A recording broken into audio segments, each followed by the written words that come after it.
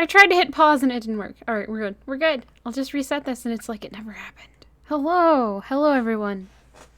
Today, we are continuing Pyre. Pyre. It won't catch the P. I don't get it. Whatever. Let me remove the tea leaves from my tea first as well. Pyre.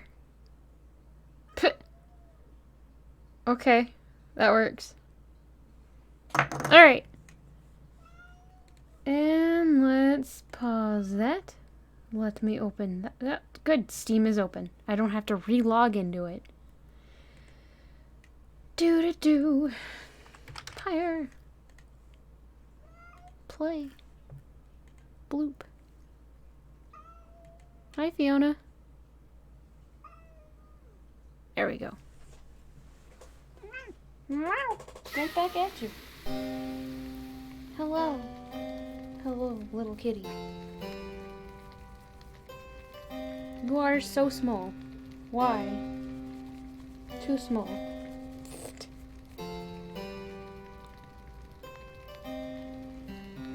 Okay. Fiona hovers at, like, about half of Edgar's weight. So she is way small. Comparatively, at least. Alright, so before I get into this, actually, Felix, thank you for resubscribing at Tier 1 for 9 months. Keep enjoying your emotes, and here is a sip and thanks. Or a slurp, as I am frequently accused of that being.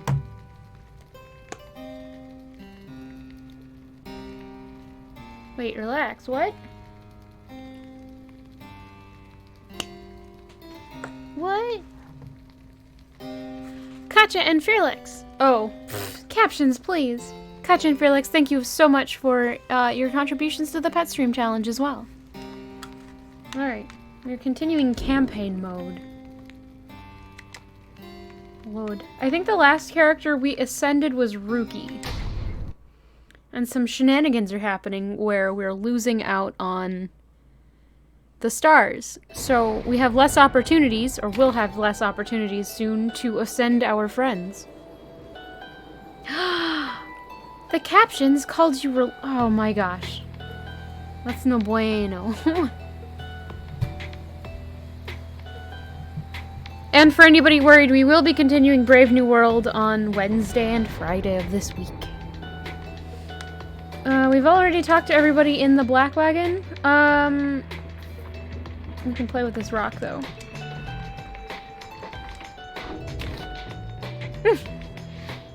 Well, thank you. Don't let it drag me down, it's fine. Let us bide our time. Best make yourselves as comfortable as possible here for the time, Nightwings. The rites ought to commence again before we know it. Until then, be well. And he leaves! Why does he leave? What does he do when he leaves? Thus, you and your companions remain on the mountaintop, waiting for the stars to shine again. The cycle of rites is ending. The news that Volfred and the Lone Minstrel revealed to you now threatens to disrupt the group's resolve. Did chat get deleted? Oh! I had the wrong chat layout, or not layout, font chosen, so it refreshed it a little bit.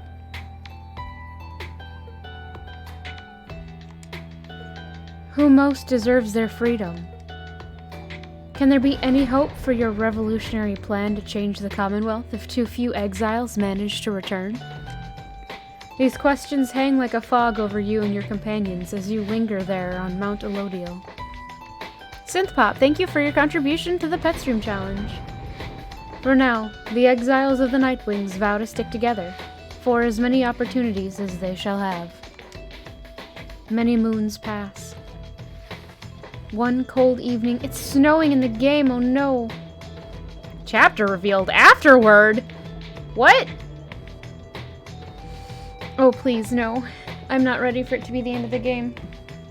Wow, Fiona like immediately loafed on me, instead of her usual song and dance. She must be cold. One cold evening, Volfred finds you off on your own. Well, my girl, it's time once more. Come see. Volfred indicates the sky, and through the snow you see that he is right. Soon all of your companions are gathered. Volfred regards the group in his steady manner. As you all know, I have refrained from participating in the rites myself. This was a long-held choice of mine for a variety of reasons. Chief among those reasons is so that I might direct our plan, free from unwanted attention, both from our adversaries here and those who would oppose us in the Commonwealth. Plan. Volfred's ambitious plot to spark a revolution in the Commonwealth as peacefully as possible. The plan's current probability of success, 43%. Oh gosh, that's low. We shall stand together, shoulder to shoulder, as the scribes themselves once stood. Another reason is my past experience conducting the rites. It did not end on good terms. Before my time, the Nightwings comprised 3 exiles, Brighton, Erisa, and Oralek. Little Tizo was with them, as well, still learning in their ways. Stari, thank you for subbing at Tier 1. Enjoy your emotes, and here is a sip and thanks.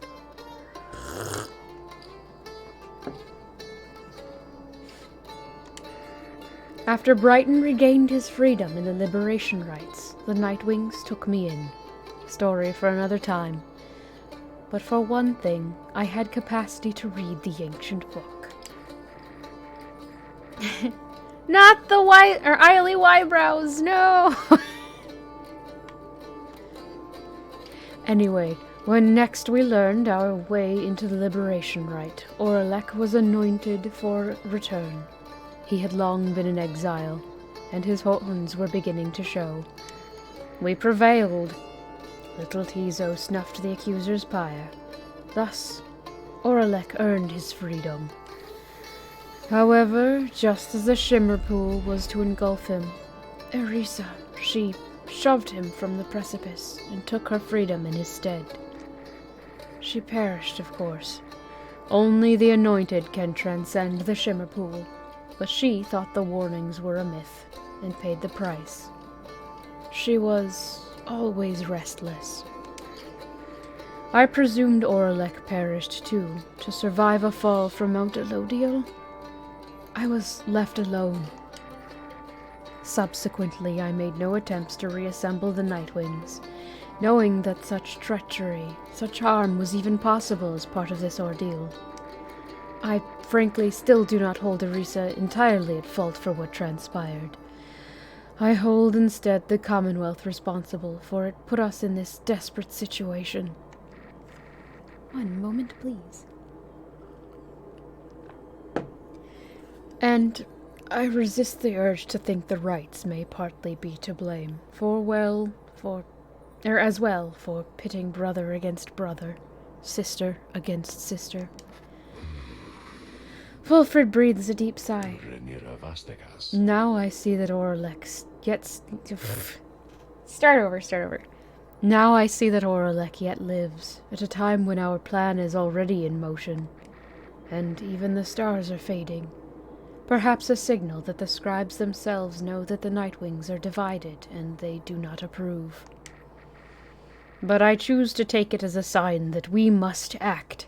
The scribes have put us in a set of circumstances where each of us may rise to the occasion.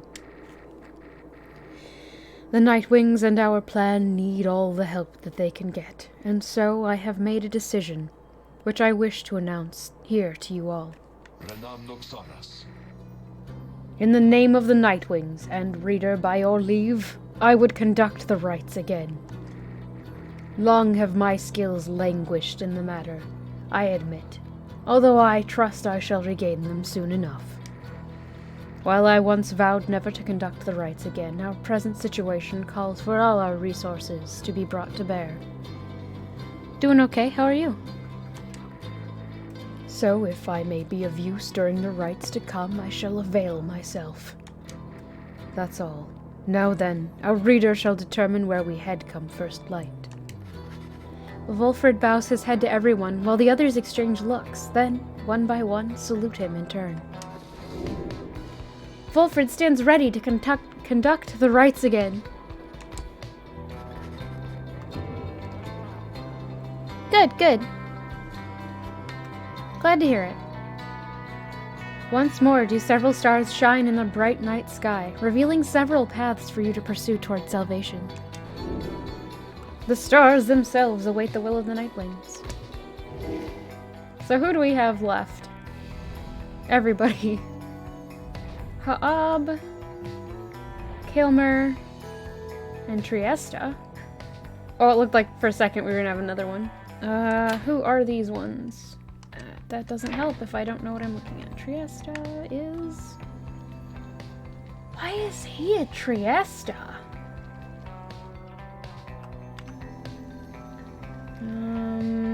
The Accusers. Wait, what was that one? The Pyre Hearts and... The Chastity. I don't want to deal with the Chastity. They are kind of obnoxious. So, we have the Accusers and the Pyre Hearts. Let's go after the Accusers, I think. And they're at Kaelmer. This might be difficult. We'll find out soon enough.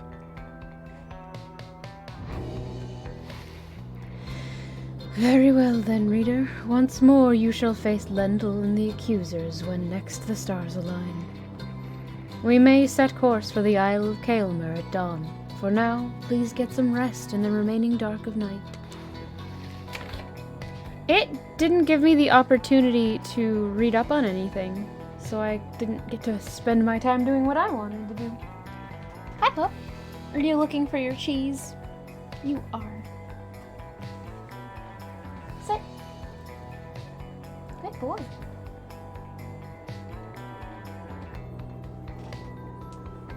Pretty soon I'm gonna have to take that one away from you. It's too small.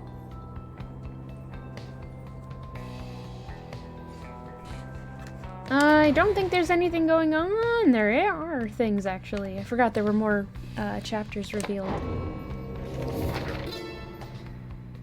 Inspect. As an exile of the downside, as reader of this book, and as conductor of the rites, you are engaged now in a cycle which has lasted since the dawn of this age. Here, within this part of the book, is offered summary of all key figures, locales, terms, and astral phenomena you shall encounter, either firsthand or in passing, on your path. To know the history of the downside and the rites is to prepare yourself to walk the path toward enlightenment, and then to liberty itself. Should you be free again, remember, reveal not the rites themselves, nor the existence of this book. What? Why did it give me that now? I still have a chapter to unlock. Why? That's strange. Wait, there was more. Oh, no. Oh, it actually did unlock the glossary. I'm not gonna read through this one, I think.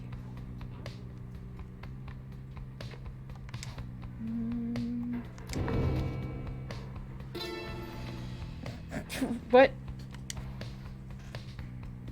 Okay. Rights terms continued. How many pages of this do we have? Oh no. The 8 scribes. Which we already know about. Are there more things? Oh, I see. It's just more of the same.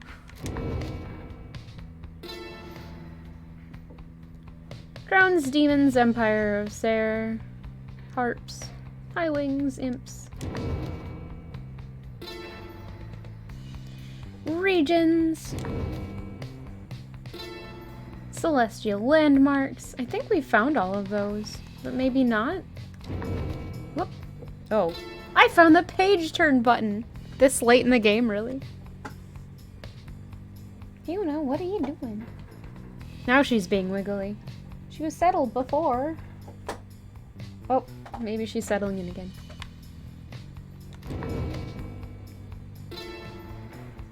golden stars? Or is it scars? It's stars. That T looked weird. Wait, do I buy Fiona? Oh no.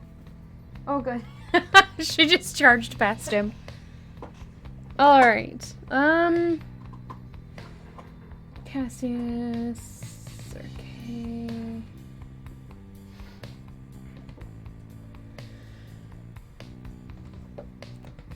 Songfisher. Sandrunner, Moonstag Hunter. Oh, that's it. I don't think we got any new info. Fulfred's... Oh, right, because he's one of our people now.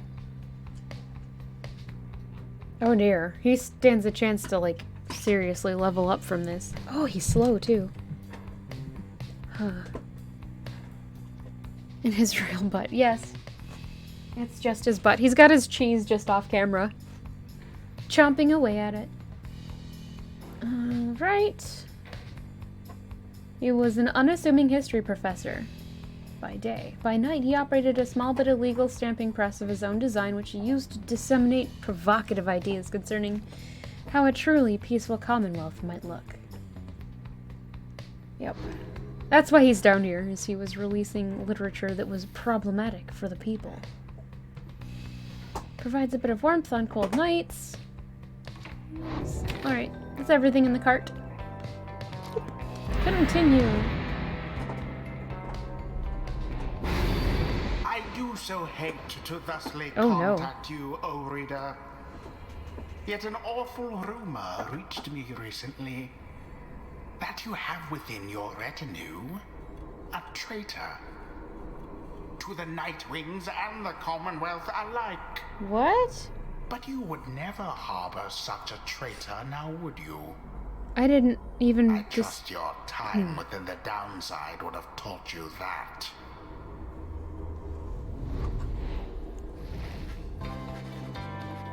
Ugh. You rise after a fitful night of slumber. Somehow the voice, which thus far has reached you only in the rites, has found its way into your sleep as well. You shake free of it. Described within the book, it calls to you during the rites and reminds you of your exile. The time at Moonlight Alcove has made everyone restless. The group is eager to set forth at your command.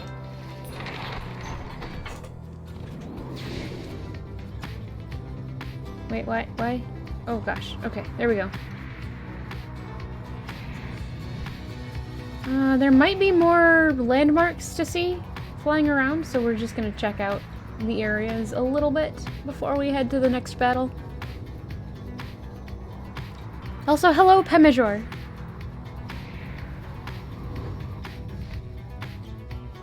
I don't think there will be. Yeah, no. Nothing here. Oh! Hey, there is one. Sweet!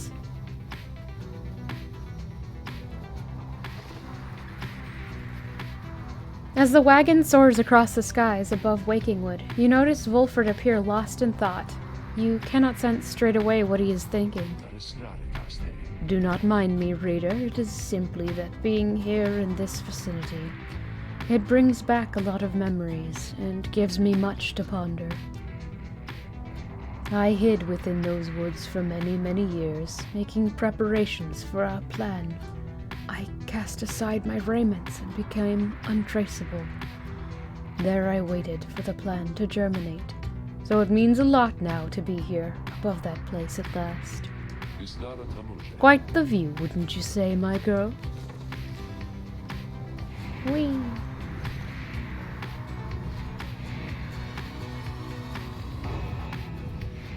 And that was the area we needed to be in. Who was that?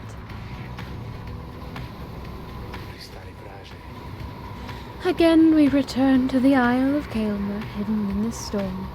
I have met very few who would know of it at all, much less have walked upon its stones and sand. The disconcerting tales of the demise of Kaelmer Ropecollar, who met his end there on that isle, the imps that swarm and breed across the place today, seem not to mind. Having paid witness to the rites firsthand, they have become rather obsessed with it. I sometimes wonder if it is more difficult to conduct the rites with such a boisterous audience. May the accusers find their way shortly, so that the imps may have the contest they desire. That's where I need to be, but we're still looking. I thought it was the area before the last, but I was wrong. Oh, hello. Your flight takes you near where you breached past Stormwall into Deathless Tempest. With the climate and downside intensifying, you wonder if the storm has spilled forth from its confines and started to ravage other regions of the land. Whee!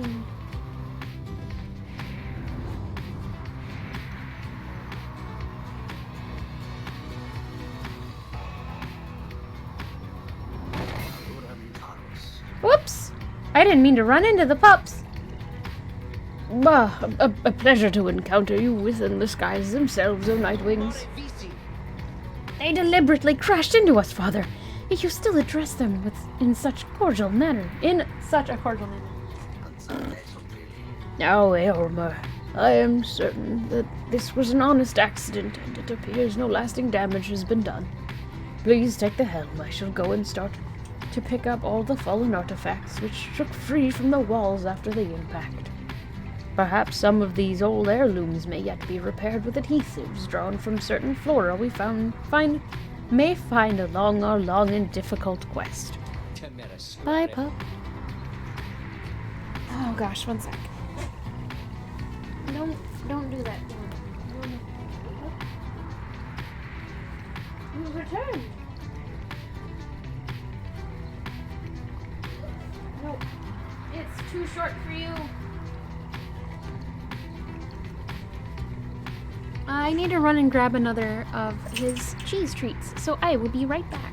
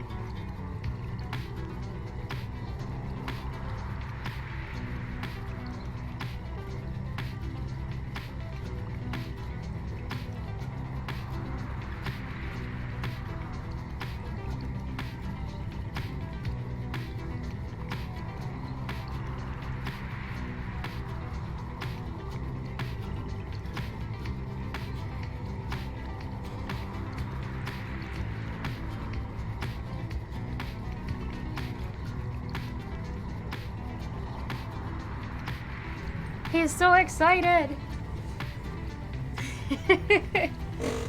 Let me just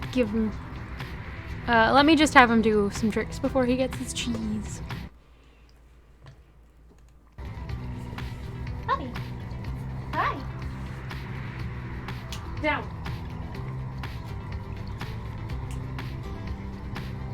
Good boy! Stand! Sit! Big boy! Shake! No, shake! Other paw! Good boy! High five! Other paw! Good! Here you go!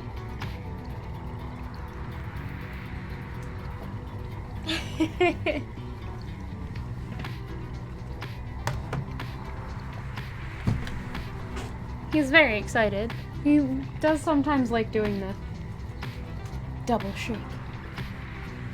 And you're halfway off screen again. Silly pup. Okay. Boop. Back to that. Damn you, Nightwings! You stay away from us! I didn't mean to hit you! Darn. What are you? Oh no. Is there somebody there? Oh. Do I have to take away your cheese already? Oh.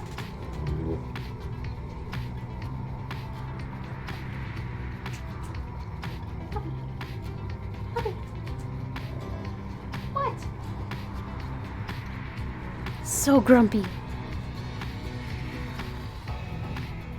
That was the wrong people. Once again.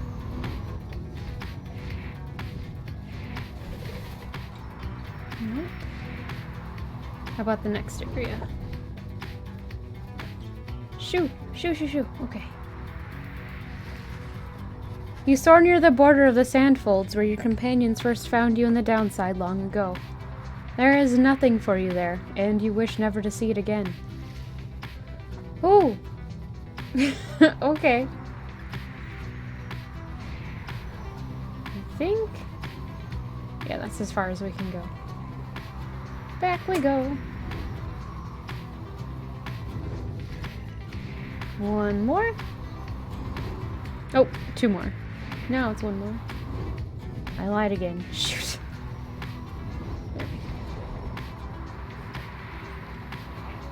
We're gonna go to Sharpshell?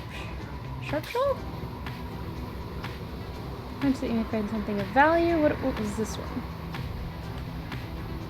Gilman thinks this may be a more restful current toward the Isle of Kaelmer. Nope, we're gonna go over here.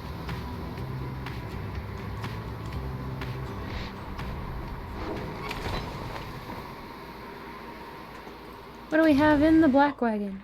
Oh no, it's Volfred again. There. Volfred appears to have finished sealing some sort of document. He smiles as he approaches you. Hello, my girl. Was just on my way out to make a drop. Report a bit of progress our supporters on the other side should like to know. It is not clear to you, as yet, exactly how Volfred is able to communicate with agents in the Commonwealth. We have our ways of making certain that such messages manage to make their way to whom they need to reach. Most of the time, at least. It's not exactly the most dignified of methods, but the messenger imp is as hardworking as the rest of us, or, dare I say, more. Most imps lack the capacity to do that job. They, of course, cannot traverse the outer boundary of the downside, but they can squeeze much closer than any of us. Volfred offers to tell you more of this process. It seems that he has been using certain imps to relay messages to his agents in the Commonwealth for some time now. From that point, we depend on certain other means. A trafficker like Ruki would likely be familiar with them. Then my agents intercept the messages as they arrive. The messages are coded, in the off chance they reveal themselves before unwanted eyes, but even still, my agents put themselves in great peril there, supporting our cause and our plan. I could not ask for a more dedicated bunch. A shame we cannot meet them, separated as we are. If we succeed in our endeavors, it shall be thanks in no small part to them. They have identified hundreds of citizens grown loyal to our cause, found hidden corners where they can speak freely. Their goal is to grow in number while remaining safe. For we cannot resist the Commonwealth if too few citizens stand with us, whether due to apathy or fear or lack of willingness to see our nation as we do. Some of these agents have known for many, many years, since long before my exile. Many were former students, from my days of teaching Commonwealth doctrine. It was clear then who among us did not take the common view. These days I report to them our progress, and they in turn report theirs back. From that assessment, I updated the estimation of our plan's success. Our chances of success increase substantially each time we liberate one of our own. But those loyal to us in the Commonwealth slowly gather strength regardless, knowing of our efforts.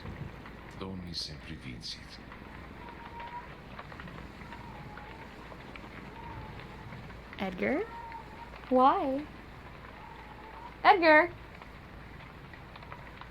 What? He's being so loud. Now, good afternoon, then, reader. I have a delivery to make. He strides out the wagon, bearing the sealed message. That's it. Play with the rock.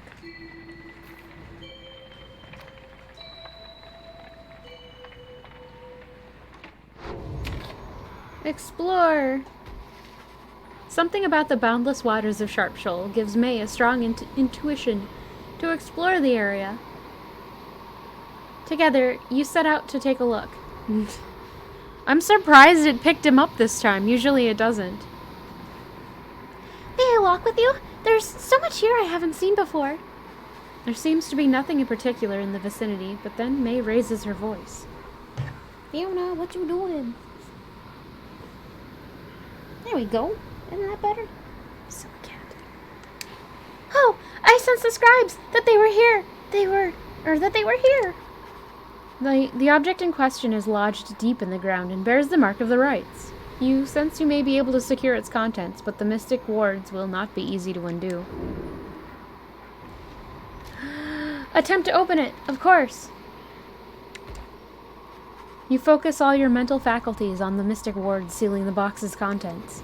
Soon you are left exhausted, but the box's lid unfastens. Inside it is a talisman, placed there perhaps by one of your predecessors in the rites from ages past. He won't. You discovered Titan Tooth. It may aid you in the rites. Neat. I think we can alter people's stuff here, but I want to know, what is it? I'll leave that there. After blocking airborne adversaries, the bearer briefly stuns them and knocks them back. Ooh, that might be good for her. But she's got that Trieste plume. So that's not going to help either. Volfred needs something.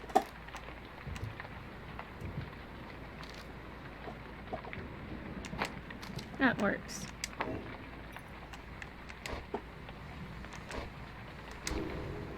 Alright. Continue.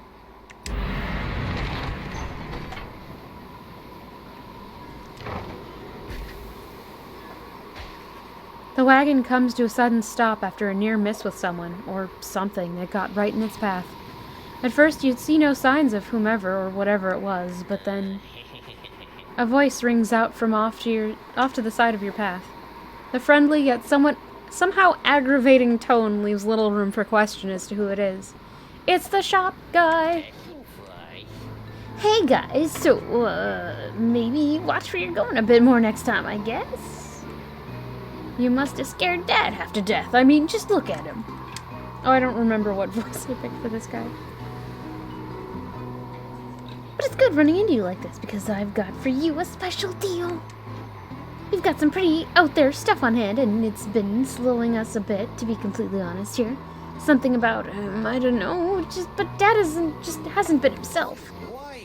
But once we open up shop, why these little numbers? They're gonna go flying off the shelves. You can have first dibs. All you gotta do is give us a lift, because you're headed to the Isle of Kaelman, right? Just drop us off when you get there, okay? The black wagon does not provide for you the most spacious accommodations, but it may have room enough for Falcon Ron. Barely, at least for the short remainder of your trip. On the other hand, you sense a troubling energy from whatever strange artifacts he is transporting right now, and wonder whether you should get involved. Let's do it. Tell him to get in. Though your fellow exiles exchange cautious looks, you invite Falcon Ron to climb aboard. Oh, great. Thanks, guys. I'll, just, squeeze right in. Just... He does not. Dad, come on. Put your back into it already. Eventually, Falcon Ron manages to get on board, as you prepare to set forth again. Welcome him aboard! For now. First dibs and artifacts, indeed.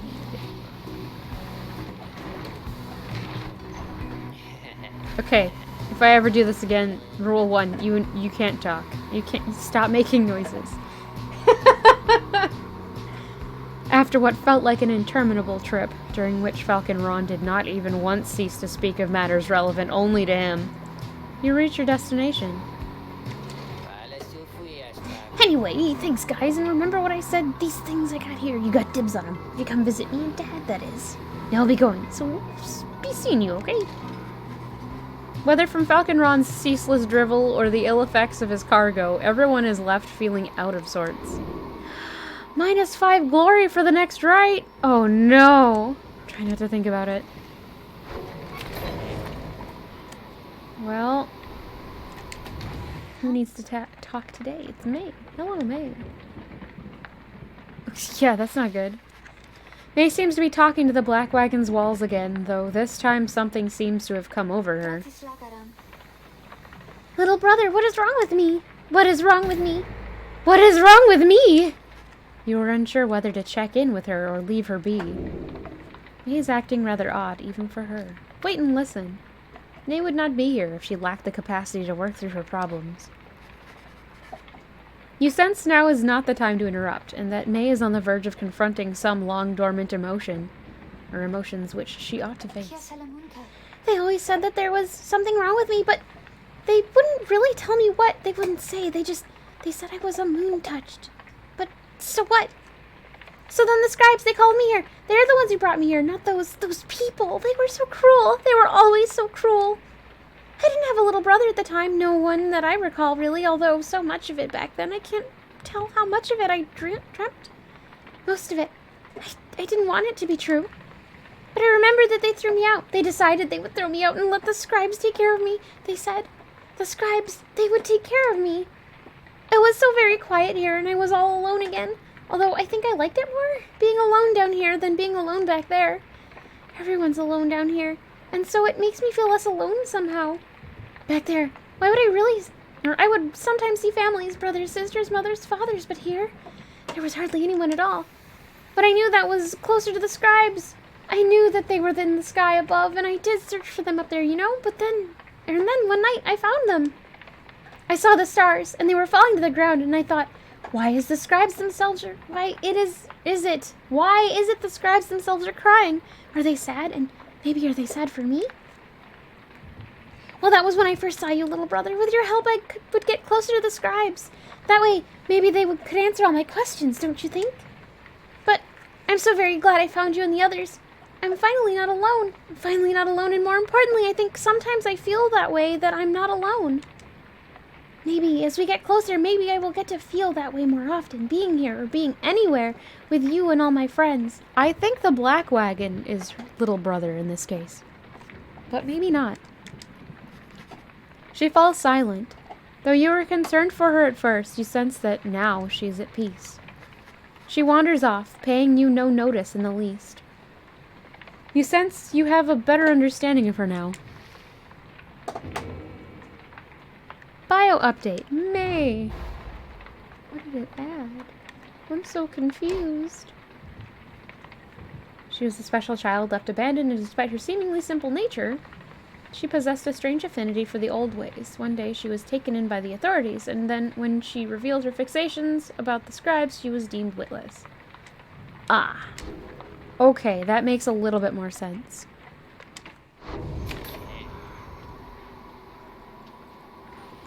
I still think the Black Wagon is little brother.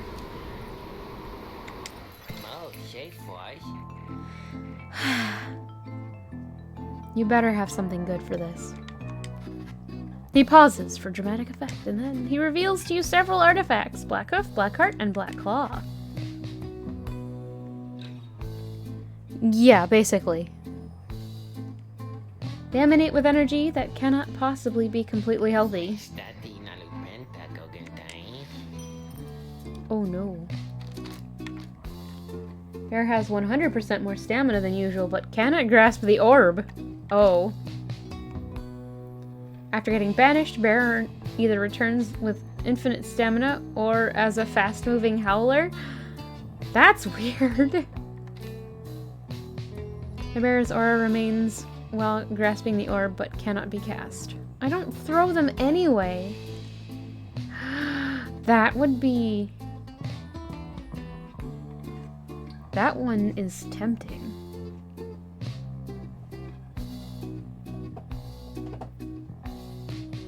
I don't like throwing the orb, so yes, I'm tempted.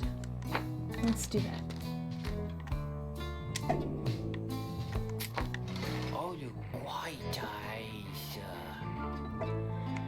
Okay. I'm concerned that it's gonna have like another side effect. That's gonna be terrible. I was trying to save up to buy the ruined band. Whoops. Band. Wait. Nope. Alright. Who are we gonna put that on, though? That seems like something that would be great for Jodario.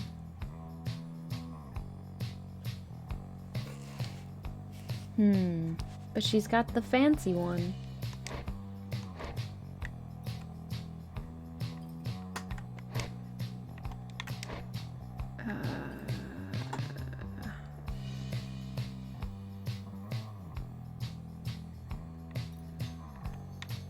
Maybe that's not a good one to have on them. Let's do the monkey paw or the black claw instead. That didn't sound good.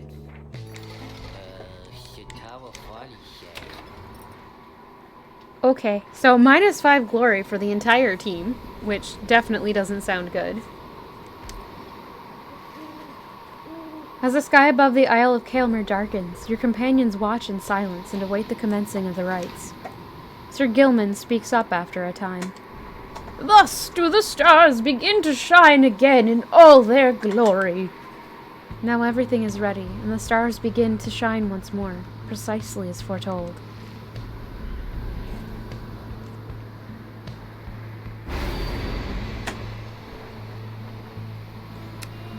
I don't want any of those, but that's a new one. What's that? Beolanthius? No. No.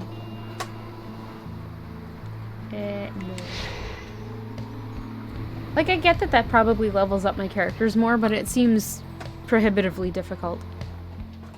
Presence is the stat for the aura, yes. Oh, did... Or should I say deceiver? For I detect another exile in your ranks. The exile Volfred Sandalwood himself, that cursed sap. I ought to have known he was behind all this. He has no love for our sacred tradition. Yet you would heed his poisoned words over mine own? I thought that we were friends. No. Then fine. Let us return to a more formal distance. Okay. The adversaries whom you were to confront when instead you had your run-in with Orlek have assembled at the opposite side of the clearing, and their pyre burns bright. Lendl emerges from the ranks of the accusers and calls out to the rest of you. Oh, Nightwings, you thought that demon thug you sent to waylay us would be enough to stay us from our true path? You utter scum. Each time I think that I have seen the lowest depths of your treachery, you manage to surprise me once again. The accusers seem all the more determined to prevail against you now, after Orlek denied their chance to stand against you last time. Oh no! Raider girl, let us confer a moment here. I am returned now to the rites, a tradition that I had once disavowed. And now that I've donned the raiments, the voice knows I am here. It is no matter really, for our plan is well in motion. All that remains for us is to prevail. I shall aid you and the others in this task as best I can. Let us see now whether these old limbs of mine are still of any use.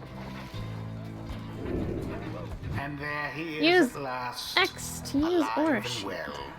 I know that you can hear me, Sandalwood. You're causing quite a stir out in the Commonwealth. You plant your little seeds of discontent. Haha, because he's a tree. Get it? Know that your designs of sowing chaos shall not be Right trigger to tolerated blink. here. Now, Oh. good evening to you. Nice! Spawn saplings!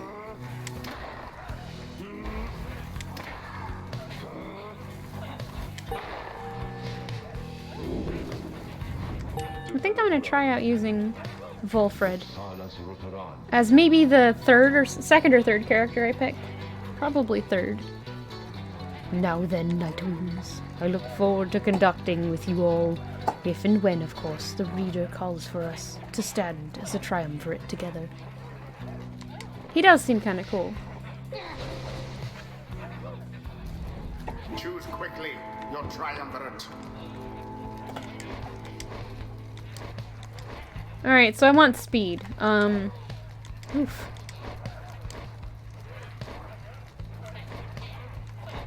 His glory is super low. I think that means he does less damage to the enemy Pyre. I don't want to use her first. We're gonna have our Nomad Headwind. Let's choose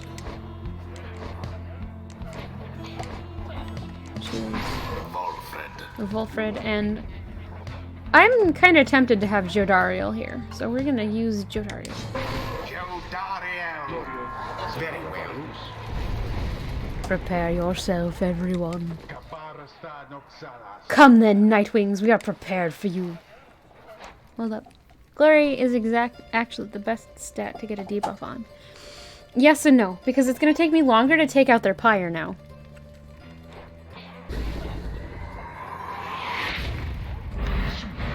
Begin.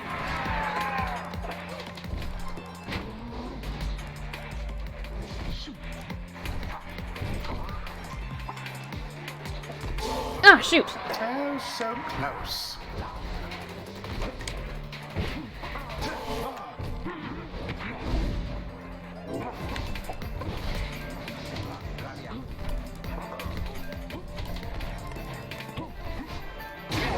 Fast dousing. Ah, there we go. Oh. Lendo vanished.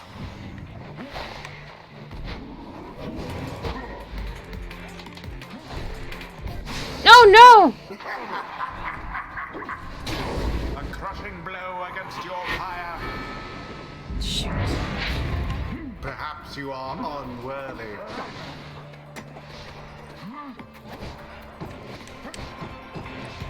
A Shoot. stifled effort.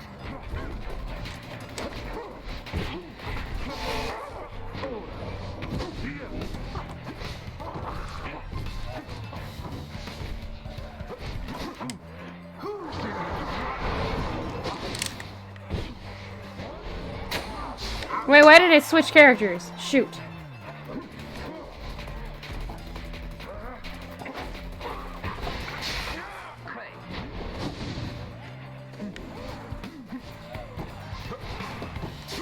Shoot! Oh, you poor thing.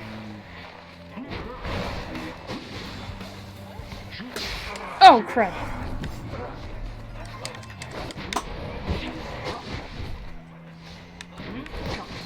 Ah, dang it! Has left your clutches.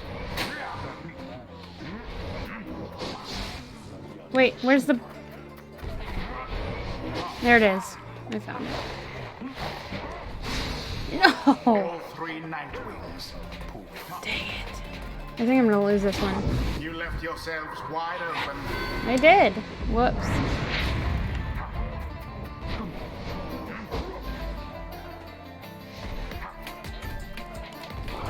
No! So close.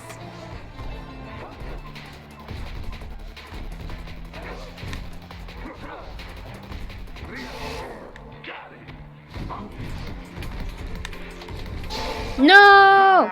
No! No!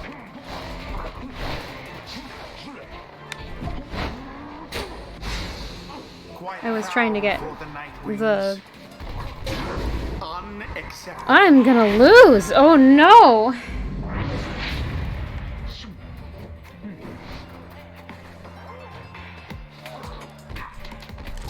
I hit the jump button and it didn't jump fast enough. Succeed.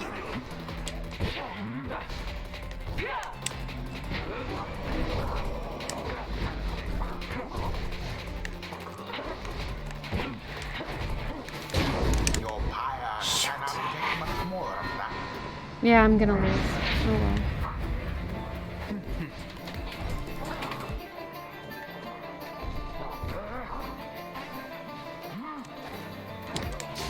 I was trying to jump and it didn't work. How sad for the accusers.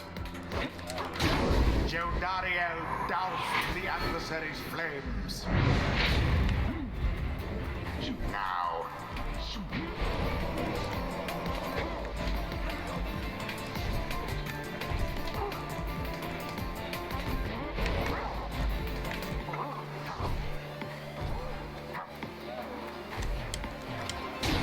Onward thus to greater glory.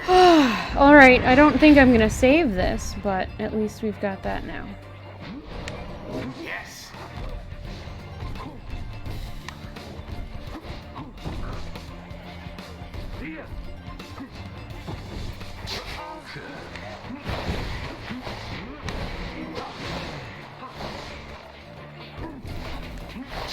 Stand not in glory's path.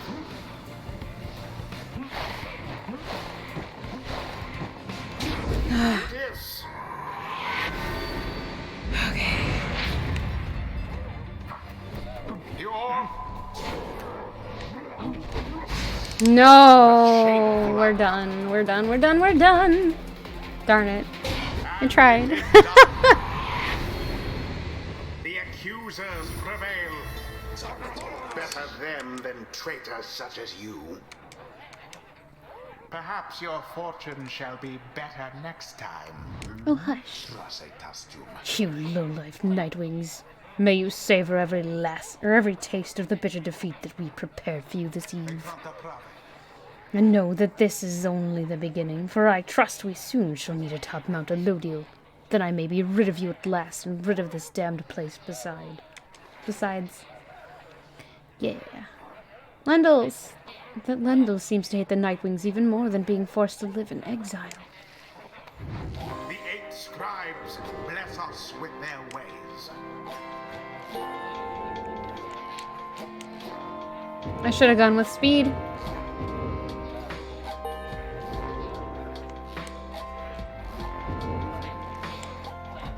Until the next round. Terrible.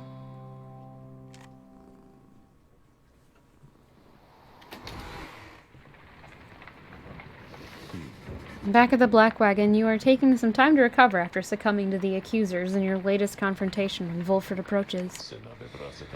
An unfortunate result, my girl, though I am confident we can do better. We have the means. There is always the Beyonder Crystal there if you need it.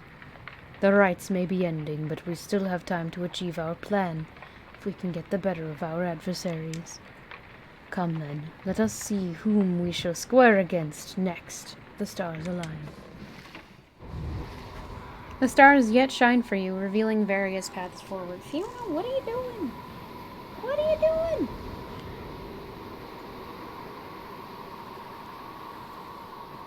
Why are you upright and staring at me? Okay. You gaze into the darkness of night.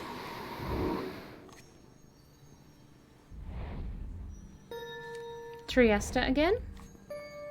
Jomur, and Ors. Okay, who do we have here? We've got... No, I don't want to fight Dalbert. Dalbert's good. I don't want to fight them either. Oh. Okay. Ignarius. We can deal with Ignarius, I think.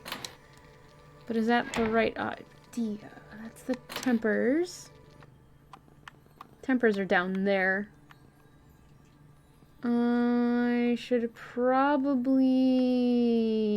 Shoot. We're just gonna go with the Tempers.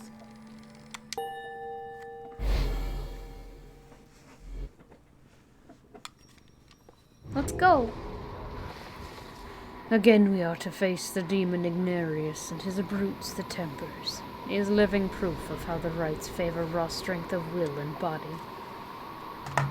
Fiona, what are you doing? Please lay down. There we go.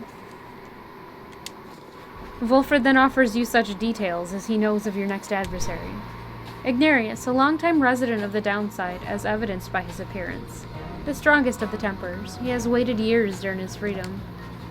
Born to a middling Commonwealth family, he got into real trouble early on, and often, but found his calling in the Commonwealth's not entirely legal red light district. There he took many jobs, most involving his sheer size. Most notably, he was a bouncer at the Starry Eight, where he came to symbolize its reputation. One day, a particularly belligerent guest got under his skin, so he gave him a tremendous thrashing. The club clientele all gave a cheer. However, this guest turned out to be a wealthy chamberlain, who then exploited his connections to have Ignarius arrested and then exiled. This was 14 years ago. On the downside, Ignarius dropped his given name, as it is sometimes the custom, and survived alone through his tenacity and strength. In time, he drew the notice of the Templars, who revealed to him the rights, recruited him into their ranks, and let him work his way up. Now, at last, it is his turn. Ignarius struggles to return to a place that wants nothing to do with somebody like him. He should never have been exiled. Anyway, my girl, I'm off to rest. You wish a good night to Wolfred. Your travels shall continue at first light. Who wants to talk to me now? Oh no. Bertrude. You are unaccustomed to seeing Bertrude smiling, and yet there she is, doing just that. You soon see why. You have observed before how her manner seems to soften to the degree it can whenever Wolfred is around. If only I could have seen their faces then. What was your secret, dare I ask, dear Bertrude? It appears that they are reminiscing about old times in the Commonwealth. Flame-resistant ink, sandalwood. 'Twas the inks themselves which kept those volumes from being burnt to ash. Flame-resistant inks, of course. The good officers who came to visit, they were so intent on burning all the evidence, they did not stop to think the evidence was fireproof. Alas, they later found a way to burn thy stamping press regardless. Thy written words, they moved us many times, and many others whom we knew there in the southern bogs. No matter, dear Bertrude. What's done is done. At least we made it difficult for them, is that not so? While introducing some of our fellow citizens to new ideas. Perhaps.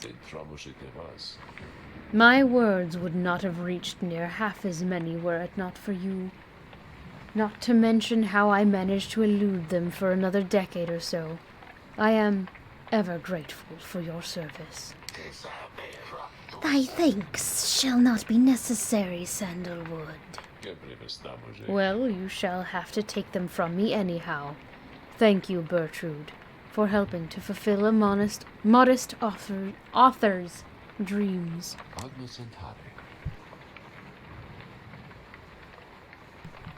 What good's a stamping press without good inks? No good at all. They exchange a laugh at this, but then...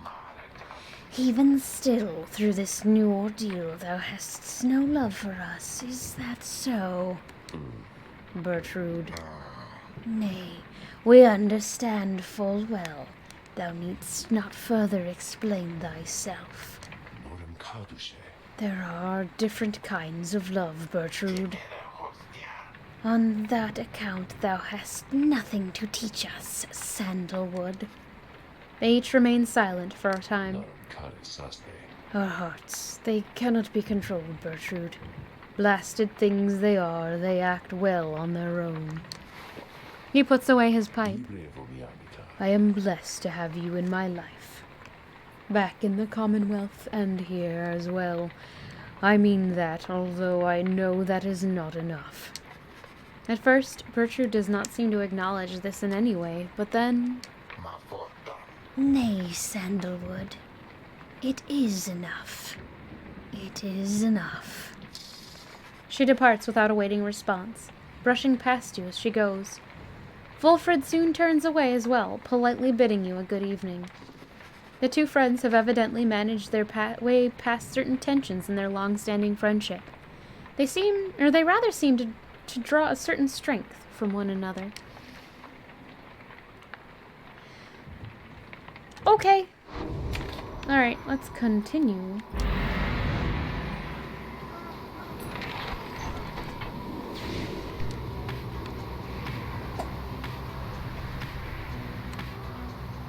Now, I doubt there are any more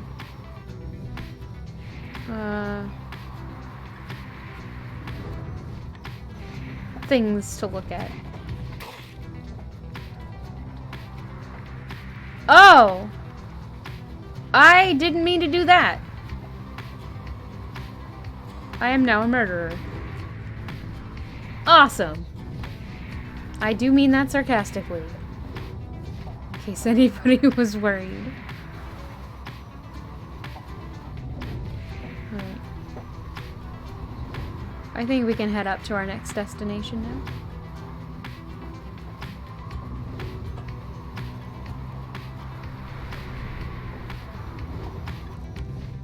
Oh, there was another one. The unmistakable remains of Zilvius Horse-Headed, which protrude from the ash and fire there below. Some have taken it to be a work of sculpture, reader. The tale of a titan felled by St. Triesta Tithys. That is more unbelievable than the thought that some daring exiles over many years carved the titan's visage out of stone. Be that as it may, the climate and the cliffs are home now to exile harps, such as the Essence, whom you faced here when you first arrived. Even they do not know of the locale's sacred significance.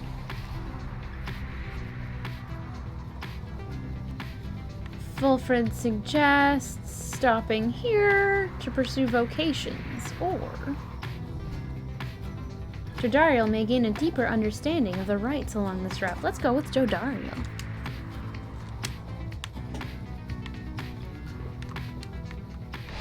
There we go.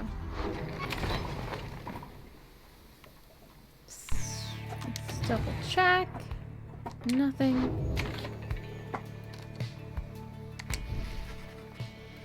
Having reached the High Wing Cove, you decide to accompany Jodariel for a walk along the strange outcroppings. Your conversation soon turns to matters of the rites, which you discuss at length. Your talk of the rites is enough to make one's head spin, reader. By the time you return to the wagon, you sense she gained a deeper understanding of it all. She gained enlightenment! Yay! Not that that leveled her up, but you know. You find Jodariel, seemingly deep in thought. You consider whether even to bother her. Your presence is not unwelcome, reader. Remain a moment, please. She stares at you for some time. Today marks the beginning of my 16th year in exile. You look back at her and remain silent. You sense that all she wants from you right now is for you to listen.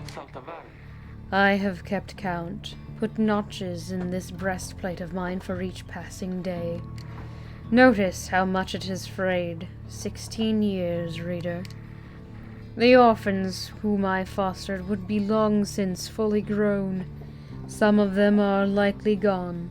Many of them spoke of how they longed to one day serve with me on the blood border. Sometimes I cannot help but wonder, if I were captain, could I have protected them? Could I have made a difference? I think not. The Commonwealth and the High Wing remnants, they have fought eternally. Those such as I have come and gone throughout the age. I catch myself feeling pity for my years, but then, had I remained there on the blood border, it is unlikely I would have lived to see this day. She looks at you again. Do you know why they cast me down? I was a decorated captain. They said I was the best. She closes her eyes for a moment before she continues.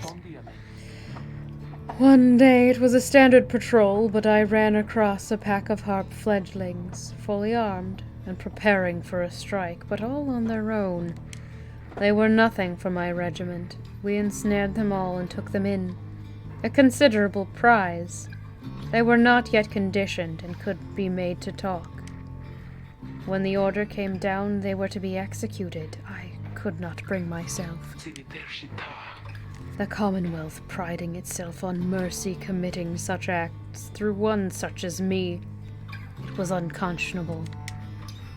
So I thought then, at least in my younger years, I let the damned birds go. Made no claims as to the contrary, and turned myself in. I was cast down the following week, 16 years ago. Thus my enemies have had the last laugh in that exchange. If I were faced with the same choice again today, I do not know for certain that I would have chosen just the same. Now then, I shall go, and mark this occasion as I have always done. Be well, reader. She heads out of the wagon alone. Jodariel, no! You did the right thing, probably.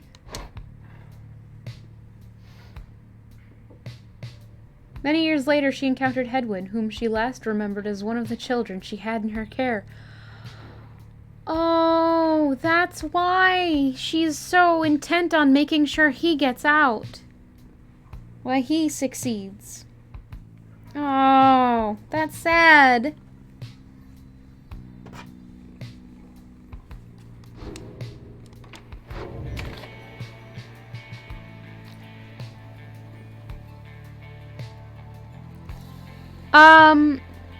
Jodariel is in the down below because she didn't want to kill some fledgling harps. Even though she was supposed to. So she didn't let them go and turned herself in. But because of that conversation, we found out that she was, or maybe re-found out, that she was in charge of orphans. She was basically mothering them. And Hedwyn was one of them.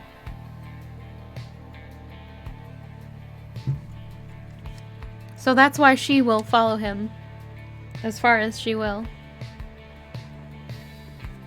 Because essentially, he was one of her adopted children.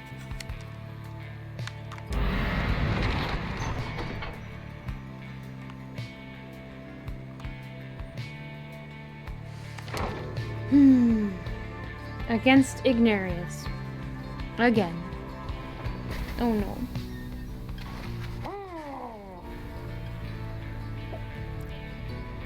I think she'll be upset with me if I send her next. I might try to send May back if I can. She might be enlightened enough to go. A messenger imp with news and rumors from the other side comes huffing toward your wagon, here in the gnarled roots of Black Basin. You let it in and offer it some light refreshments, as Ruki would have done. The imp's message turns out to be him. Oh, to be about him. You learn Ruki's past transgressions have all been forgiven since his return to the Commonwealth. He was even offered a well-appointed home in place of business. It must have represented just the kind of lavish lifestyle that Ruki always claimed to have had for himself and his extended family. Eventually, and somewhat reluctantly, however, he refused the gifts. Instead, he tracked down Fulford's agents and gave them ample information, thus emboldening their ranks. The last bit of the message sounds as though it was transcribed word for word from something Ruki said. It simply reads, "The rest of you better get back here or else!" You thank the messenger imp for the report. Soon it has all your companions talking. Hard to believe he would have turned down living in that kind of luxury. Though maybe he got used to it out here. Don't you think he must have been sad to turn down the house? I hope he isn't sad. We understand this Ruki holds no small degree of influence, at least among his kind. Ah, the noble Ruki! He sets a shining example unto us all. The days aren't quite so bright without him, though sounds like he's doing well out there. I had every faith that our friend Rookie would stand tall and rise to the occasion. It seems that Greentail had himself a conscience after all. The news of Rookie's liberation fills you and your fellow exiles with newfound resolve. The messenger imp accepts some scraps to eat from you and rushes off. Look at its face! Oh no! Your companions gained +1 hope for the next rite. Oh no! Captions, please! It's probably because it's going through a different service than Twitch. It's just connected to my microphone and everything. So it's going through the browser directly instead of through like Streamlabs OBS or Twitch.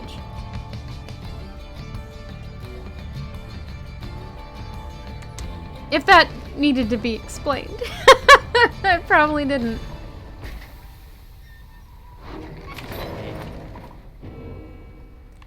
Page revealed the nest of Trieste.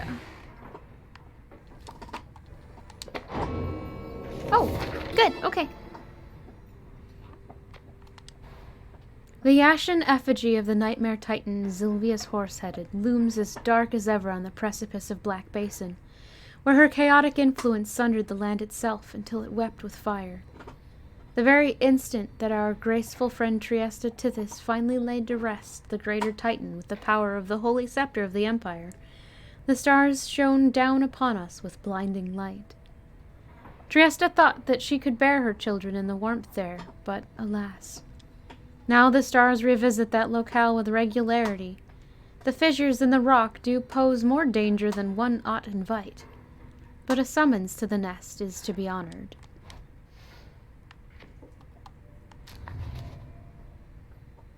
Did I read this one? Glade of Lou, yeah, okay. Nope, there's nothing new. What other things do you have to sell me? Fiona, what are you doing?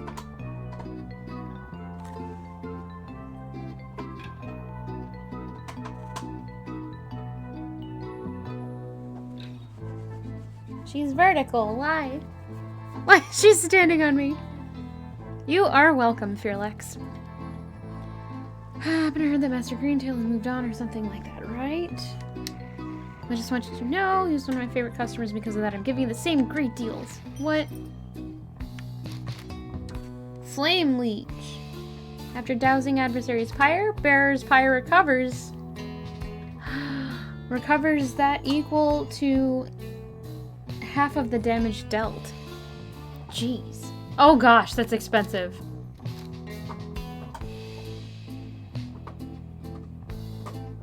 I don't have Rookie anymore, so I should maybe sell that, but it feels weird to sell it.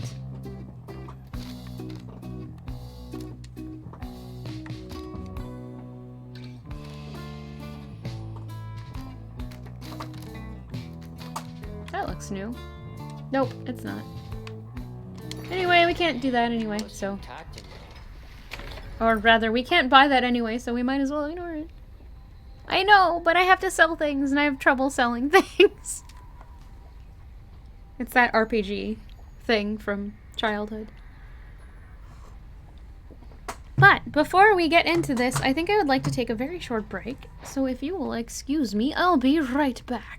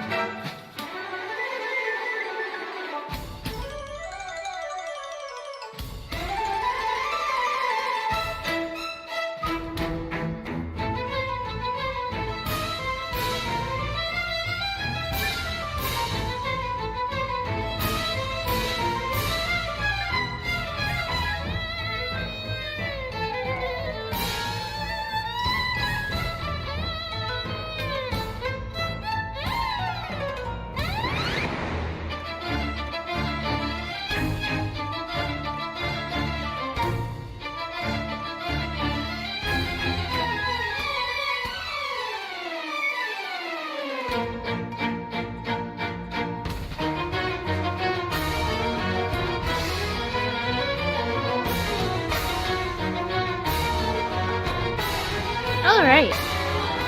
I'm back. Oh, that song was almost done. Whoops. That's okay. Hello.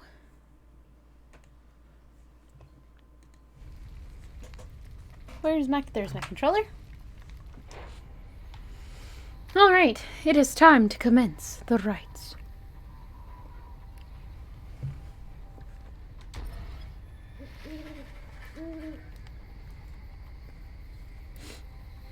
Hello. Typically, Jodariel is always among the first to start making preparations for the rites, just as soon as you arrive amid such places as the sweltering confines of the nest of Trieste. This time, however, she does not assist the others. She has not even donned the raiments. Your concern is noted, reader, but it is misplaced. It is only that the ones we are to face this time, Ignarius. We denied his liberty before. It seems almost cruel to set him further back. How absurd that I should even care. It is simply that I seldom see those with features similar to mine. Those who have survived here long enough to earn their horns. I shall go now to prepare. Soon it is nightfall, and the stars begin to shine.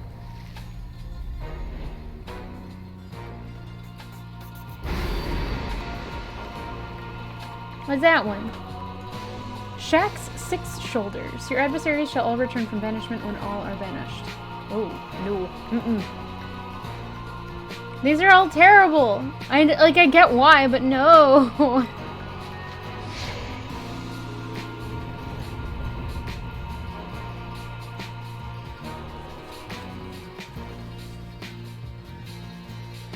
The effects of many talismans can be made much stronger using The stardust. stars align, you exiles of the Night Winds. The 8 scribes summon you to the nest of Trieste. Your adversaries in the rites this eve shall be the Tempers. Reduce their pyre to a smolder and step closer to freedom. Now prepare yourselves. Oh, our adversaries seem like they're right at home. Hey, well, if it isn't Curly Horns. Surprised they let you out already. Not that I'm complaining. Just hoping I'd run into you again. See, when you've been stuck in here for, about 14 years now. Not that I'm counting or anything. You gain some appreciation for the simple stuff, you know? Bit of cool breeze, solid meal. Anyway, it's good to see you in one piece is all. Jodariel removes her mask and stares at him. Why are you doing this? We have a rite to conduct. Yeah, well, I've conducted a lot of rites, you know. Fat lot of good it's done for me. Yet here you are again. Yeah, anyway. He throws on his mask. Guess we'd better get things started. Our kind, we got a excuse me, reputation to uphold.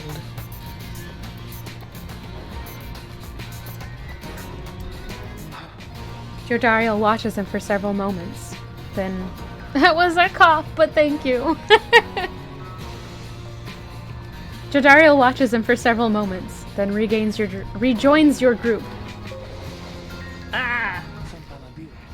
Our adversary, Ignarius. His heart is not in this. We should be able to prevail against him without difficulty. It's a short cough because I stifle it. I don't want to cough into the microphone. I have some that are normal sounding, but even when I cough normally, people think I'm sneezing. Okay. Who shall besmirch the Nightwing's name?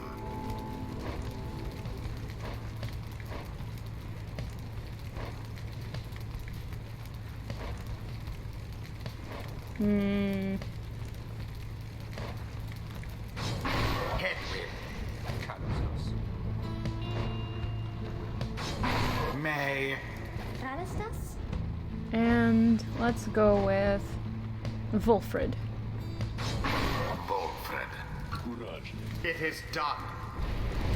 Ignarius, you used to be the fiercest demon I had ever met. Has the downside finally quenched your burning spirit?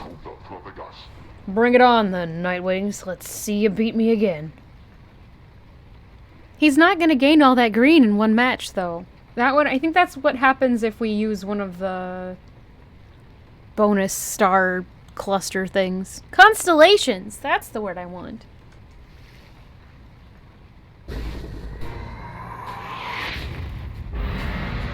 Now, begin.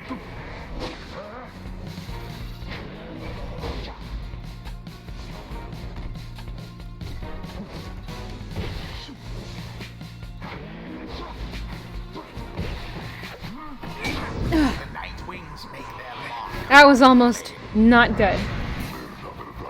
Damn it, got us good already. Well then, come on. Fun's just getting started.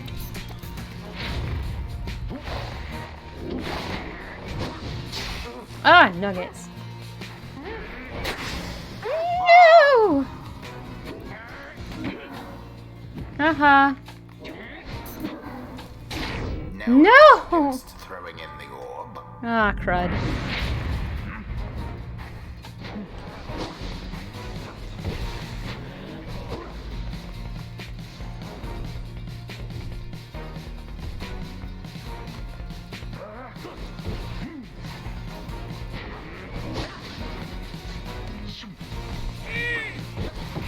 Ah, dang it.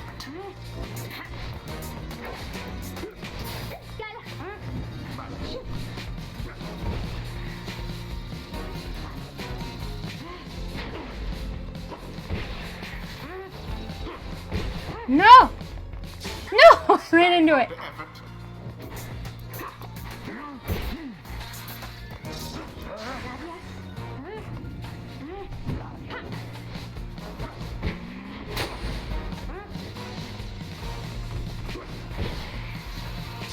No! So close.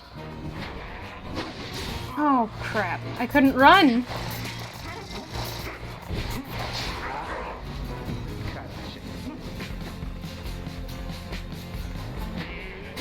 Well cast. No! No, no, no. No! Nuggets!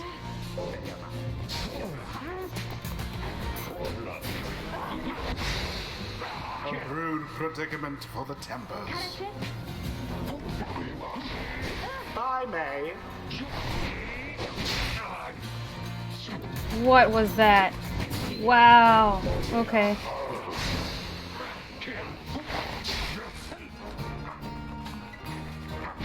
What is this?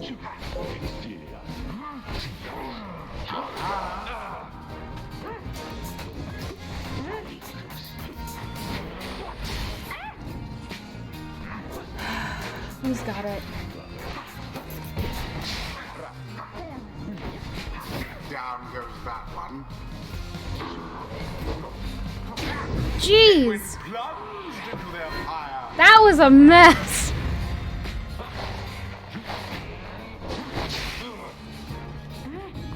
You haven't. Oh! What? No!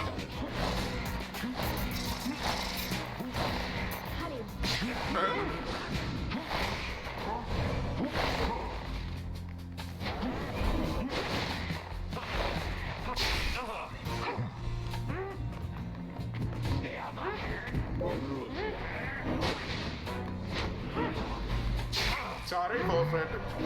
Pathetic. Dang it.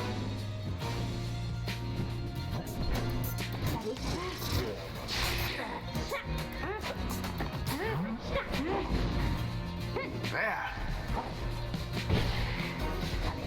No!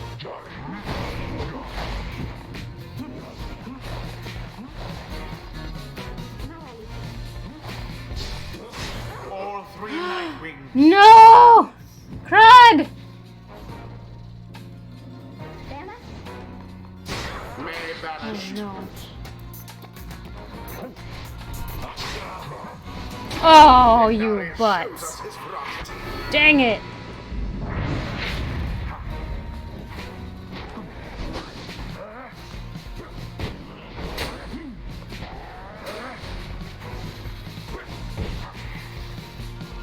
No, I ran out of stamina.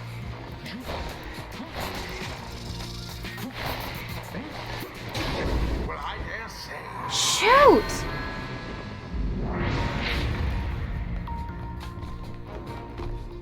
The orb.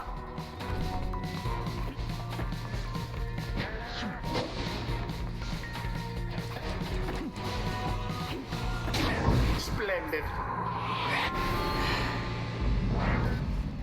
Ah! Oh, I can restart the rights from the... Oh. Why is everyone doing that to me lately? Shoot, bang, or a gun or something. Why?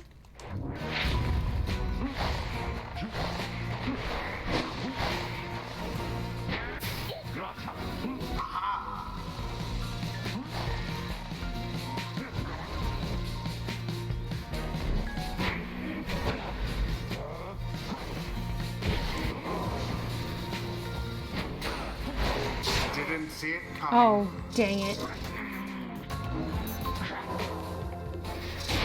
And it is done. We lost. Fluffernutter.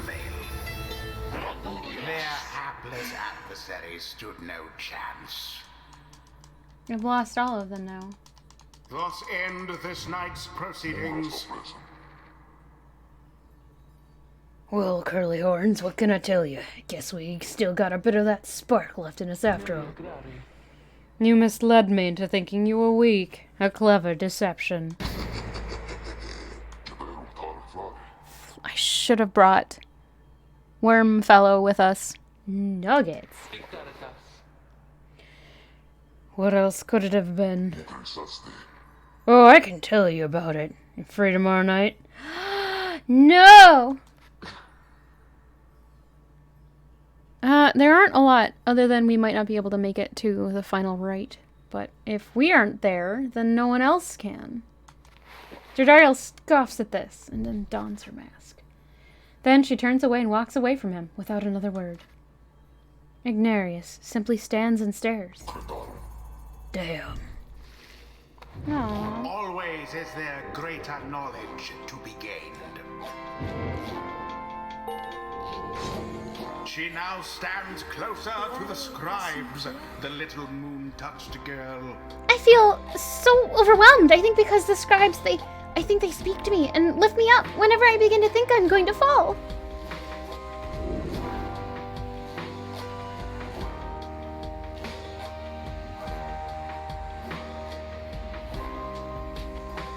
May jumps. And power jumps farther than usual.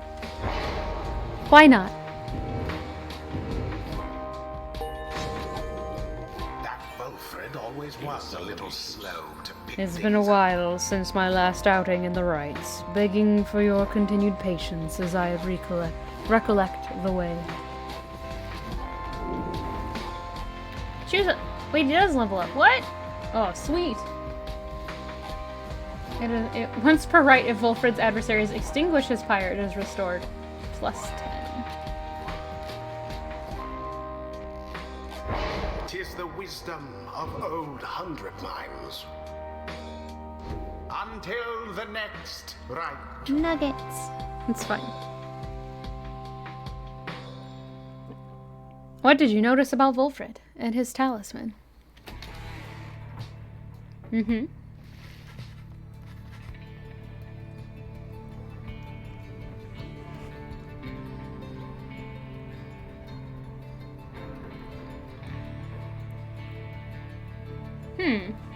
I'm probably gonna switch it out because his aura disappears.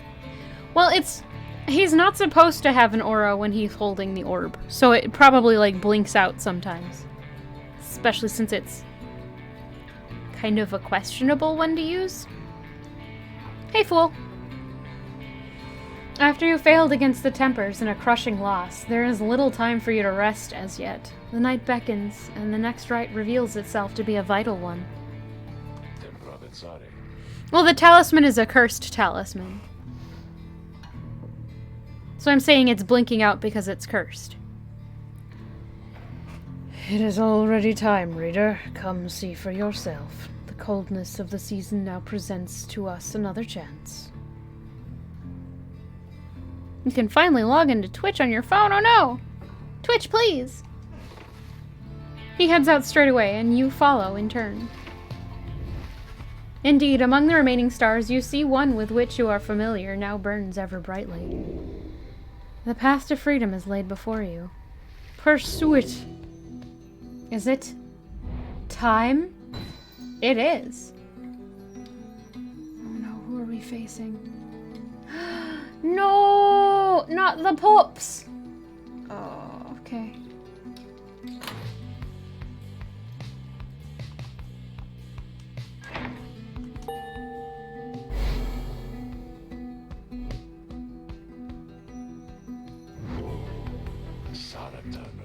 Already are the Nightwings summoned back to Mount Elodiel. Picture the rites as a wheel broken free from a black wagon. It is turning uncontrollably and soon shall reach a sudden stop. We should have several chances left for someone to go free. Either us or else our adversaries, but not both. What is at stake each time is further complicated now, I must admit, knowing we have so few opportunities remaining. Those whom we send back into the Commonwealth should our plan somehow fail, they may look back upon their exile with fondness.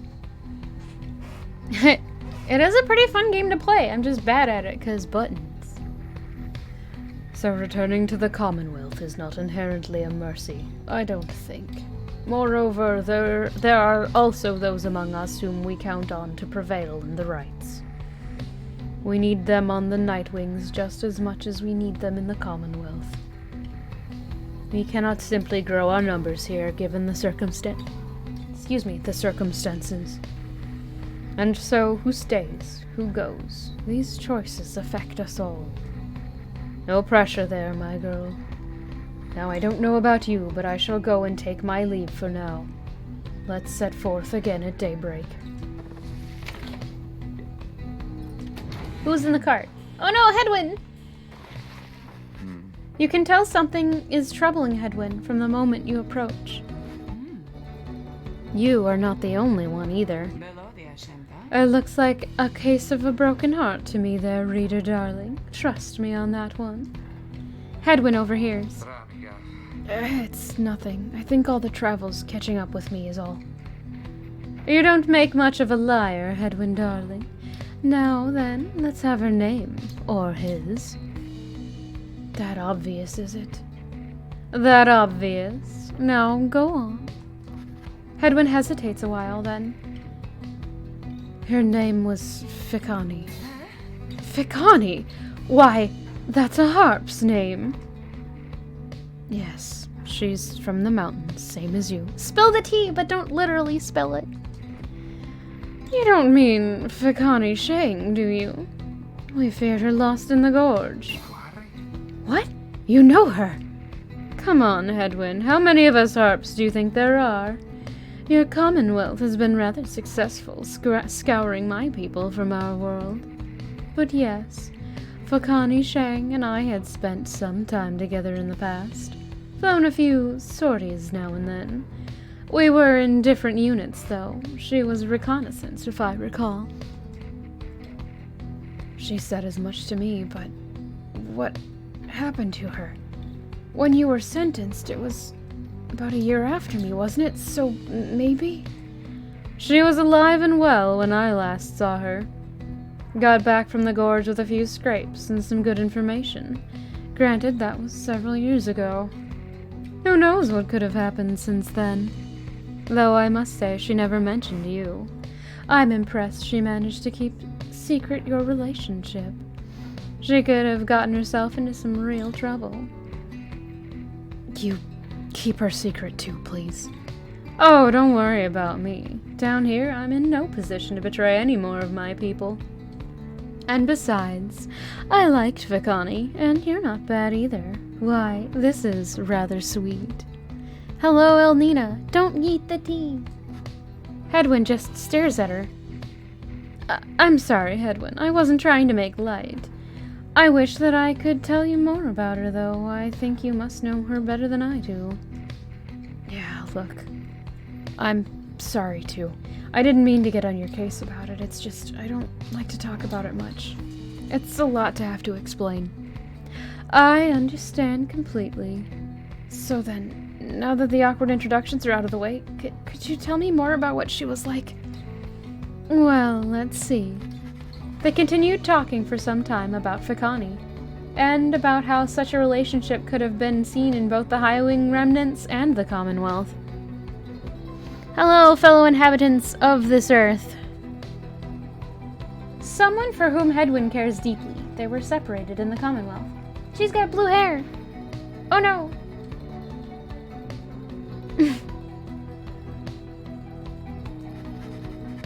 For Hedwyn, just knowing that Fikani still lives, or at least that she was still alive after his exile, lifts his spirits. Do you have a blue house with a blue window? Anyhow, if you get out of here, or I get out of here, we'll have to seek her out. If I go first, I'll let her know you're in one piece, thinking of her still.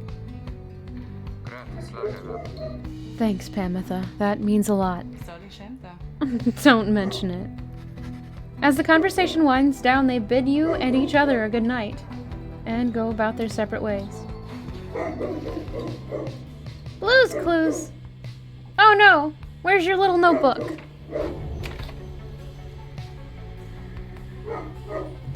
If you have one. Maybe you don't. Bork bork. Oh good. I have not. I haven't had a chance to. Sorry. Oh no. Oh no. We can land at Emperor's Fall. Mai shall gain favor from the scribes if you land here, or Jadariel shall gain favor. We're gonna go with May, just because we want May to ascend, if we can ascend her this time.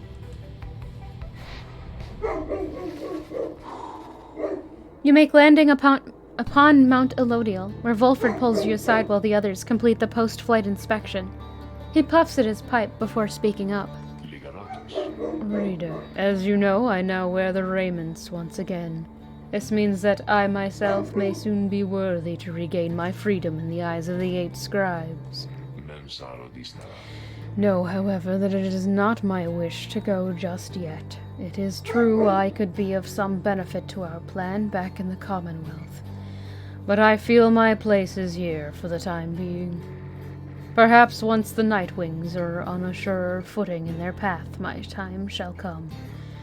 Those are my feelings on the matter, and I want you to know I shall, of course, defer to you. Our path is not to contradict the reader's will.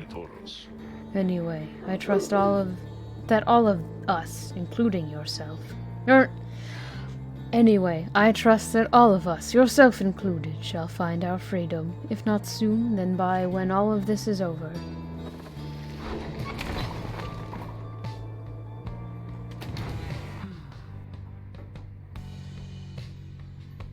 Jodariel, hello! Jodariel has seemed more reserved even than usual since her confrontation with Ignarius and the Tempers. Nonetheless, she addresses you. Tell me something, reader. Back where you come from, did you have someone whom you considered close? Jodariel is asking about your past personal life. However brief, the memory of that relationship is something you will always bear. Yours was a solitary life in the Commonwealth. Your friends are in greater number here. Let's say there was someone. Why not? You mentioned briefly to Jodariel about a past relationship that meant something to you. She shows no reaction to the details, but you can tell that she is listening. I see. I had someone as well. It is something which did not end well, but there were times.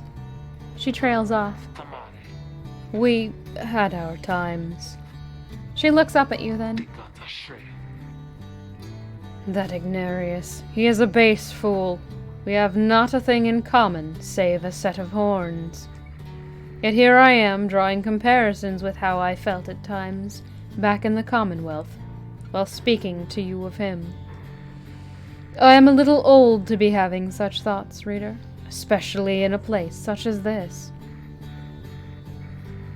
Eldnina, no! Thank you for your time. Do not reveal this to the others. It is a trifling matter, and not to be of anyone's concern, especially not mine. Oh no, I know. No worries. No worries, I got it. Jodariel makes evident that she has nothing more to say about this. Tell her Ignarius seems alright. Jodariel has found some kinship with him, and that is comforting to hear. Tell her Ignarius seems like trouble. By her own admission, they have nothing much in common. She can do much better. Lewd, no. Ignarius would be a base fool indeed to not see what he sees in her. Tell her you care for her. Blink. You admit, not without some degree of difficulty, that you have grown to care for her yourself. You understand full well how Ignarius must feel. You knew from the first that you had never met anyone like her, but you could never have surmised the degree to which this turned out to be true. Jodariel says nothing at first. Brave of you to say. Such flattery. How brave of you to say. In turn, and as this conversation demonstrates, I have come to value your kinship. But we shall have to draw a boundary there, for a variety of reasons. I didn't mean it like that. Oh no. I know I am not being delicate, but you and I both understand, I think, how feelings operate. Please forgive me mine. I care for you, and oops.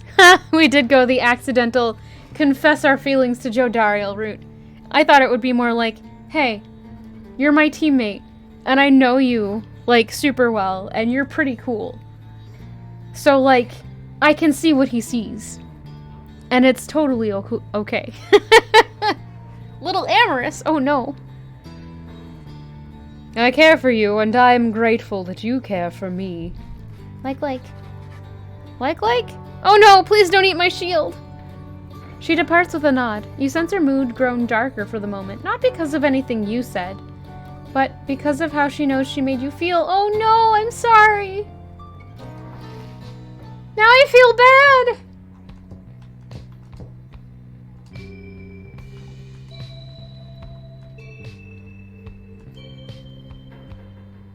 I don't know.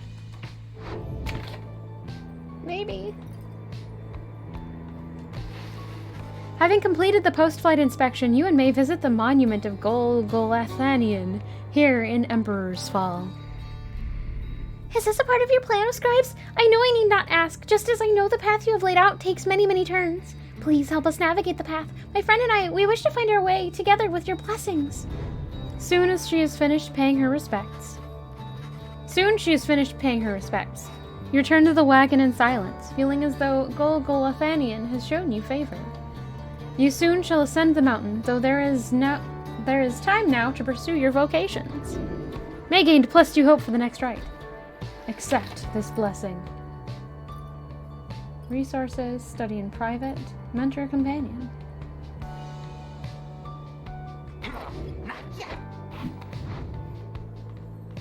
Since we want to try to ascend May, let's try to mentor her. You would teach me more about the rites? May gains a somewhat stronger grasp of how to better pass the celestial orb through strength of will and trust in one's triumvirate than through dexterity alone. She nods in understanding. You want to play video gamios? I understand. So do I. The orb is from the stars, I think. Or maybe even is one? It didn't do much. She didn't level up, and she's probably high enough a level to level up as is. But that's how it goes. Or not level up, ascend, I mean. Who actually needed that? Probably our tree friend. Yep.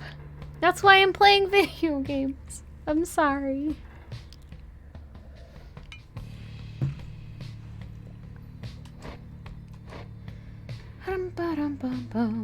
Let's see. Nope. Wait a minute. I just noticed something. Maybe I didn't. He does have a carved thing in his face. Alright, let's continue our journey.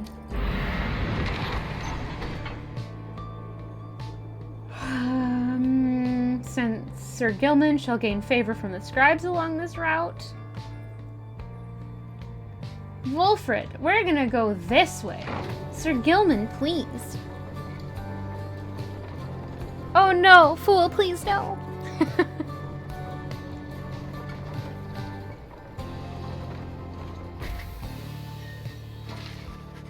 En route to the mountaintop, you pass by a monument to Under King Ors, and Sir Gilman happens to take notice. It seems that this knight's test of honor is just beginning to begin. He is to understand the stars themselves are vanishing. Impossible, he says. For how can there be such a thing as honor in this world if the stars themselves are wont to leave this world behind? Soon he is finished paying his respects. As you prepare to continue your ascent, you sense that Under King Ors has shown him favor. Sir Gilman gained +3 glory for the next rite.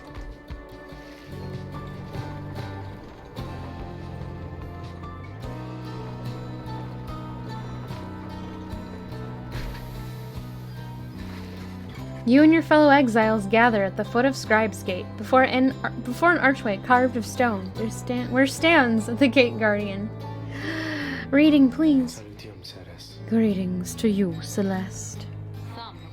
I see the exiles of Nightwing have returned, even as the cycle of rites begins drawing to a close. The Nightwings accept this as the will of the scribes. The Gate Guardian laughs at this softly for some reason. And you, Tarek, do you accept their will as well? But the lone minstrel does not answer her. It is no matter. Now, Nightwings, each of you, come forth and state what it is you seek whilst crossing Scribe's Gate. Wiggly arms! Flailing, oh no! One by one the Nightwings declare themselves. You all pass through as before. When Wolfred takes his turn, Celeste stops him. You, I see you wear the raiments once again. Explain. The cycle of rites is ending. Minstrel! Minstrel! No! I will never speak this word again. The cycle of rites is ending. Well, I do not know exactly why. I have my fears. One of my contemporaries, he who fell from the summit long ago, he lives and seeks his liberty again. I just don't want to be misheard. This has happened repeatedly.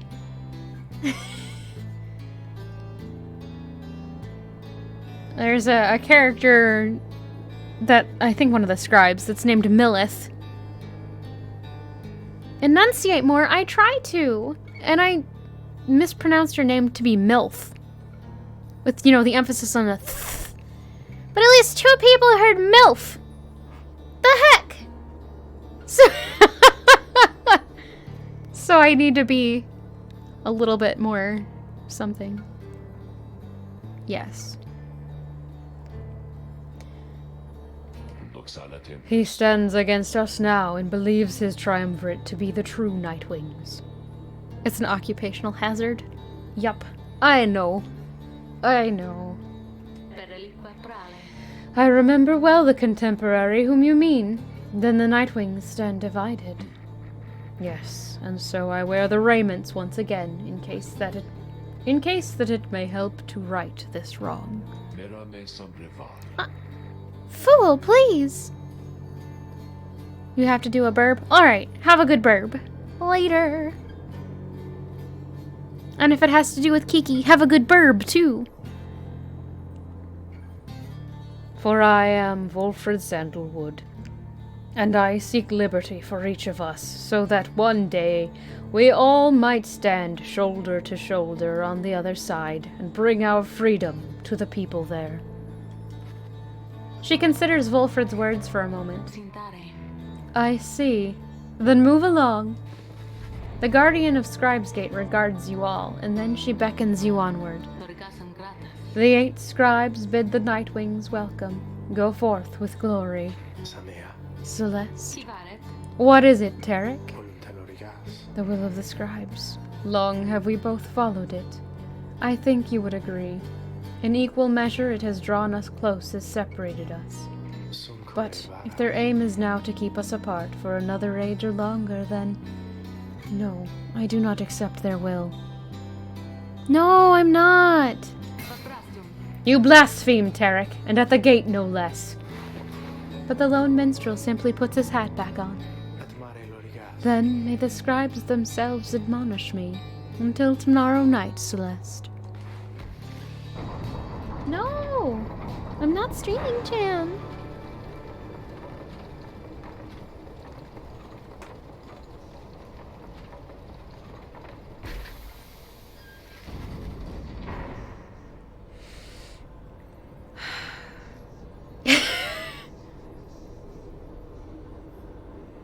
I've always heard minstrel, not ministrel. Ministrel sounds more like clergy, almost. I don't know. I'm probably being silly. Don't mind me. Having reached the peak of Mount Elodiel again, you see the vastness of the downside all around you. It leaves you deep in thought regarding which of your companions ought to go free this night, as Ruki did last time. Who's in the boat? It's Volfred. Hello, Volfred.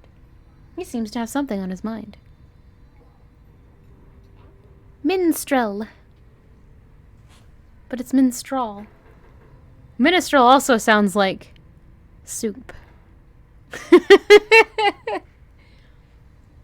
I will shush now. Volfred looks up as you approach and smiles. I never thought that I would say such things, my girl, but it is good to wear the raiments and the rites once more. The march of time does have a way of healing certain hurts. Besides, the Nightwings of today, we are a very different beast than the triumvirate which took me in almost a decade ago. It's minestrone, yeah. Ours was a triumvirate of exactly 3. Well, 4 with Tizo, who proved to be an exception, though historically the Nightwings never took on more exiles than needed. I have mentioned my predecessor Brighton, and my former companions Arisa and Oralek. Perhaps, naively, I had hoped my time with them would not be relevant directly to what we now attempt. But seeing as our stories are now intertwined, do let me know if there is more you wish to learn of them. Minestrone, no! I can't eat that, it sings when you try. Oh, or is that what happens when you try to eat soup and they have a birthday song going nearby? I hated that so much. Okay, I'm done. Let's ask about Brighton. Thus far, you have only heard passing reference to Volfred's predecessor on the Nightwings. Sounds good to you. No! No, it doesn't!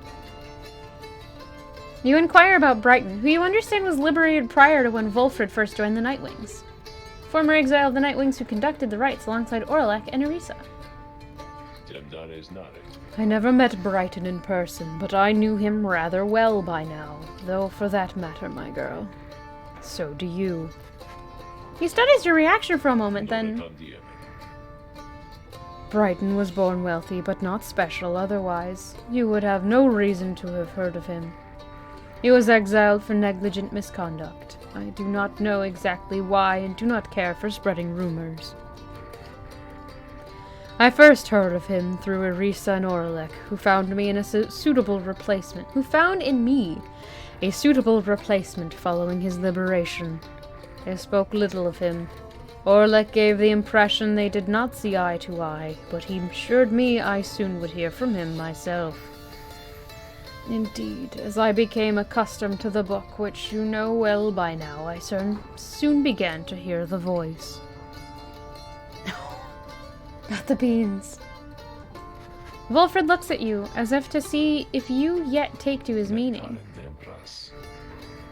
You see, my girl, soon after Brighton's liberation, he assumed a new identity within the Commonwealth, and a new responsibility to the triumvirate which liberated him. That voice you hear from time to time, whensoever the stars align, it's his. He is no longer Brighton. He is now none other than the Archjustice Androbles the Ninth himself. Gosh. Liberated exiles retain certain burdens to their old triumvirates. They have much to thank them for. Not just their freedom, but their exalted status in the Commonwealth. There's a sunflower Bulbasaur. Is there? Is that in the new... in Sword and Shield, or is that in something else? The theocratic rulers of the Commonwealth. They do not wear masks and raiment simply for the sake of ceremony. They are not who they appear to be. Their public pasts are nothing but a fabrication. Like Brighton, they were once exiles too. Brighton, that voice. He has no love for either one of us by now. He knows full well that what we attempt to do. Yet he is bound by the tradition of the rites. He shall always stand on ceremony and complain, but I think he knows deep down that he is powerless. How ironic that one of such high status in the Commonwealth should be so frightened of some long-forgotten exiles such as we. Anyway, that's Brighton for you. He must have seen in you the potential to be one of his staunch supporters for a time. If that's a path you'd want to pursue, I should apologize. Now then, whom else should we talk about? In Discord, oh no! I'm gonna check.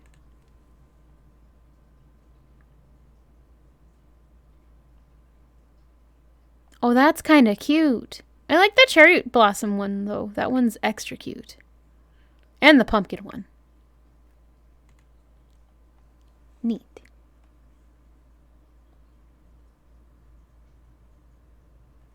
Wait. Hold up. What's going on? Okay. I'm done. Some company on Facebook is selling it. Oh. Ouch. Ask about Arisa.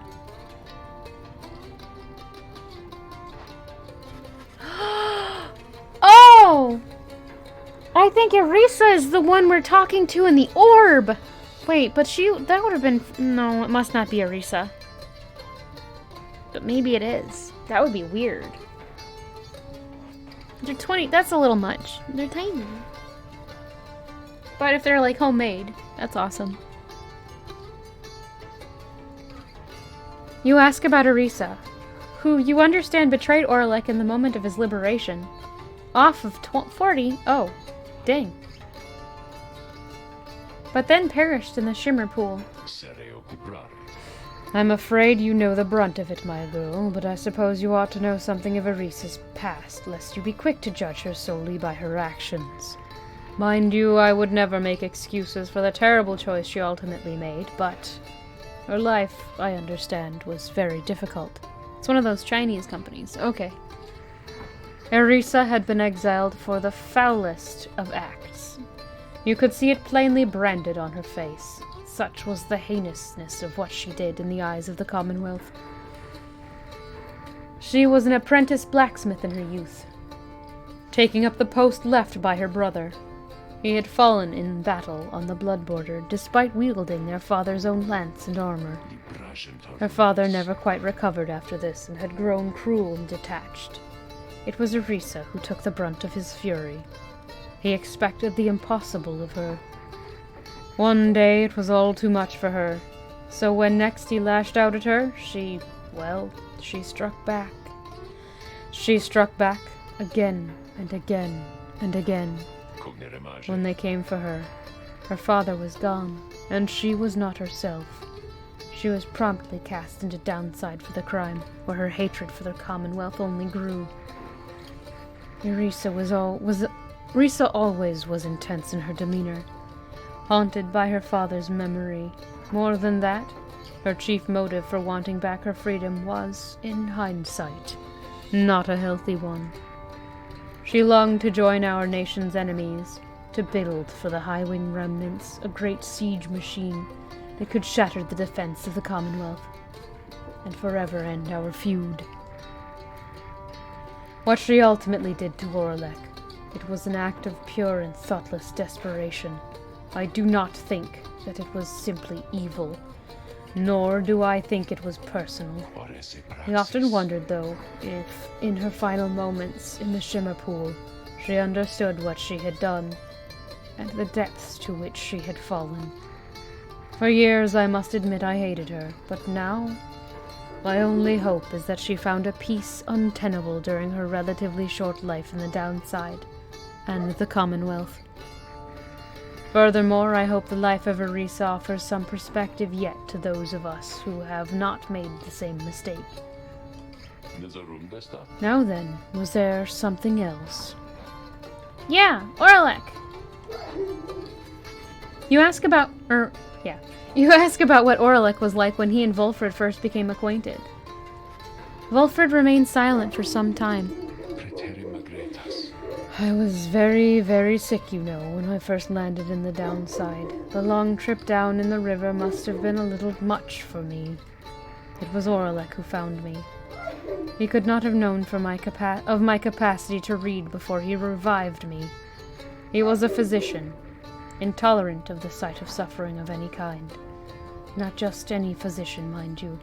A gifted, highly decorated one. He served on the front. Back then, skirmishes erupted frequently, and those such as Oralek, they had to deal with many casualties on either side. In time, he said he grew repulsed by what he saw. This sowed in his heart a yearning for an end to all the bloodshed. So he tried to use his status to negotiate a treaty with the High-Wing remnants. It must have gone about how you'd expect. He was given direct orders to return to the front, but when he refused to soil his hands again, they cast him to the Downside. Is that a butterfly or a moth? Oh, it is a butterfly. It's like a Lisa Frank butterfly. Here he gained the notice of the Nightwings, and before long he grew to be one of their finest rites conductors anyone had ever seen. He was instrumental in the liberation of his companions, whose roles in the Triumvirate were later filled by Arisa and me. In time, Oralek's own opportunity for freedom had come. He longed for it, so that, with his exalted status, he might stand a better chance of negotiating peace. Would it?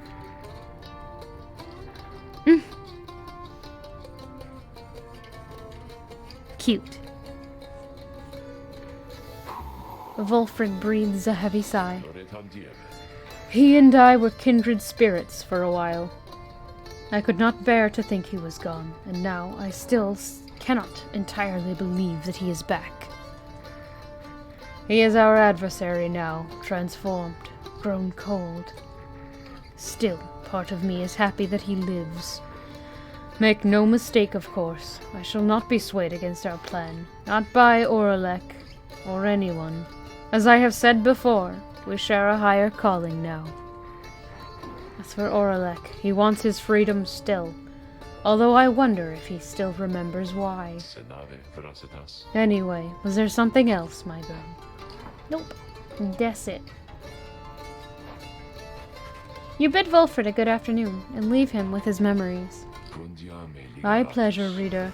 Reflecting on the past from time to time helps demonstrate how far we've come, yet how much farther we have yet to go. We did it! What's at the shop? But let me tell you something here. You ain't gonna find a better deal on all this stuff from anybody. I mean, anybody in the Downside. You can just You can trust me when I tell you that. Okay, so go ahead, stock up. Stock up, what?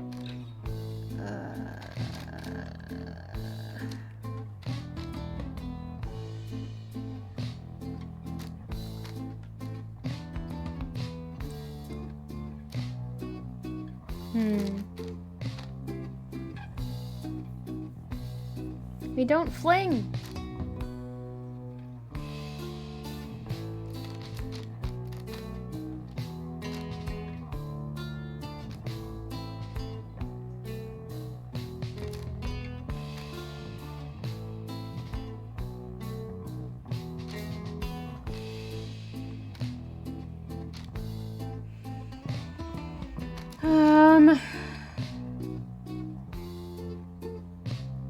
I know, but I don't know what to sell. It's hard to sell things. We can sell that one. I'm thinking maybe we should buy some of these too.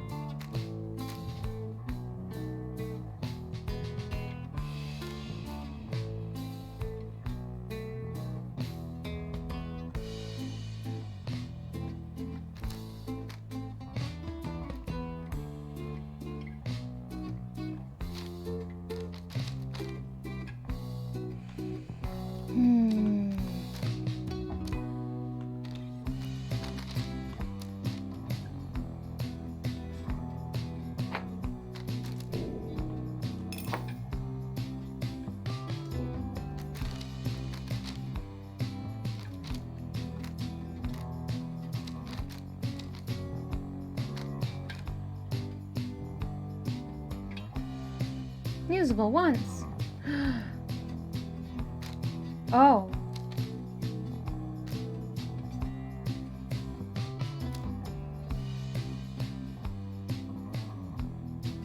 Quickness. Wait for the next right.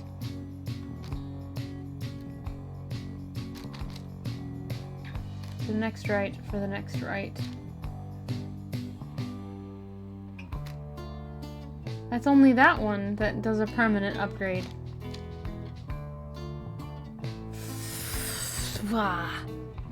Okay.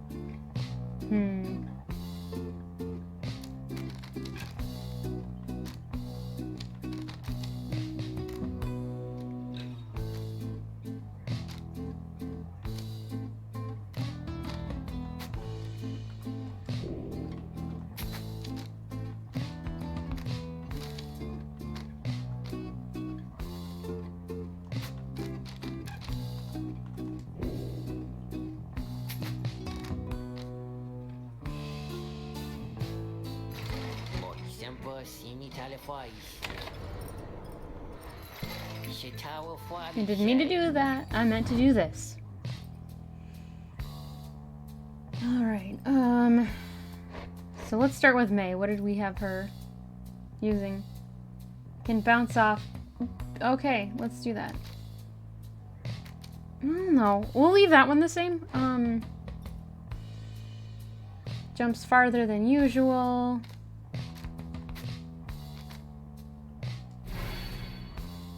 36%. That's a pretty good increase.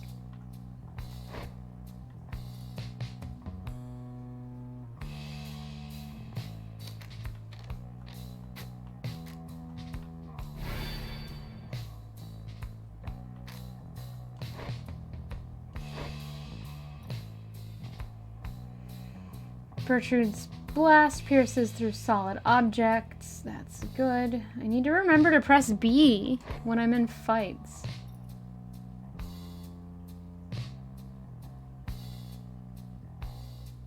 For 2 seconds.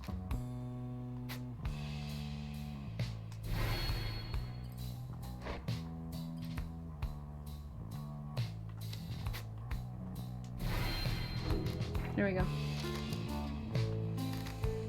Alright,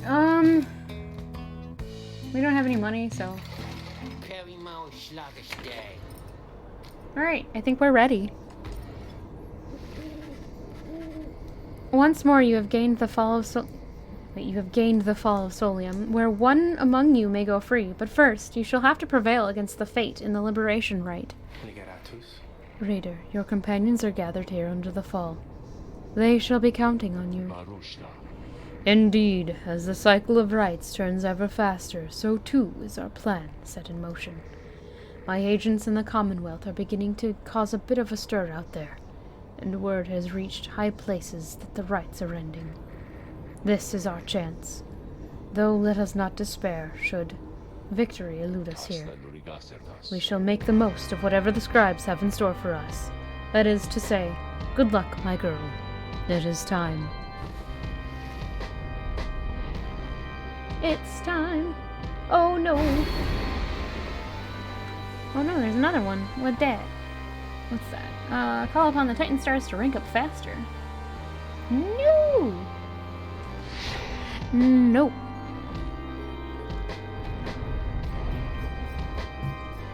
Alright, so we want May to ascend, I think.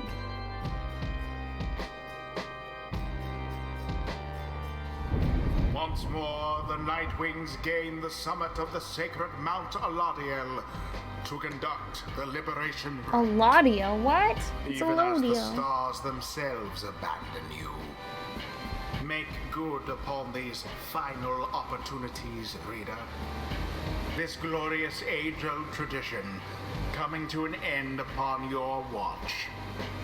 I trust the fate your adversaries shall not throw away this chance.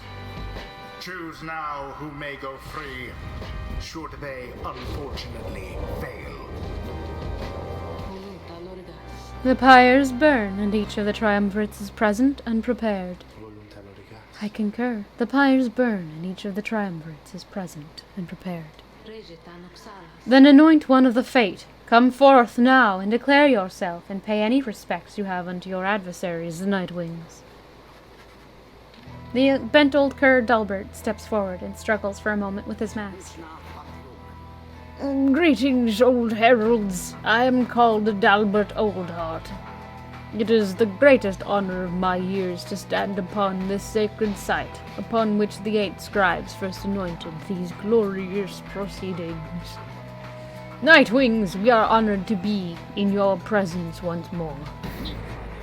Father, they are our adversaries, not our hosts. We need not be so gentle with them. They shall do their utmost to keep you from your freedom. Dalbert, your son speaks out of turn. Control him. My sincerest apologies for his unnecessary outburst. Almer, please. We have worked toward this opportunity, and we must make the most of it. He puts his mask back on. My son and I stand ready to begin. Nay. Your decision on whose behalf you shall conduct the liberation rite. Raider, I would ask you to choose wisely, but I am sure you know there is no other way. And you, prepare your song, Tarek. Of course, Celeste. Whom do you intend to liberate? May. Oh, you mean me?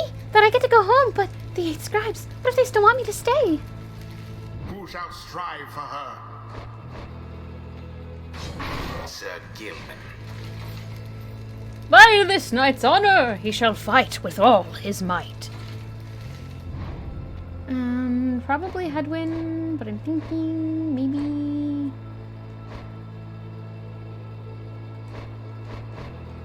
Yeah, let's go with Bertrude. Bertrude. We shall lend our support to that one then. The choice is cast. We give thanks to have this opportunity to face you, O Nightwings. Now let us strive to our fullest capacity with honor and grace.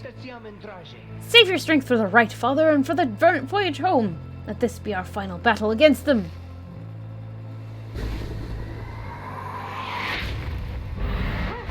Commence.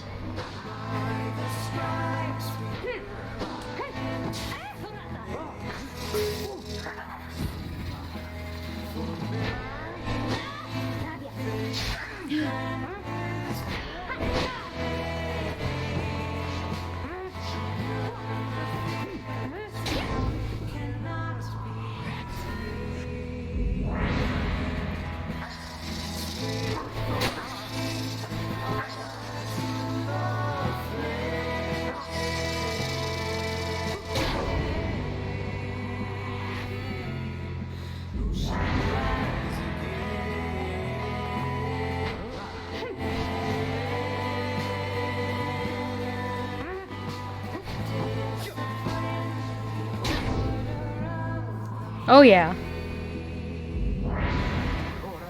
Spare us now, noble Jomur, for we beseech you.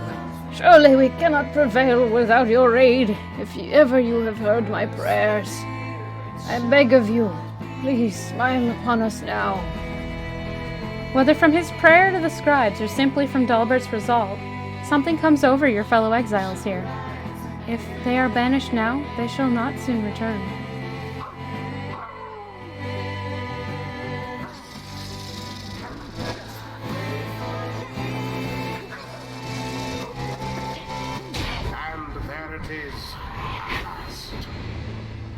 The Night Wings proved their worth. I feel bad beating them so badly. Defeated utterly. I did. Thus ends the liberation rite. And thus They didn't have a the chance. scribes have chosen the exile appointed I forgot how by the fast Night Wings shall be the free. witch was. Or is. Absolved of all misdeeds, return to glory in the Commonwealth.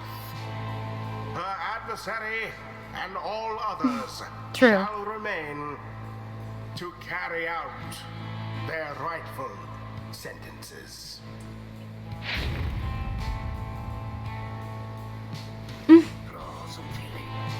Alas, my son, once more it seems that I have failed you. Father, wait! What good is freedom to us anyway if we would be apart? Oh. I guess that's one way to look at it. I can go home. I think this means I can go home. She shuts her eyes. By the scribes. By the scribes. But what will happen now to you, to all of you? Can you not come with me? No, they say not. The scribes, they say not yet, although I think your time will come. Your time will come. And I will wait for you because I don't have friends back home. At least I didn't used to, so I want you to come join me there, okay? But no, the scribes are calling me, and so goodbye. She falls into the shimmer pool then, and she is gone. Goodbye. And please, oh scribes, watch over them, okay? May earned back her freedom. Godspeed, Moon-touched one. The 8 scribes are watching from afar. By their grace, may the cycle of the rites keep turning. May she return in glory.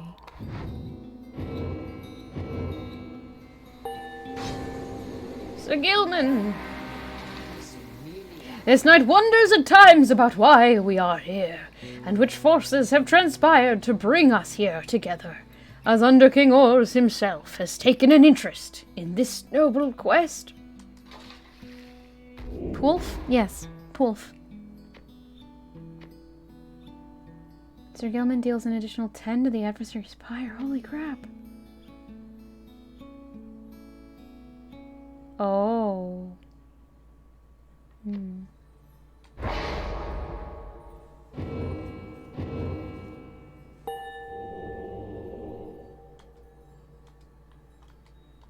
Until the rites begin anew. Father, wait! Calm yourself, my son.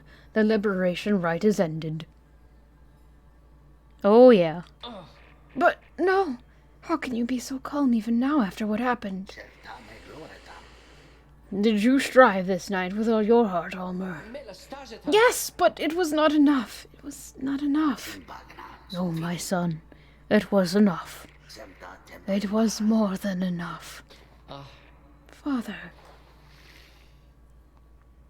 They're such a good team.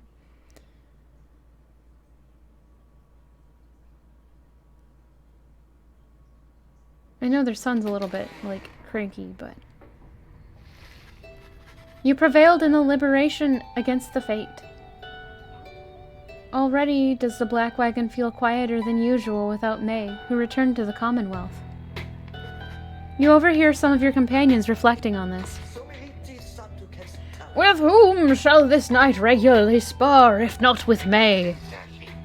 We shall make do without her here. You wonder who, if anyone among you, shall be the next to go. We have but a few such liberation rites remaining. Exactly how many I do not wish to speculate about, as yet, until such time as we can better say for certain. Under no circumstances would I suggest this is ideal. However, it is opportunity enough that our plan may as yet succeed. Although, all of these setbacks, I fear. Fulford trails off and falls silent. Some of the others exchange looks. They are beginning to understand. With the rite soon ending, everything which Fulford has sought, both on his own for many years and now with all of you, all of it may have been in vain. The hush spreads to the others. But not to you. You then proceed to do something that none of them seem to expect. You raise your voice. Each of your fellow exiles turns to you, their expressions asking you a question with no easy answer. What are we going to do? As you meet Pamitha's gaze, the words for the occasion begin to crystallize in your mind. You are searching to find the right words, as all your fellow exiles are looking at you, to you right now. Search for the words. Interact here to consider what to say, or search for the words. You tell them that you all have stood together time after time throughout this quest and are now poised to seize upon glorious opportunity. Interact. Think only a hollow fool will turn back now. Tell them that you have struggled to come this far across the downside. You tell them that you have stood together time after time throughout this quest and are now poised to seize upon a glorious opportunity. Your path to freedom is still laid before you all. True freedom is not waiting for you at the Commonwealth. Wait, path to freedom is still laid before you all.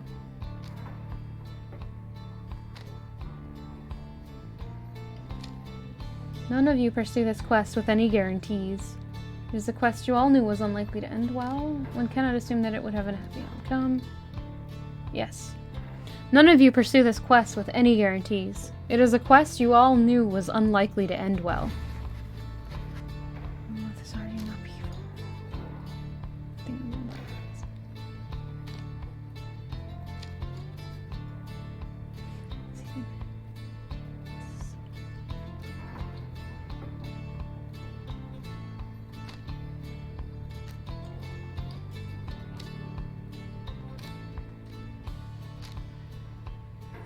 But something far more vital is at stake.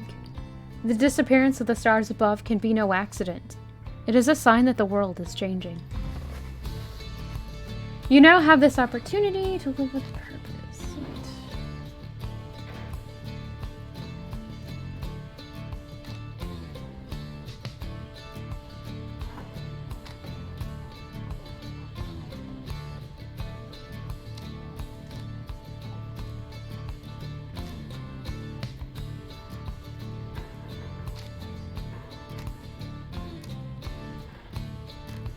You all stand poised to ensure that the world you leave behind for your loved ones, for each other, is a world worth living in.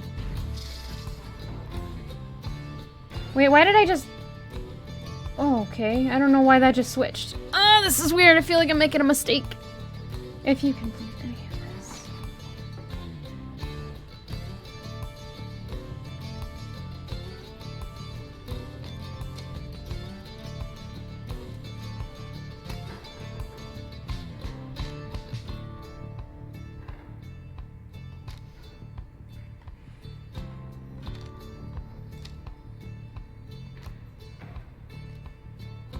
Oh gosh, it's changing all of it.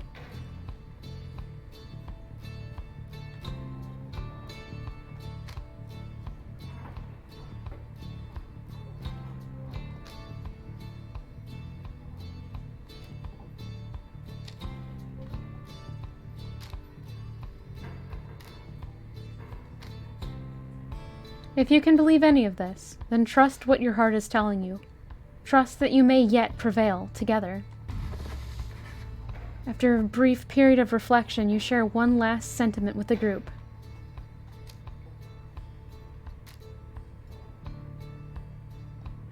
The stars have not vanished. They have joined us. Then you join the others in silence. Thus do you remain together with your thoughts. No one speaks for a time, but then... Damn right, my friend. We've stood together, time after time, and I'll be right there with you till the end, no matter where we end up. Thou wouldst dare to change this ancient world, Reading One, and yet thy words are tinged with certain truths. May long the stars remain alight for you, reader madam. All the while, Volfred remains, watching you intently. Then his expression softens, and he smiles. You are right, of course, my girl. We are the Nightwings. It is precisely as you said. The stars have not vanished. They have joined us. Lead us, then, reader, to the end of our quest, and the dawn of the new age for all our kin. Everyone, for the Nightwings! Everyone responds in kind. They stand with you no matter what. They await the outcome of your vision of the stars, which burn with renewed fury, because now the last rites beckon. Each of the Nightwings gain +1 hope permanently. The stars above now burn with what appears a desperate fury. Many more of them than usual. Path is yours to choose amid a myriad of stars. Oh no. Kaelmer, Gol, Jomur, Lu, Ha'ab, the stars of the 8 scribes. They shine together now as one. The lone minstrel there, draws breath as though surprised by what he sees. He backs away and averts his eyes. This is another sign the rites are soon to cease. Few chances yet remain to confront the adversaries you have met during your journey. Okay, we've got Udmild, Ignarius,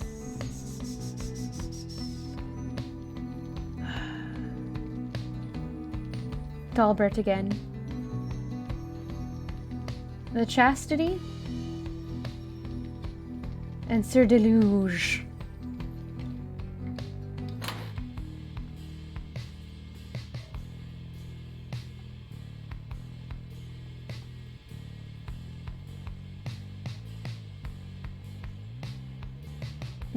I think we might want to go after the Chastity, as much as I don't like that guy. Ugh, alright.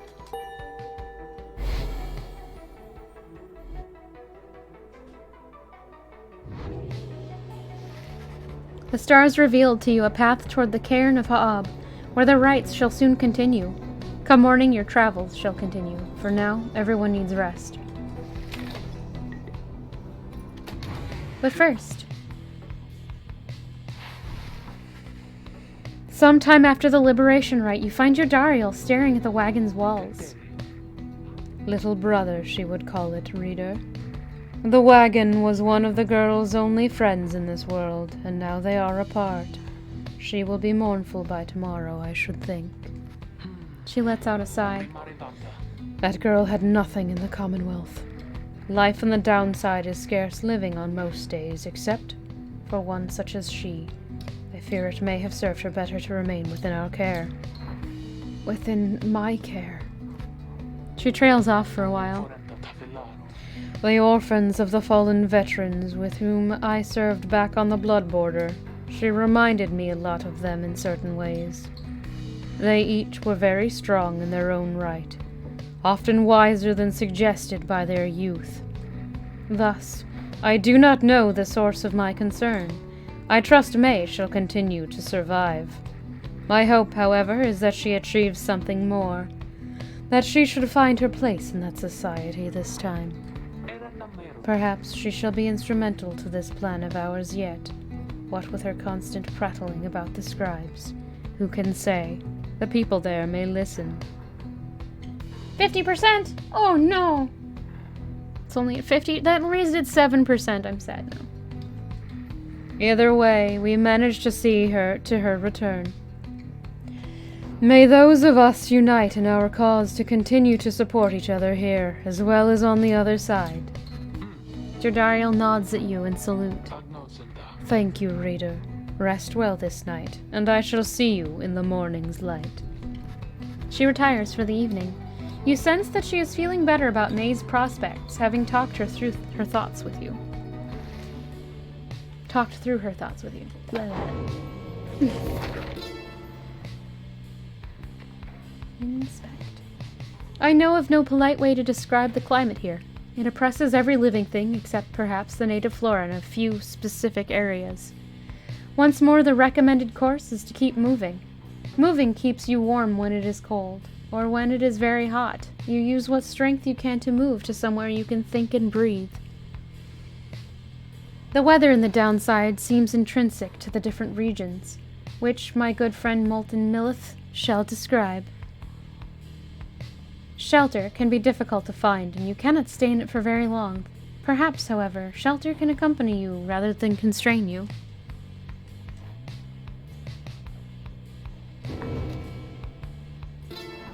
On Worth.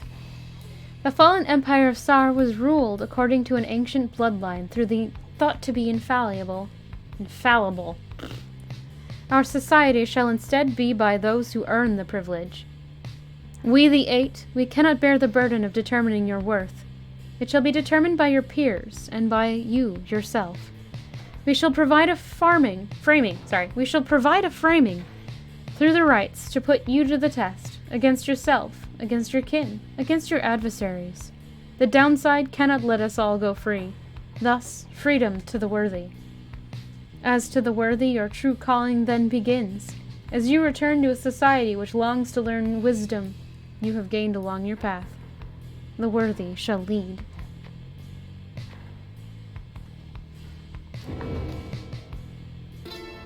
The Fate. The Fate united under Manymane, the Alpha Chief. He is brash, but follows his traditions. He prizes faith, discipline, and honor, qualities he seemed to lack at first. He formed the Fate under the precepts of olden bylaws of his four-legged ancestors. They believed in a certain natural order in the way of things. Manymane wanted for the Fate to likewise show respect. Initially, he only chose from other curs. He, however, urged the Fate to replenish their numbers from any race or ethnic group thus willing. Thus shall they anticipate what is to come, with open eyes and minds, and never frown upon what is in store for them. Cool. Okay. That's it. Continue. There is no time now to return to Moonlight Alcove as before, as the stars already urged you on. Everyone is ready to make haste for the Cairn of Ha'ab.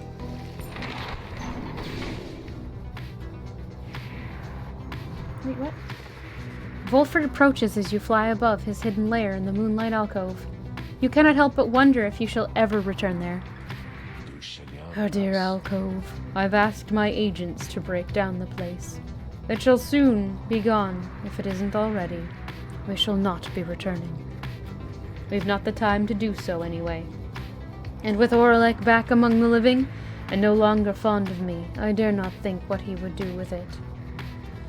Unfortunately, hiding places are of little value once they're found. Once all of this is over, those of us who do not manage to return, we shall have to find another place to live. To try to live, at least. That's sad.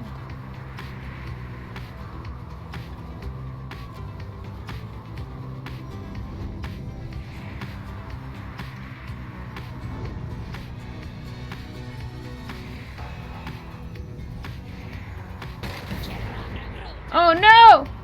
Oi, what in bloody blazes! Barker notices your wagon at his flank there and begins to laugh. Well, if it isn't the Nightwings flaunting their fancy little flying wagon, eh? You think you're better than us mates, eh? Puh! You ain't better than dung I stepped in last night. Oops, that got Scottish for a sec.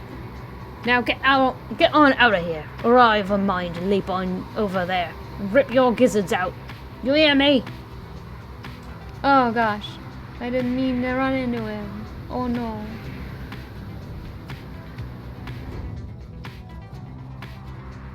Oh no.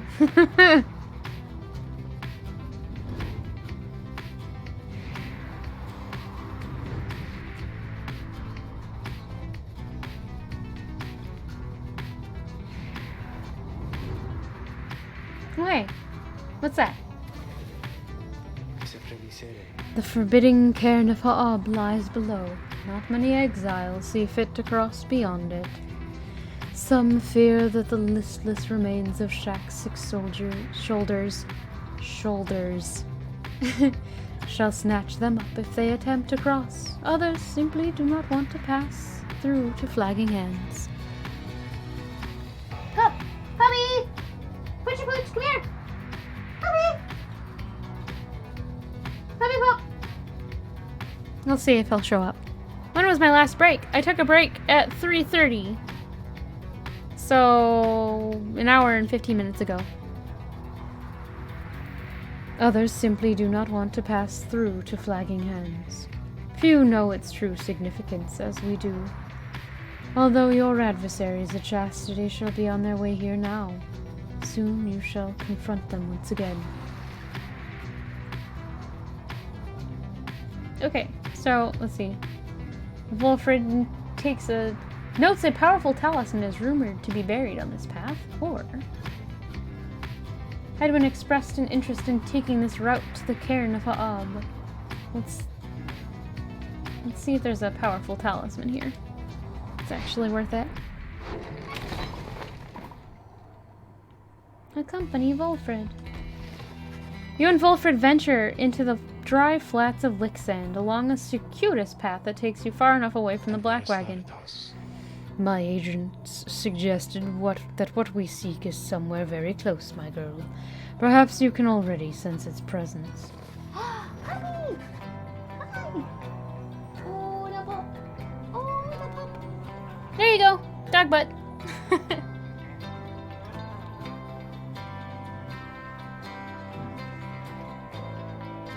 After a careful search, you procure an artifact, either discarded by one witless to its power or left there for the sake of someone such as you. Nihilin Bleach. May yet come in useful. What is that?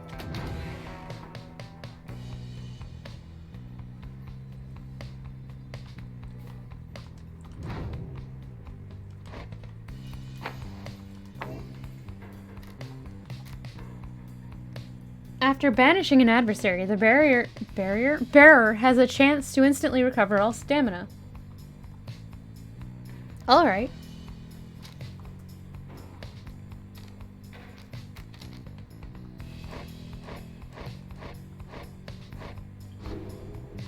Interesting.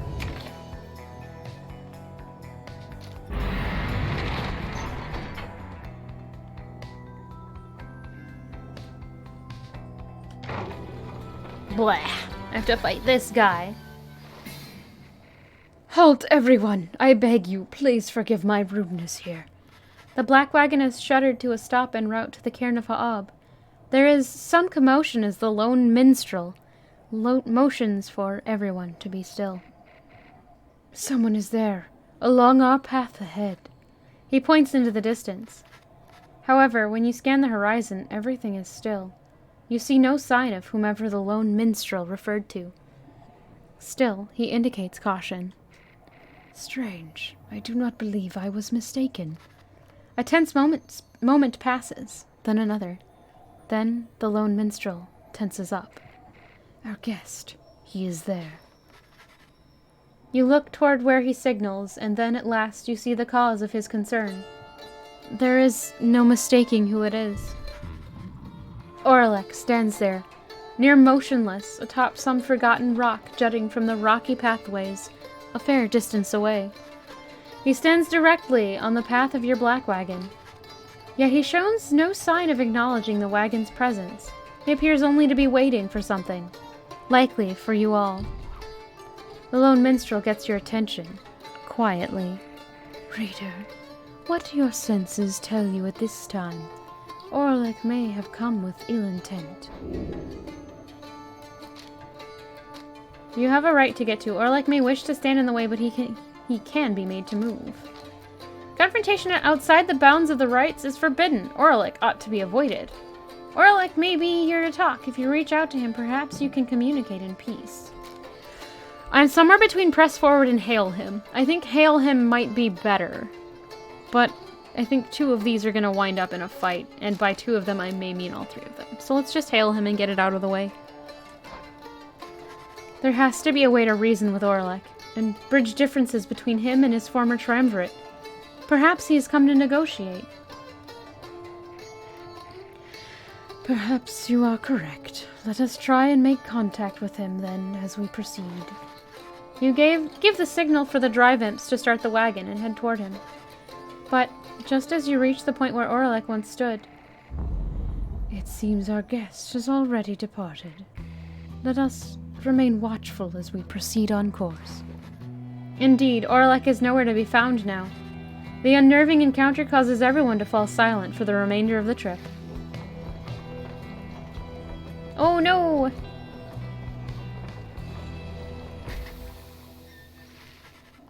Your wagon finally arrives at the cairn of Ha'ab, where still there is no sign of Orlick or your next adversaries for that matter. Your companions organize a quick search about the premises, leaving you to watch the wagon until the rites commencement. Page revealed the cairn of Ha'ab. Why are you in my boat? I don't like it. Oh no. Something is wrong. Someone is here, alone with you.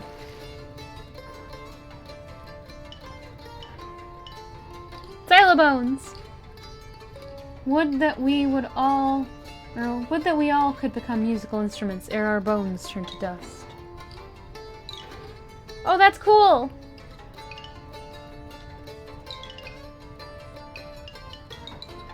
I like that. I'm gonna ignore him, pretend he's not here. Given present circumstances, now seems not the time to be focusing on the Book of Rites. Rude. He seems to have something on his mind.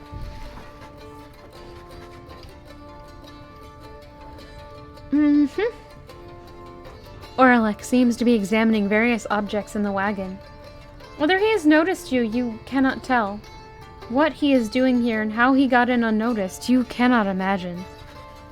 You watch him go about whatever he is doing, examining all sorts of things that you and your fellow exiles gathered on your journey. He shakes his head. All of these trinkets. This wagon, it is most different now. Welcoming, and yet I am unwelcome here, it seems. In my own wagon. He directs his gaze at you, acknowledging your presence for the first time. You, a mere shadow. Tell me something. Who are you to them? Orlick wishes to know your connection to the Nightwings. You are their reader. You may well know the truth of it. You sense no reason to mislead him. You are their friend. Relationship with this band has grown to become more than just your role in the rites. I am no one. Who or what you are is of little consequence. Certainly not to the likes of him. I am their friend, and also their reader. He can probably figure that out. You tell Orlick that you have traveled all across the downside with this group and count them as your trusted friends. It is a different group now than in his day. A friend, is it? Beware then, for the Nightwings do not always treat their friends with all due charity. Relay to them a message for me, Shadow. Tell them I shall have my night. He strides right past you toward the door, but then he turns to you again once more. I shall have my night. Then Orlick is gone. Kate! He's creepy. Inspect.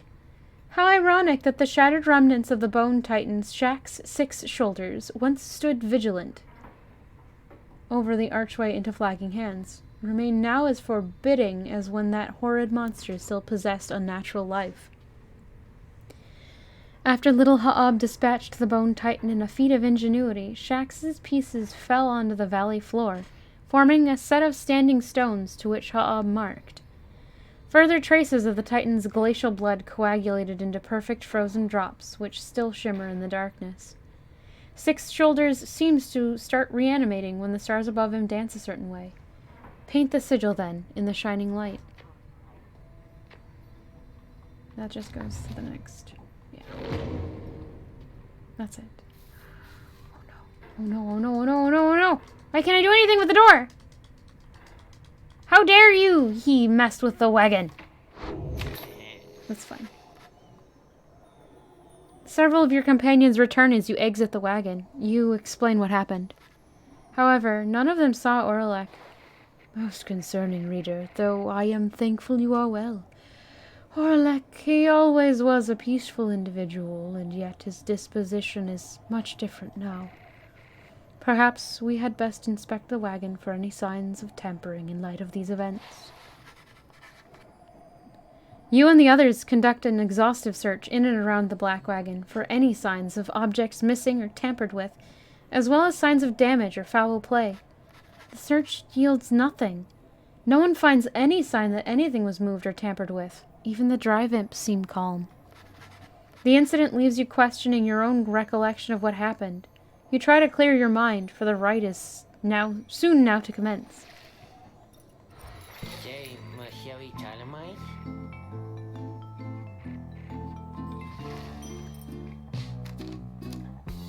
Typhoon Bottle. While the bearer's triumvirate is banished, adversaries are slowed and cannot use abilities.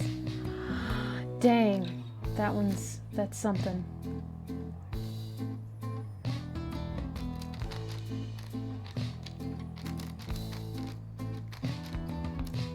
Oh well. Cheapskates! How dare you? But it is 5 o'clock, and I'm going to take a very short break. So if you don't mind, I'll be back shortly. And I guess even if you do mind, because yeah. Break time!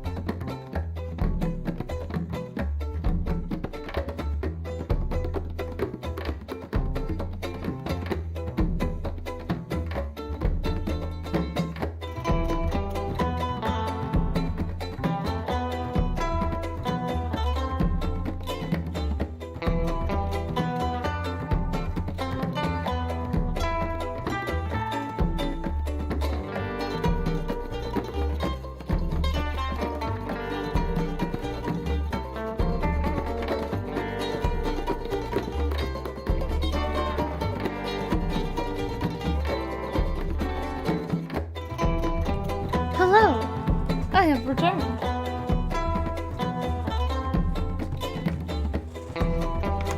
Delete. Why are you deleting chat?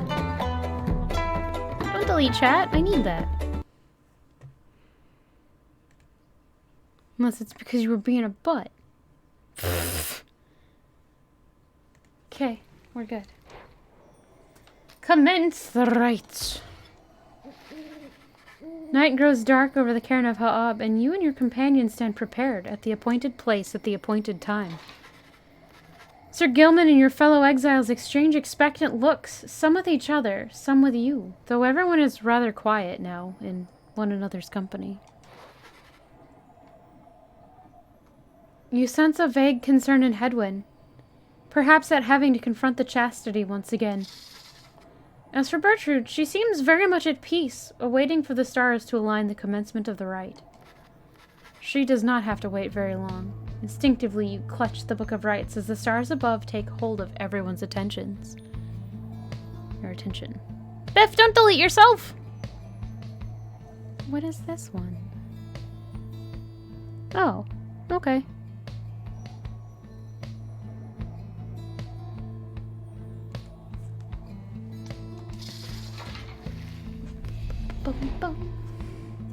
I'm concerned that we're gonna have to fight Orlok again. Since the chastity doesn't stand to do anything without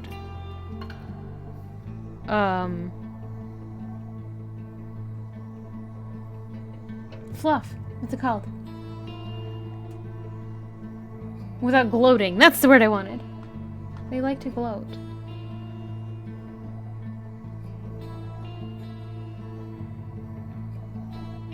After your adversaries grasp the orb, their auras shall slowly shrink rather than vanish. Oh. That's weird. Also, hello, Aaron! I meant to say hi to you earlier and I spaced. My bad.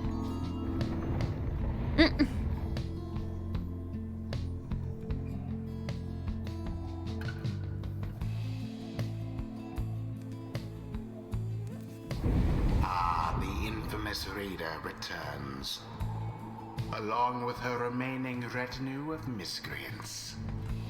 You managed recently to rid yourself of yet another one. I'm sorry. Your adversaries, the Chastity. Hello again. As with you, they must be very desperate for their freedom. They shall not make it any easier from here. It is actually the Chastity.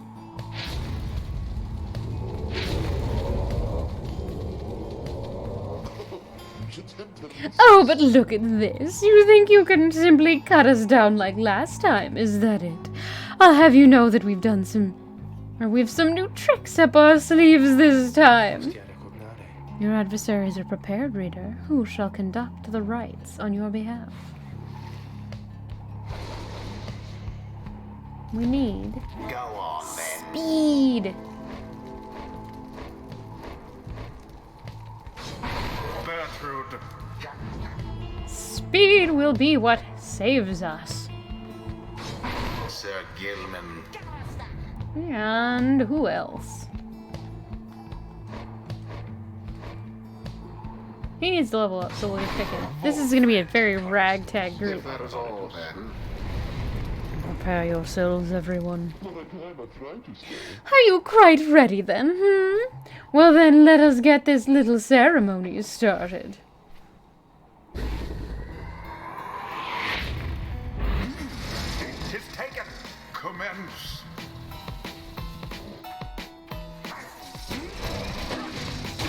Already does your adversary's flame begin to flicker. No! My, but you seem rather angry over something, is that so?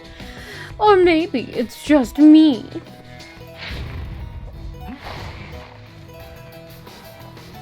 Yes. Ah, nuggets. A No! shameful outcome. Ah, nuggets. Foul. I did that in the wrong order. I do that every time. The pyre on each side burns just as true. I almost pity what transpired there.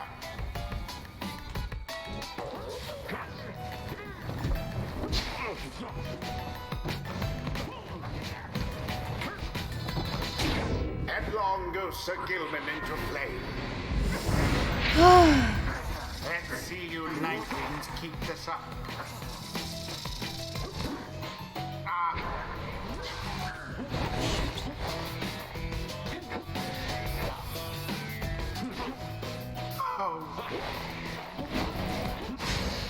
No! Slipped from your clutches.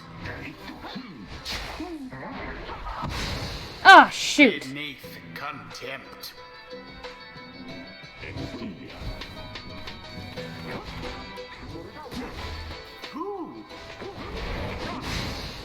Dang it.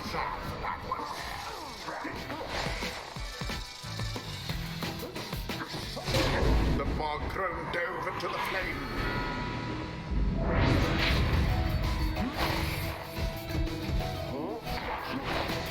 Vulgar vanished.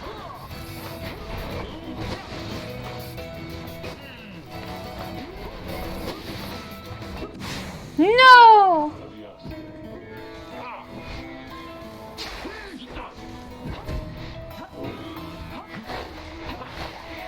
Seize the orb.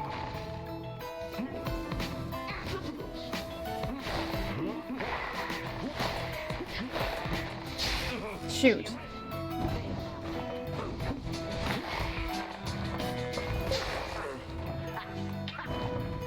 Good. Oh, I ran right into that.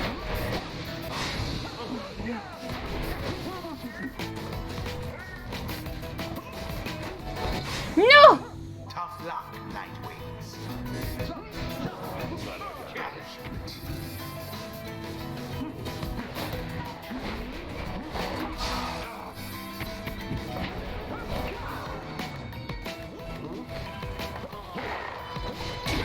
Exactly by the book. Okay. Now go on, just once more.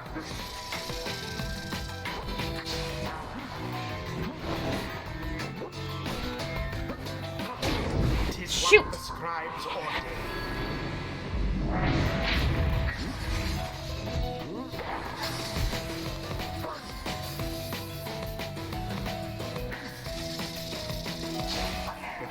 No! Rather angry.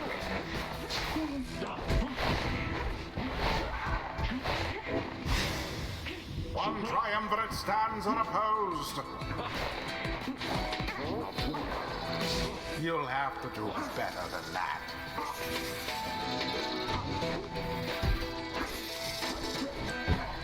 No! Your flames grow weak.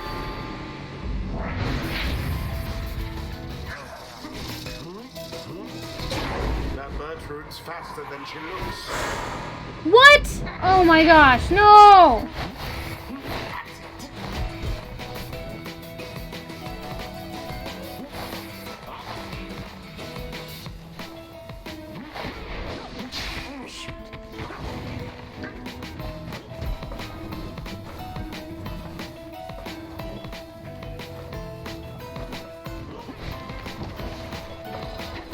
No, no, no! No, you don't.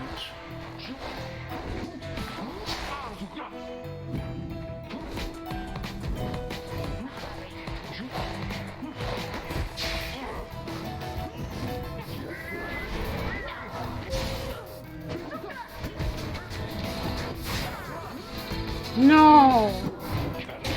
The orb was cast Oh, at your dang it!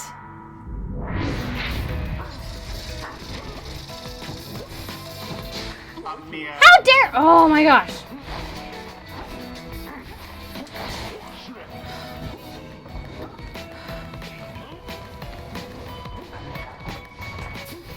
all for naught. Gosh, oh gosh, no!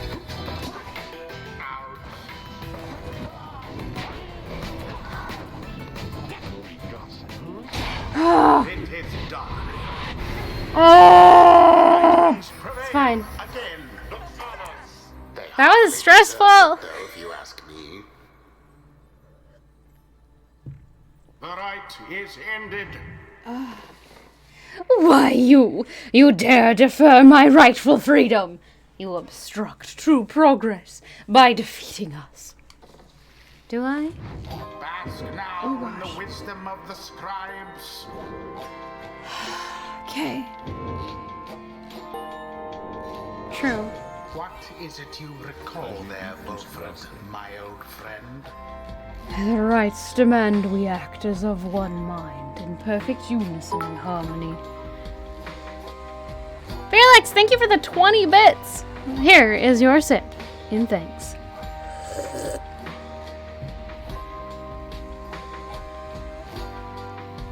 The rites demand we act as of one mind, in perfect unison and harmony, and free of any doubt. I have grown more accustomed to being a part of the Nightwings of today. Alright. Wilfred. Permanently gains +5 hope. Let's see, shield it. No, let's go with hope. So close to a level up! No! It's fine. Till the next rite. If there even is to be another one. It's true, I did not lose to Manly. That would have been a thing.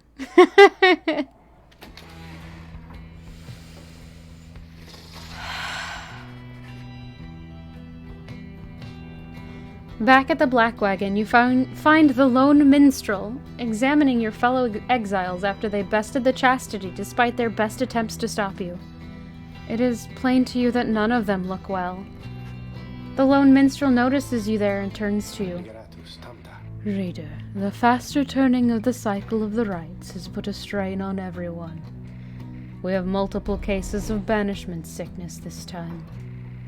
It is unfortunate that your other companions aren't available, it is fortunate that your other companions are available to conduct the coming rite, because I fear that this group here requires rest. No! That's my too fast people. You bid Bertrude a swift recovery, and she nods weakly in response. Yup! I don't like how it does that. It just comes out of nowhere. There's no warning for it, unless it's something that I just haven't stumbled on in the book somehow. Or at least it came up, but it happened after the first time, and then didn't suggest maybe it would be faster. I don't know. I'm probably just complaining for no good reason now. You exchange a look with Wulfred, who seems exhausted after the last rite. As for Sir Gilman, it is clear to you he wishes to be left alone right now. You leave the lone minstrel to look after them, and turn your attention to the stars that remain shining in the dark outside.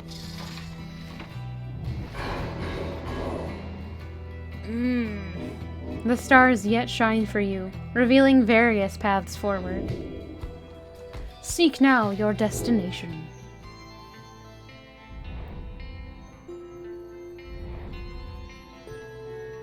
I need to not fight the accusers next. Okay. The Pyre Hearts. The Tempers. Oh, good. And the Withdrawn. Alright. Pyre Hearts, the Tempers, and the Withdrawn. Oh, good. I don't really need to deal with the Withdrawn. I'd rather not.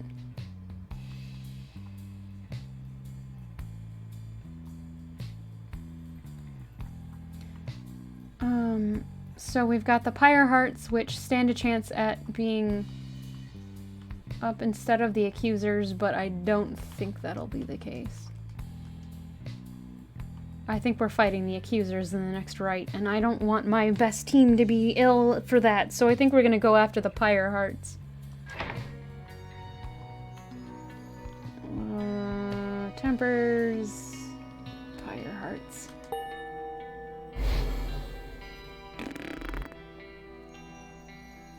It sounds good, but I don't know that it is good. Maybe. Is this night to understand that we shall soon confront Sir Deluge and the Pyre Hearts once more? Then this is to be a most exciting time. This night's one-time commanding officer, imagine if you will, A worm without the slightest trace of bravery.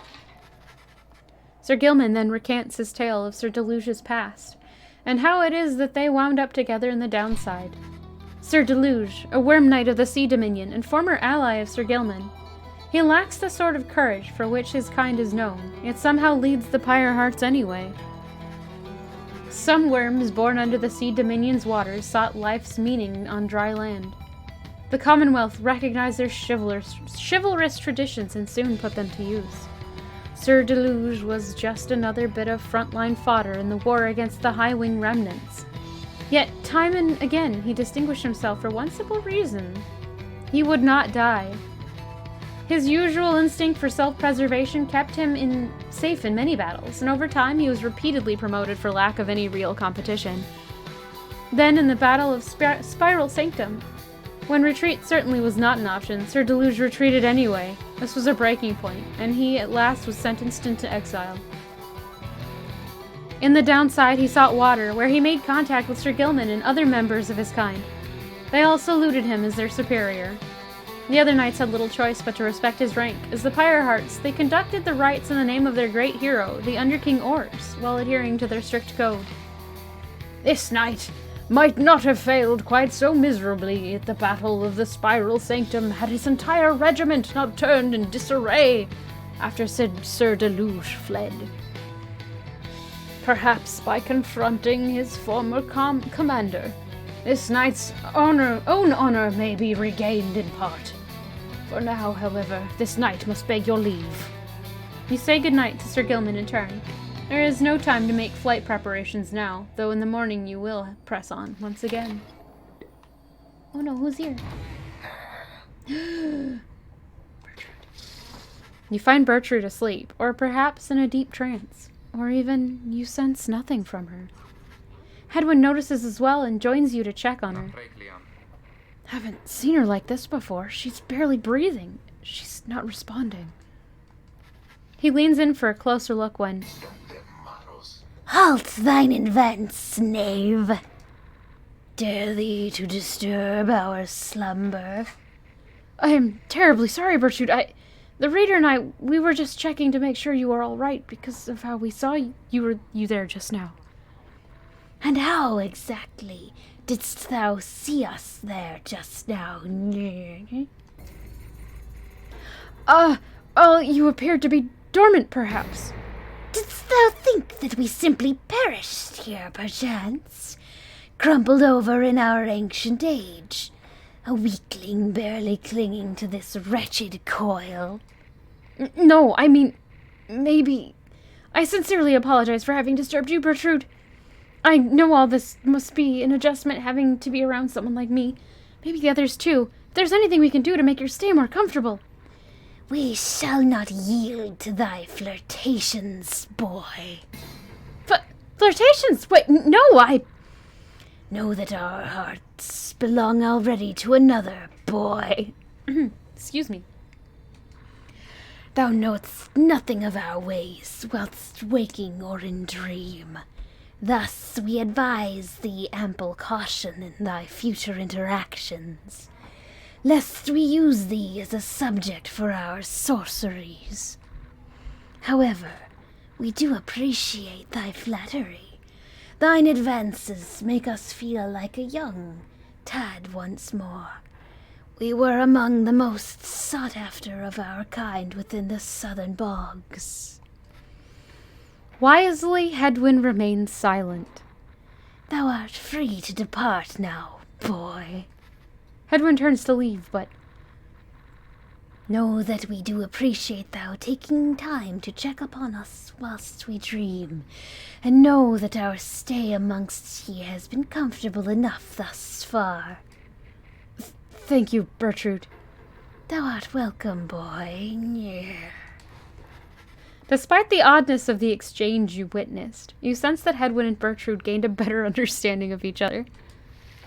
Oh no, that was definitely something. Continue your journey. Hi, Rooney!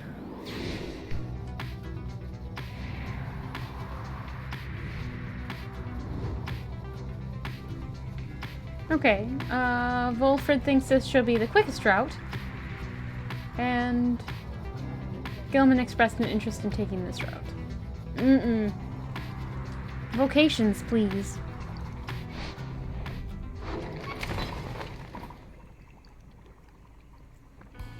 Let's explore the blooming pool. You and Volfred make a quick search of the sweeping plains of Blooming Pool. However, you find nothing of note. Each day all we can do is persevere, my girl. Let us return now. You soon return to the Black Wagon, where the others are preoccupied with their own pursuits. You should have time enough to pursue your vocations. Should we try to level someone up? Or should we study and make our group better? Or should we forage for resources that we can sell? What do you guys think?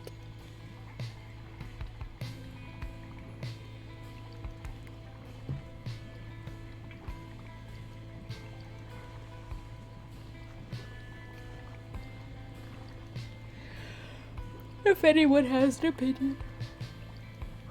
Excuse me. I'm thinking maybe mentor or companion. Name it Ladybird. No. Or maybe... don't worry about it, Rooney. Are you an itch boy? Is your collar bothering you? What's up, pup?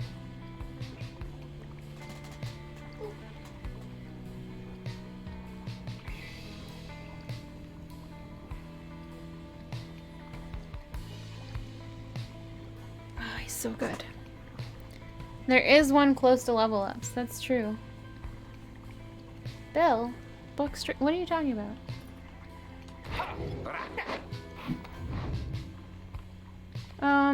Hedwin might... He has been successfully booped. Hedwin might level up. Jodariel might level up. Oh, okay.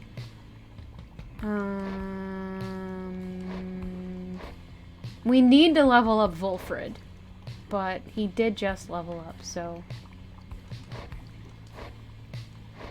I think it's either gonna be Jodariel or Hedwin for leveling up.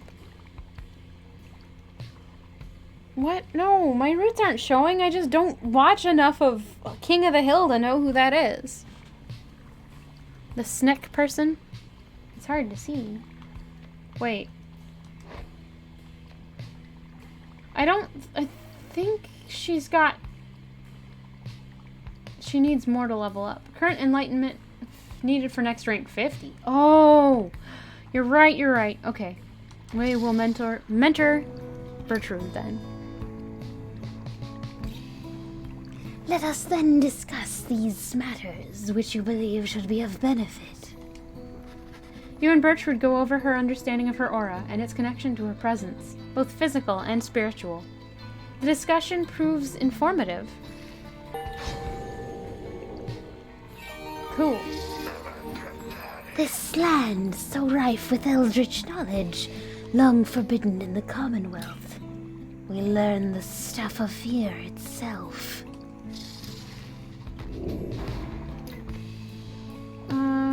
Pounces an adversary, she instantly recovers all her stamina. Or...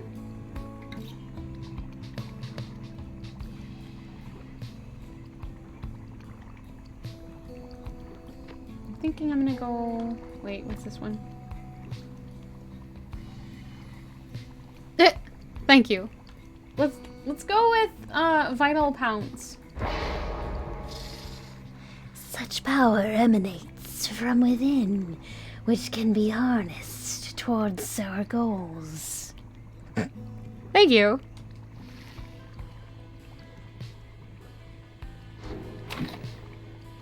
Let's continue the journey then. You are nothing, reader. Rude. Nothing but a mindless cripple. Your every action is a stain upon the legacy of the 8 scribes. The rites have been a long-held secret to keep out those such as you. Well, then maybe you shouldn't have let me be a reader. Rude.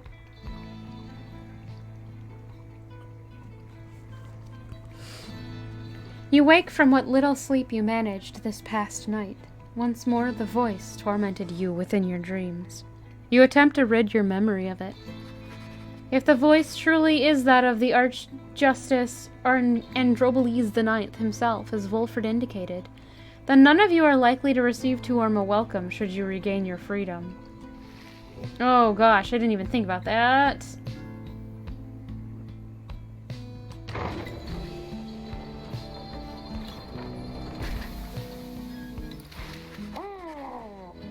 A messenger imp with news and rumors from the other side somehow tracks you down in the untamed reaches of Downside Prairie. The imp's message pertains to May, who you liberated at the fall of Solium, and whose past transgressions have all been forgiven since her return to the Commonwealth. You learn that she was taken in by a well-to-do foster family, and she was to be given private schooling of the highest order in the Astralist tradition. Oh no! I'm sorry. I don't know who that is, though. They promised her that, in time, she might one day have the honor of teaching the children of the Commonwealth herself. However, she soon went her own way, insisting that the 8 scribes themselves were calling her. She started wandering again all on her own. That is, until she discovered or located Wolford's agents. Thus her wandering ceased, and the ranks of the revolution grew stronger. May also left a simple message. Believe in the scribes! You thank the messenger imp for the report, as your companions gather to discuss. Small in stature was the goodly May, yet great indeed in spirit. Even now this knight remains in awe of her. Perhaps those scribes of hers yet live, for hers is a charmed life. That one, very powerful indeed. A sorceress of sorts. A certain air about her, most intriguing. Oh no! Oh no! I'm sorry! I don't mean to make you relive that. She better be more careful, else they'll throw her right back in here with the rest of us. She has the manner of a saint, that one. She knows in her heart the traditions of the scribes. Sounds like she's making a difference out there. I often felt she was the bravest of us all. News of May's liberation fills you and your fellow exiles with newfound resolve. Your companions gained +1 hope. Gained +1 hope for the next rite. Wish May luck. Yay!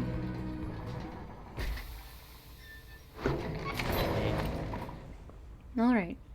Nobody's talking to us in the cart? What? Also, I'm upset. There's like still a chapter in this that I can't look at. Why? Give me the chapter. I wish to read. What are you selling? What at? Permanently gains +1 quickness. Huh.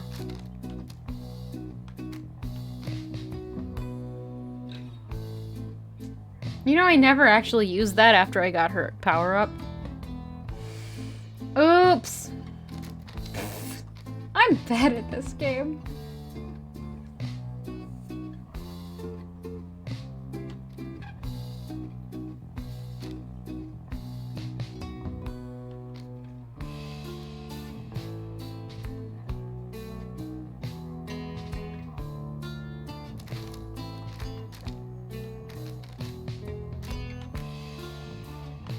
I kind of don't want to sell the talismans that are important, like Jomur's Fang or Kaelmer's Anklet.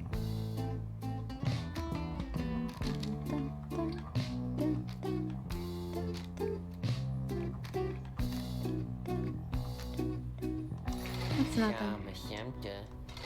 Sorry, I don't have money. I'm being a cheapskate this run. Commence the rite.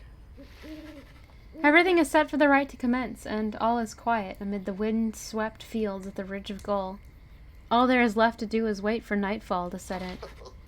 You observe Sir Gilman sliding back and forth, He sensed something is weighing on his mind. This night! This night! This night! This night is not a night at all! This night betrayed his former commander, abandoned his brethren of the Sea Dominion. But what is knighthood, even? What is knighthood if it means having to follow such a craven as that Sir Deluge? Cease this nonsense, Gilman. Focus on the right. Focus on the right. Focus on the right. He notices you finally. Oh, Master Reader, this knight did not see you there just now. Such was his preoccupation with the task at hand. Know that this knight stands prepared. He has no misgivings whatsoever when it comes to battling his ex-triumvirate. Please consider letting this knight participate, for he has honor to restore. You have sickness, dude. No. Then a glimmering within the sky draws your and his attention.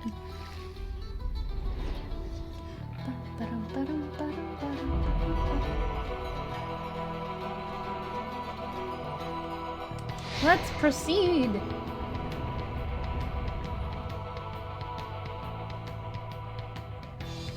The Nightwings were formed together by the 8 scribes to serve as a triumvirate against which all the others would be judged. Rita, I am still very cross with you, you know. To think I saw in you a worthy heir. Not just to the legacy of the Nightwings, but to the future of the Commonwealth. That traitor Volfred. Only a fool would be seduced by his audacious promises and his dangerous ideas. That, dear reader, would make you a fool. I have no choice but to explain it thus, so even you could understand. Now for this blasted right. Some of us still have our duties to uphold. Raspberries to you, narrator.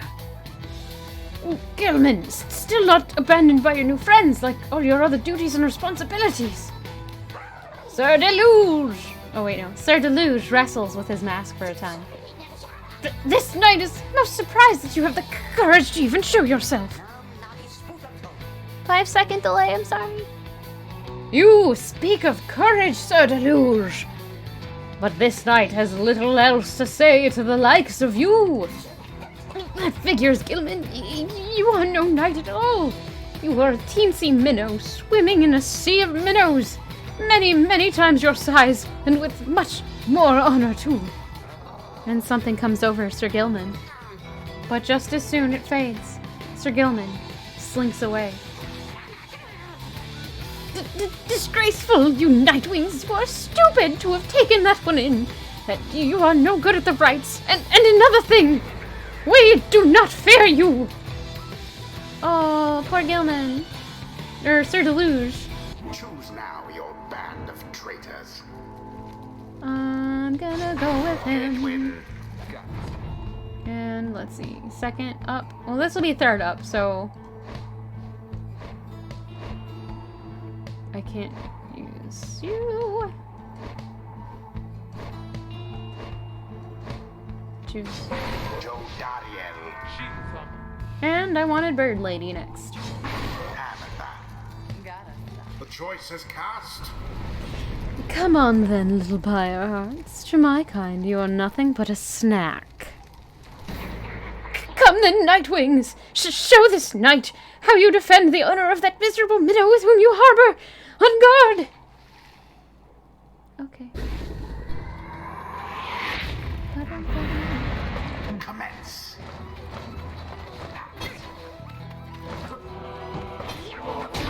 The path to glory laid bare.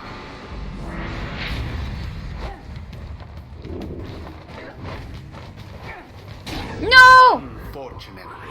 Oh, nuggets. Alright, well, Headwind's still my boy. The orb is up. No! Oh, shoot!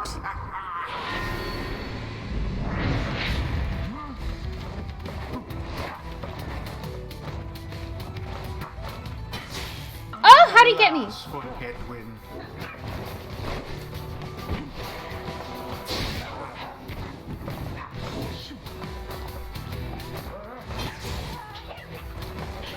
No! Oh, you poor No!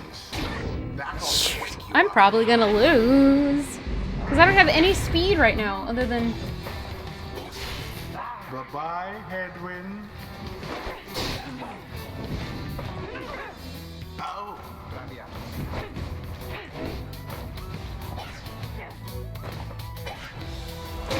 absolution. That's what I was trying to do.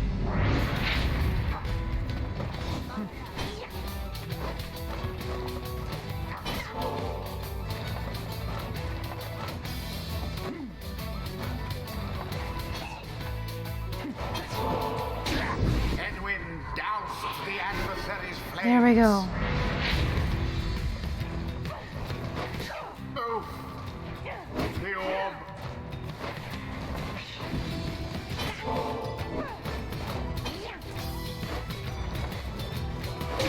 Brilliantly done. Here we go. Another most inglorious defeat is imminent. This knight can feel it in his bones.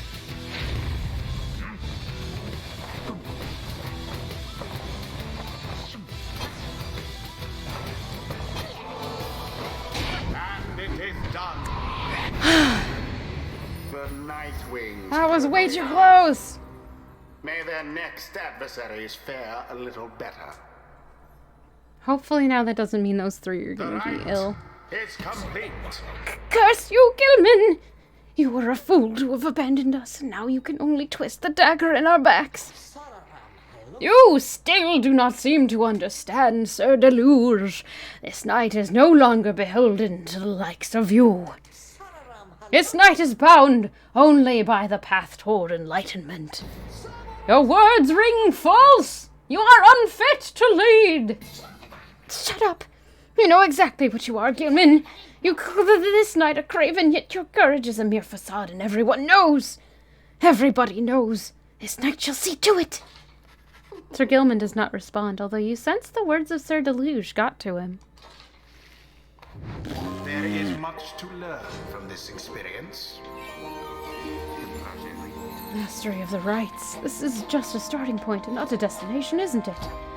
A mark along a path. I wouldn't have come this far unless I'd figured all that out by now. I can only hope that I've learned what I've learned here can be useful to help us in some way. Blah, blah, blah, blah, blah. I can't read. Headwind and his allies cause banished adversaries to remain banished for 2 seconds longer than usual. Yes, The please. Master General reveals his stratagem. Perhaps Jodariel finally understands what it all means. The rites would have me think that I have nothing left to learn. Whether that be a falsehood or a contradiction, I am yet uncertain. Nonetheless, I shall press on, for the limits of my mastery always have exceeded my grasp, and I expect they always shall.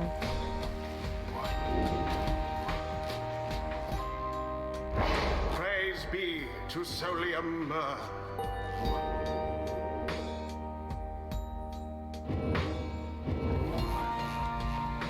Done! May misfortune find you ere the turning of the stars.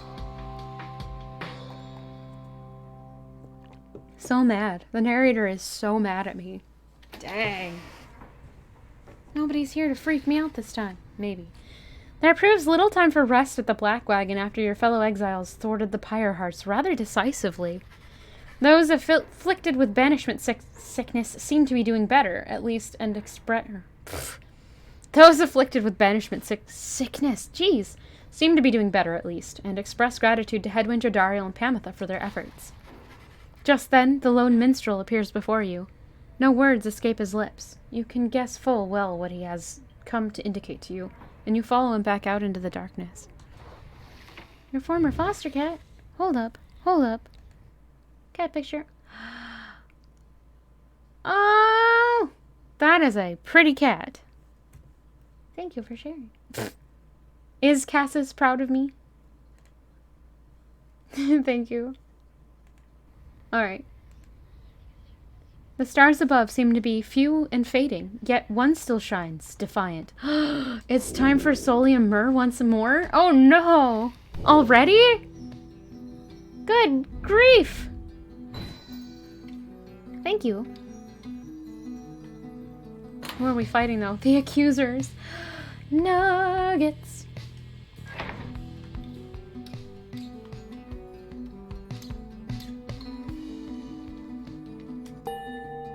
I've lost to them twice now, I think. You notice that the lone minstrel is standing there with you, regarding the sky. The Gate Guardian and I, we have paid witness to the liberation rites upon the fall of Solium for a long time.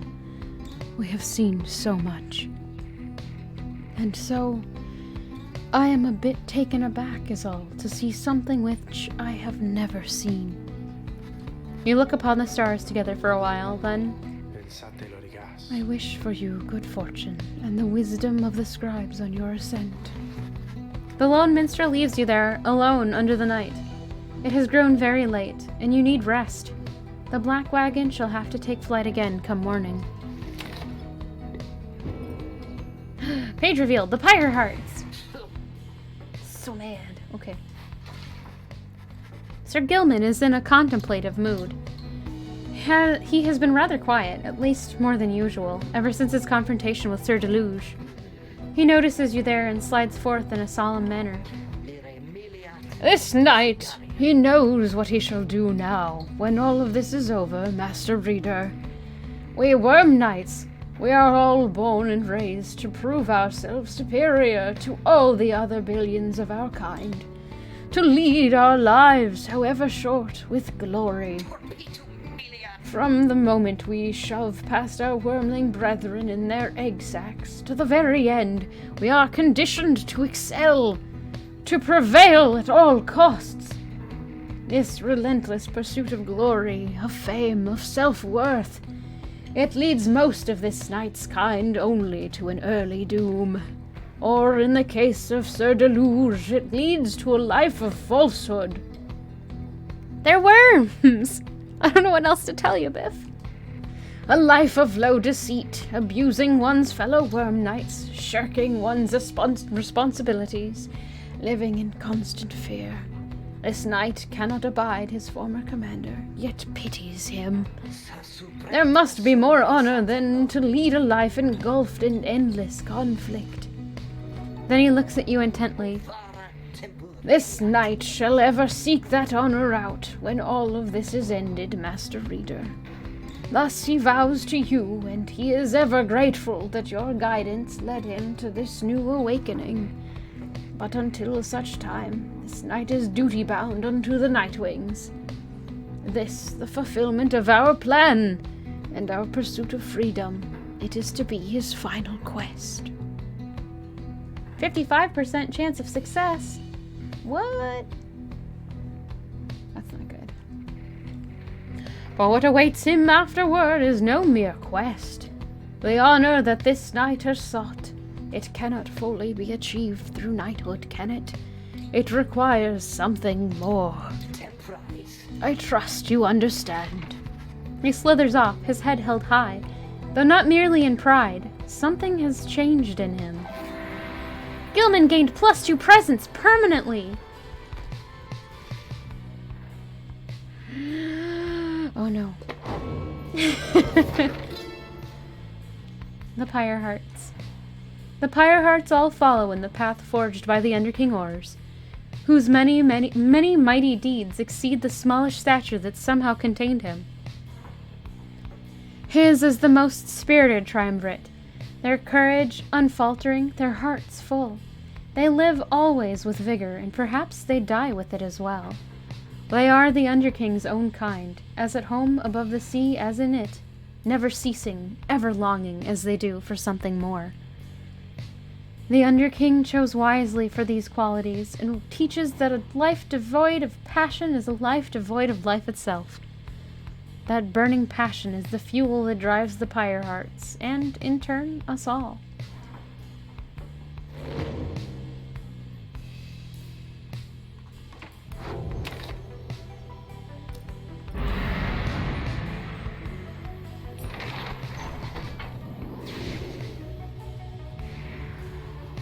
I need my fast people. Luckily, I've got them. The pit of Milith.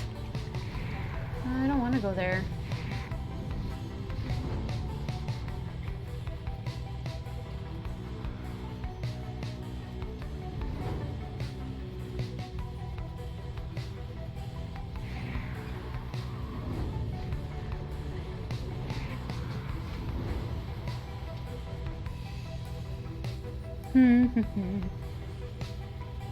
Do.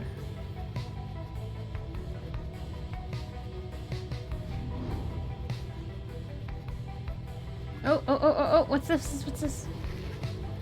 Something appears different now about the sacred mountains west of here.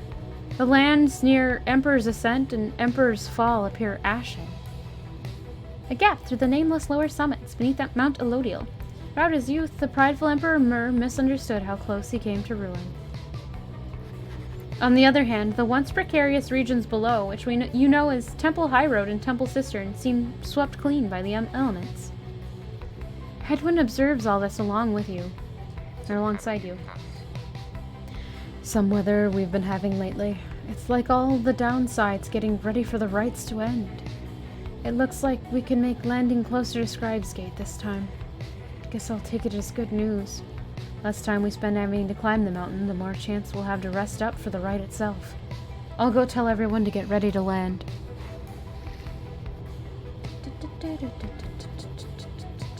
Sir Gilman or Jodariel. Oh, I'm sorry. It's gonna need to be Sir Gilman.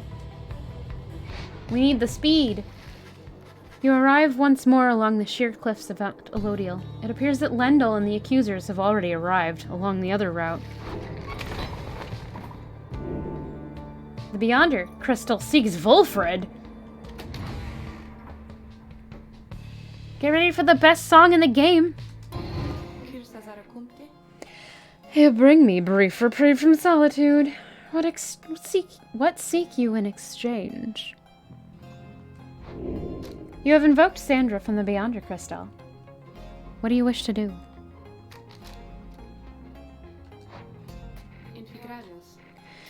Why are you doing this? Reaching out to me again, like this? I have been abandoned in this blasted rock more times than you could count, reader. And each time I have laughed it off. Like so. She laughs.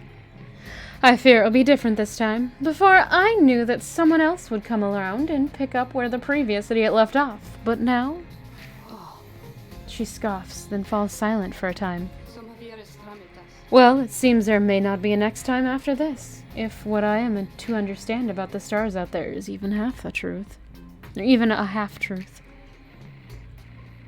So then I can anticipate an eternity of utter solitude, without even the blasted rites to keep me company. Understand that while I may be apparition in a glass to you, I yet retain a shred of self, and do not happily foresee that outcome. And yet, you keep on coming back to me like this. If this is all in service of a torment, then you are most cruel, O lovely reader. Commendably so, I have to say. So then, I am to understand you wish to spend more time with me thus? Knowing full well the stars are soon to put an end to this little affair. As if in answer to her question, you feel what seems to be the Beyonder Crystal itself. It seems to be pulling you away. Stay with Sandra for a little while longer. You focus your mind and remain where you are, there with Sandra, in the confines of the Beyonder Crystal, and remain there with her for some time. No words need be exchanged between the two of you, and in the darkness there, for once, she does not feel alone. Soon enough, however, she bids you to depart. You shall leave those idiots of yours listless if you remain here for too long. Begone already, and let me know if you have need of me. Scribe trial! Volfred! You need but ask, my reader, and you need but indicate who is to be my student. Volfred. You ask Sandra to administer one of her special trials for Volfred. That fancy talking sap, you mean? I shall be interested to see if he has learned something since last we sparred like this. Then let us bring him forth. Soon Volfred appears in heat of the summons. So it is my turn then. Wait, wrong character. So it is my turn then, is it? Then let us see what we can do, my girl.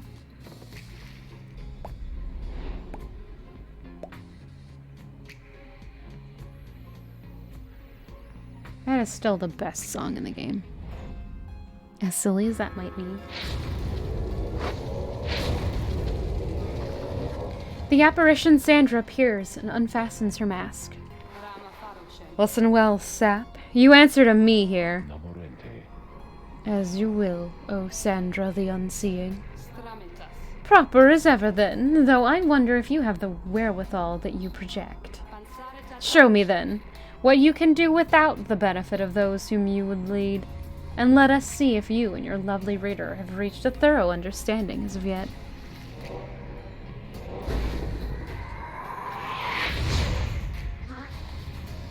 That's not what I wanted to do. That's not what I wanted to do! Shoot! I hit the wrong button.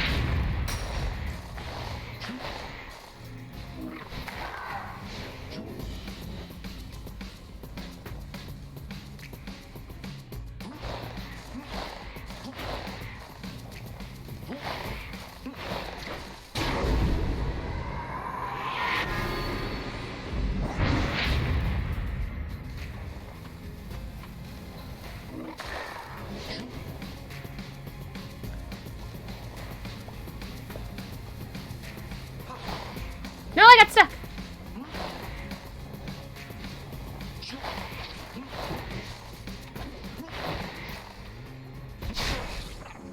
Well, that wasn't what I wanted at all. That's not good.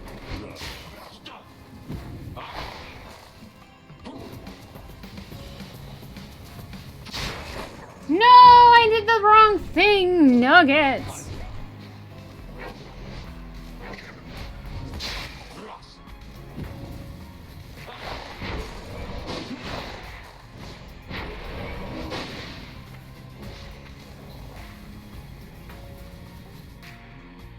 Really?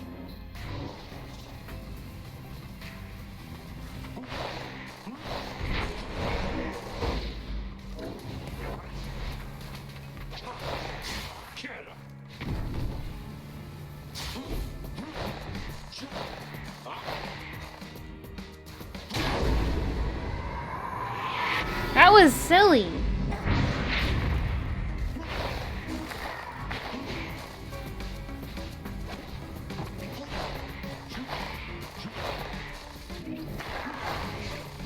Shoot! I got stuck! No! There we go.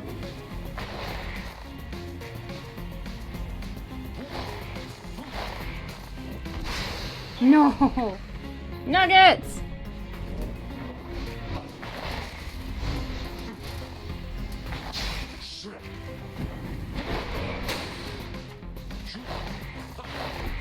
No! Oh gosh, this is rude.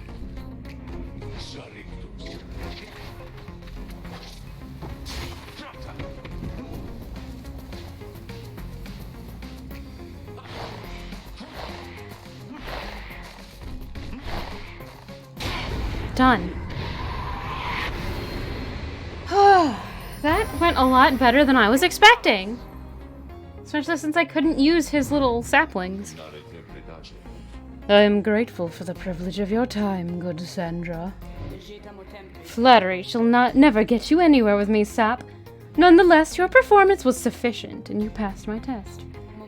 Thus, congratulations are in order, to you and to your lovely reader. Now farewell. Ho ho ho!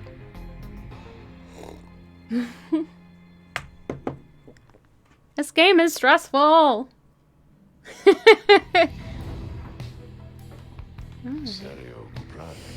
I had not seen that Sandra in some time. She has not changed a bit.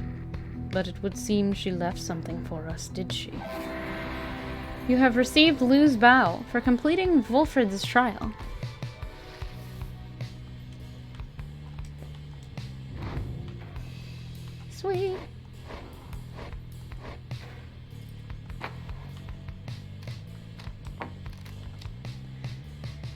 Wilfred's blink ability transports him farther than usual. 50%? Yes, please. That's one of the biggest drawbacks for carrying him, or using him, is he's so slow. I think I'm gonna sell that now. The bear has a chance to instantly recover all stamina. Okay.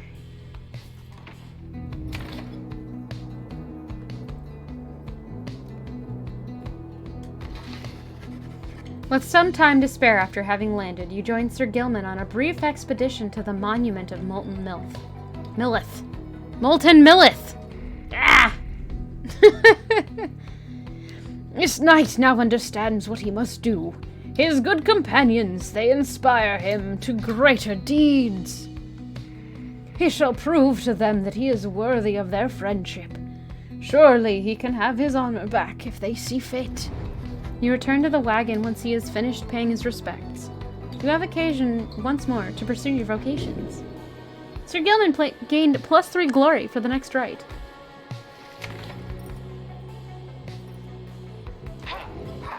We are going to mentor another companion. But who? It might help to raise...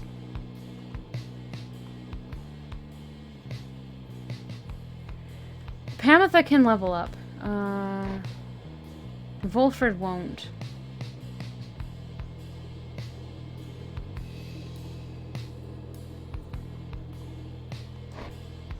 Bertrude would. No, she wasn't. Never mind. Okay. So it's just Pamitha. We're gonna mentor Pamitha then. Fine then, let us chat together for a spell. You ask Pamitha to explain to you in her own words the histories of the 8 scribes, and speak to how their varied backgrounds formed the basis not just of the rites, but of the Commonwealth. Level up. Good a time as any to say thanks for having me along on this strange little journey of yours, reader darling. While casting her aura, Pamitha can trigger an aura burst, or permanently gains +4 quickness, presence, and hope. Yes? My sisters, we all come from the flock of Triesta Tithys. Tithys. I can't read. Maybe we just don't remember her anymore. There we go.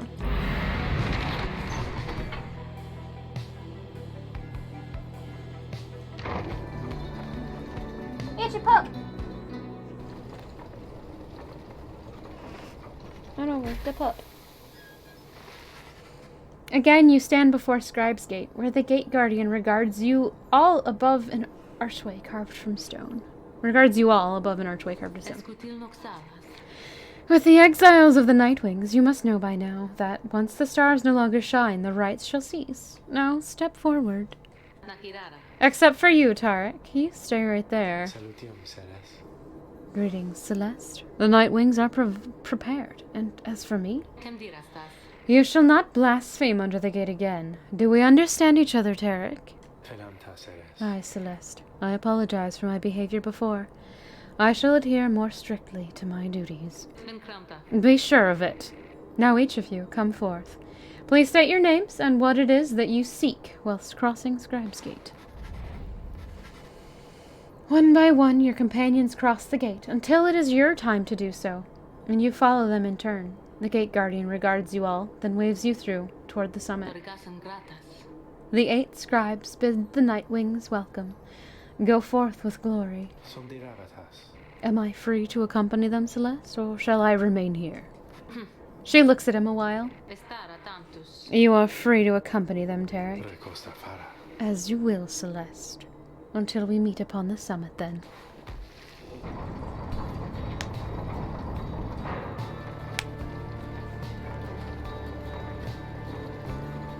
I'm gonna lose. Although that would get the accusers out of my hair. So that's something. Oh, it's, come on in. I guess you got here right in time because I was just thinking maybe I would close a little earlier, you know? Just this has been real good and everything. It's been a little slow in spots. Wishes to know your thoughts about a potential sale. Go for it.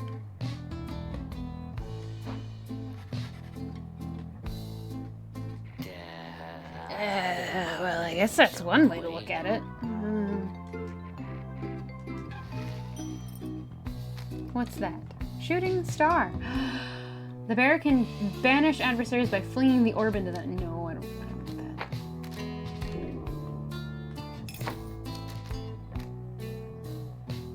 After banishing an adversary, the bear has a chance to instantly recover all stamina. That's really good though.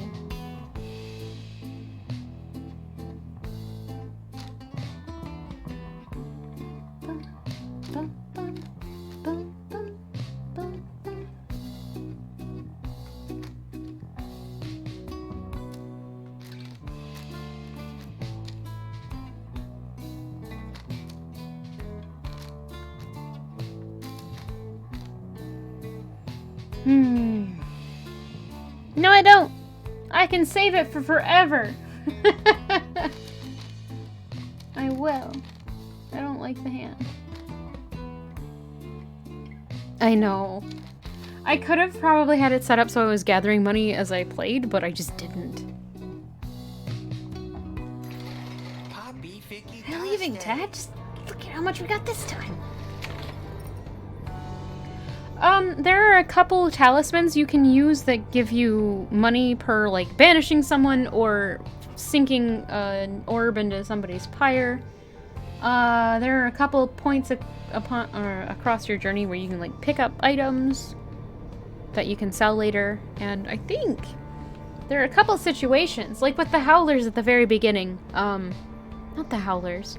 Where we were fighting imps just before we got Tizo back. I guess back for the Black Wagon. Those things we fought ended up being money. It was weird. Alright. Make sure there isn't anything weird going on here. Vampire, thank you for your contribution to the Pet Stream Challenge. But then there haven't been any other cases like that. It was just that one. It was weird. Alright. Oh no. Oh no. Once more, the time has come for the liberation rite, where one among you can go free if you prevail. Freedom is likewise at stake for your adversaries, the accusers. As your companions gather under the fall awaiting the commencement of this vital rite, the lone minstrel finds you and regards you in his calm fashion. Night is falling. These moments prior to each commencement, I must admit, they give me pause, knowing so much is at stake during the trial that is to come. Tell me something. Would you, reader, to ease the waiting for both of us?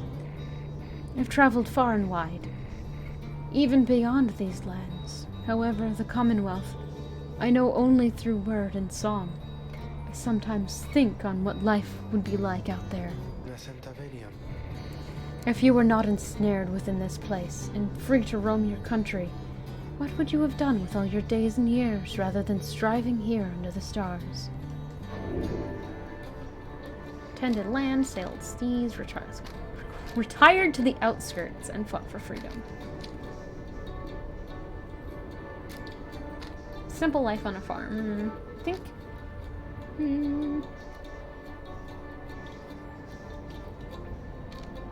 I'm gonna go with sailed across the seas. The Sea of Solace does not compare with the vastness of the oceans on the other side. You oft wondered at what mysteries they hold and thought perhaps you could have found them out. I understand the yearning to explore, particularly if exploring could be done on one's own terms. The life of the sailor, then. Would that you could find your freedom on the seas someday. Just then the lone minstrel looks forward, and you see that it is time. The stars above, though faint, begin to burn. The stars above, though faint, begin to burn.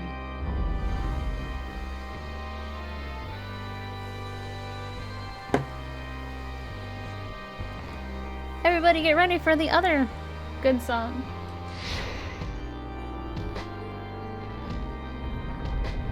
Who should we ascend this time?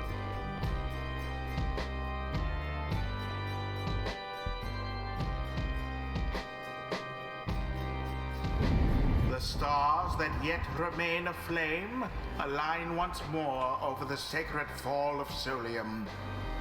'Twas here that the 8 scribes ordained the glorious tradition in which you now participate. The glorious tradition which you and that instigator Wolfred seek to undermine. 'Tis my sincerest hope your adversaries in this liberation rite achieve instead what they desire. May the accusers quickly quench those flames of yours. Let us get on with the proceedings then. I'm thinking Jodariel. The pyres burn, and each of the triumvirates is present and prepared. I concur. The pyres burn, and each of the triumvirates is present and prepared. Then anoint one of the accusers. Come forth now and declare yourself, and pay any respects you have unto your adversaries, the Nightwings. Poised as ever, Lendl steps forward and reaches for his mask.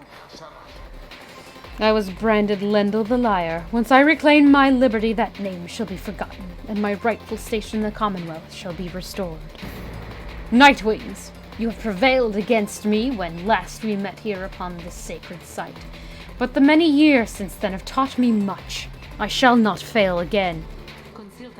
Yet you still hold much resentment for your adversaries. Is that so, Lendl?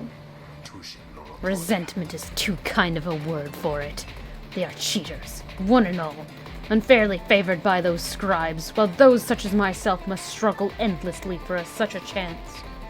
Now come, my accusers, let us vanquish those undeserving oafs, and prove now to the scribes that they were fools to favor the likes of them. He dons his mask once more. I am ready. I'm thinking Jodariel.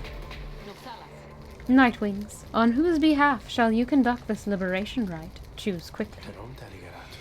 May you heed your heart in making your choice, reader. I trust you are prepared to play the hymns with me, Tarek? Always, Celeste. Whom do you endeavor to return? I'm not sure.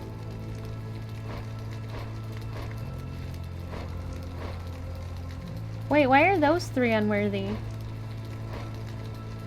So I'm thinking Jodariel. But she's so slow at first. Alright. Any objections at all to Jodariel?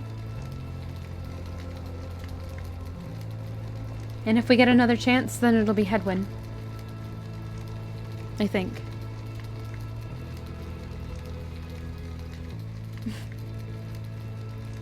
We have 1 for Jodariel.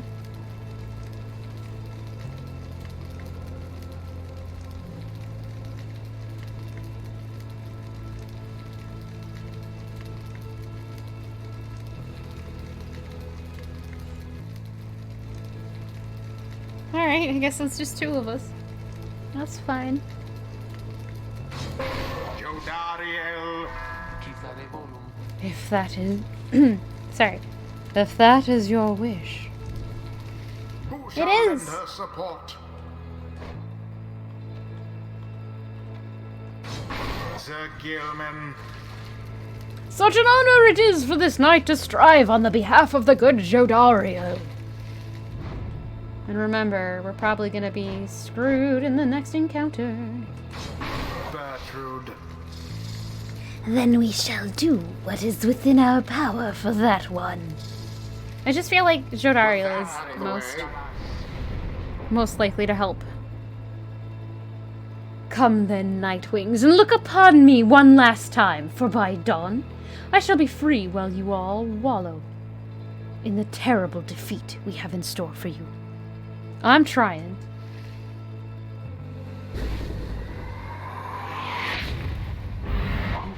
Commence. Ah, crud.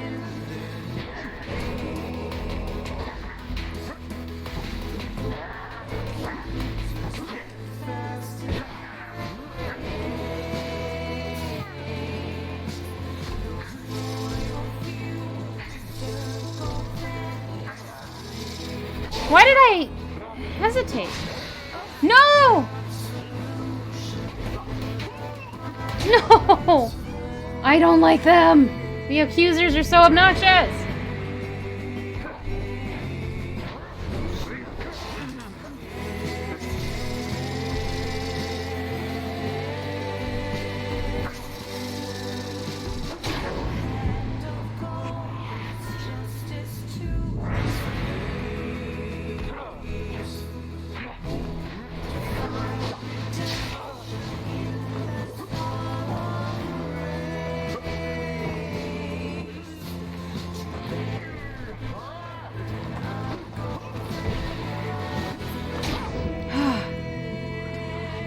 Okay, they're under 100.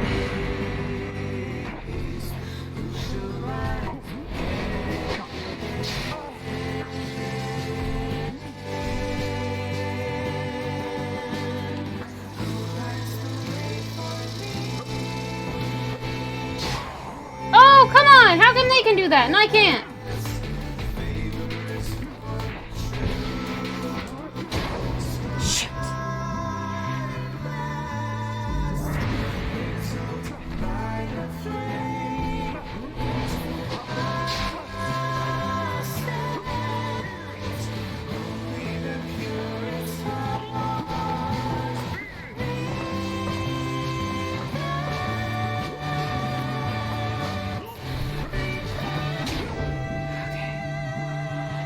It should have worked. I don't know why it didn't. Now, accusers, grant me your auras in your anger, that we may finally secure our rightful victory against these demons whom we face. He's channeling the auras of his triumvirate, and their strength combines with his. This must be the aura gain. Oh no.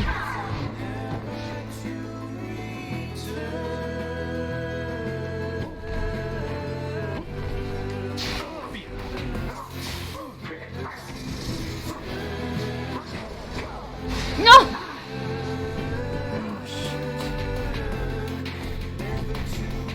Are you kidding me? Oh my gosh! How did that work?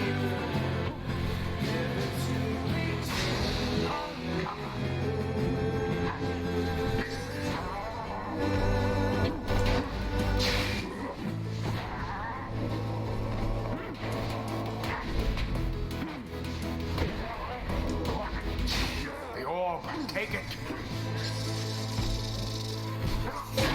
Spectacularly done.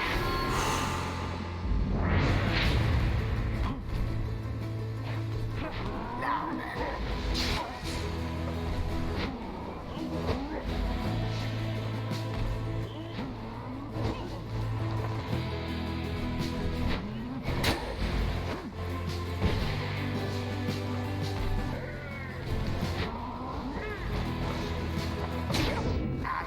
Sacred law. Why did that work, but the other one didn't?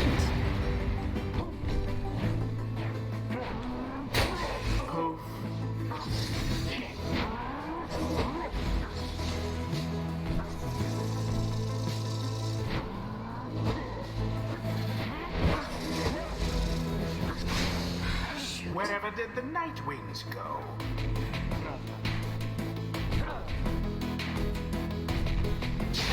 Seize the orb. Oh, dang it.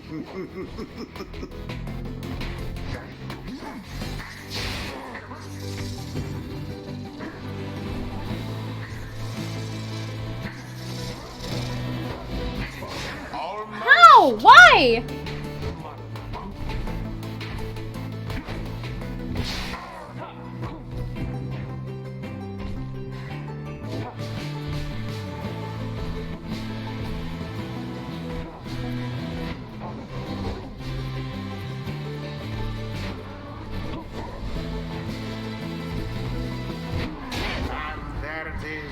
Oh gosh, it worked! That should not have worked. That should not have worked! As for their adversaries, they did not. Thus ends the liberation rite. Yes. And thus the scribes have chosen the exile appointed by the Nightwings. Did not expect to win against the accusers. Jeez. misdeeds. Return to glory in the Commonwealth.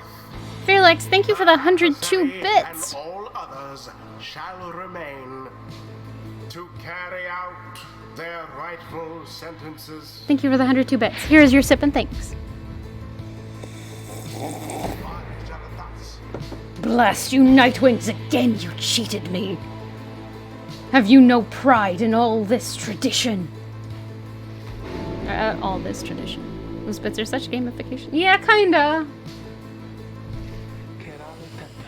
After all this time, She turns her gaze toward the rest of you.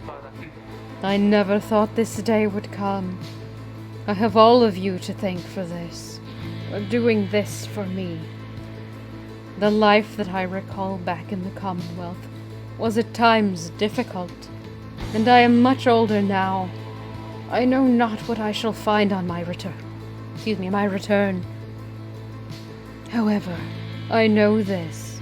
If that place is still like the Commonwealth I left so long ago, then I shall strive to make it better.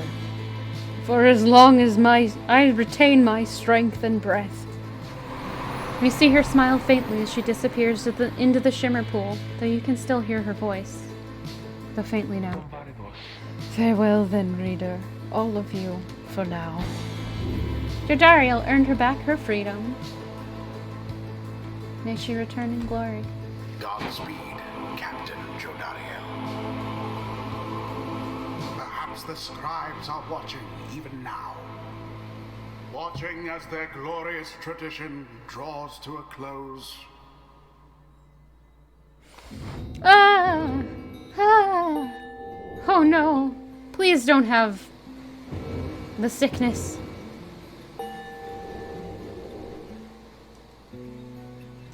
Now take your execrable companions someplace else.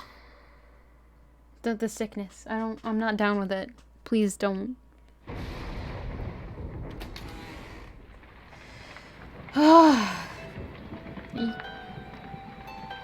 Page revealed on history. You return to the wagon after having prevailed against the accusers in the liberation rite. Such a glorious night this turned out to be. With that we make good of all such incidents. You succeeded in liberating Jodariel, who returned to the Commonwealth in glory. Our plan approaches a key turning point. Let us ensure it soon comes to fruition. Not only for ourselves here, but for our companions and loved ones in the Commonwealth. 63%! Oh wow. But we have... I'll be right back. Sorry.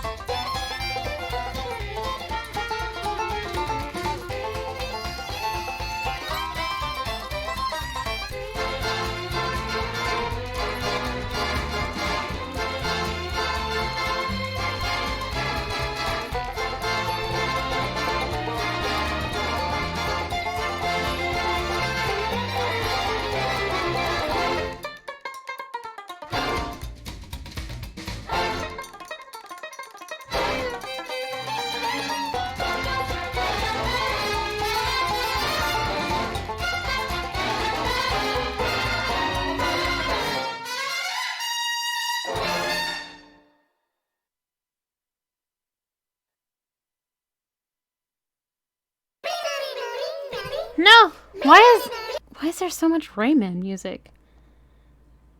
Fool, what the heck? I think this is Fool, what the heck? Why so much Rayman music? Yep, it was Fool. I thought I saw Fool's name on it earlier, but I wanted to make sure before I, full on accused him. Do I know about the Dark Crystal movie? Yes. Do I know about the Netflix series? Yes, but I haven't seen that. However, I have seen the movie The Dark Crystal. Stupid Skeksis. Sorry about that, everybody. Bloop. Okay. The dork side of the crystal. What? And we have little time now for reflection into this. Look yonder, reader. The stars demand we go already.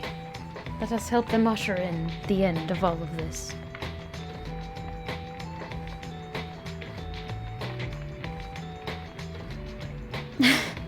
It's not quite right from that voice for a Skeksis.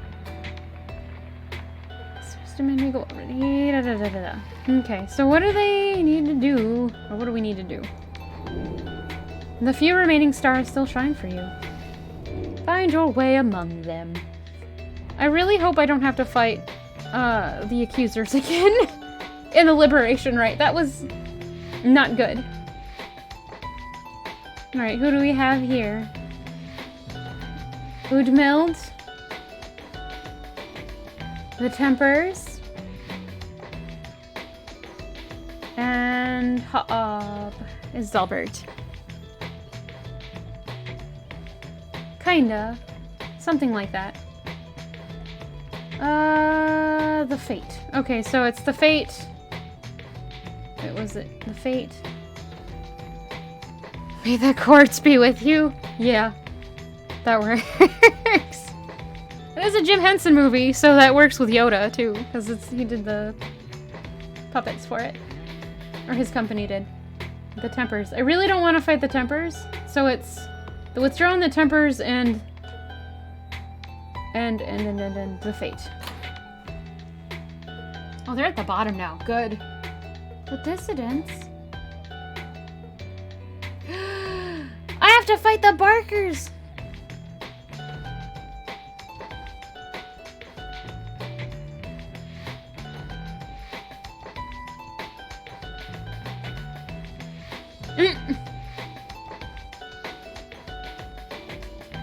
Yeah. Okay, so we're gonna have to fight the Dissidents, it looks like. Or the Pyre Hearts. It's possible. They still haven't gotten another, harp.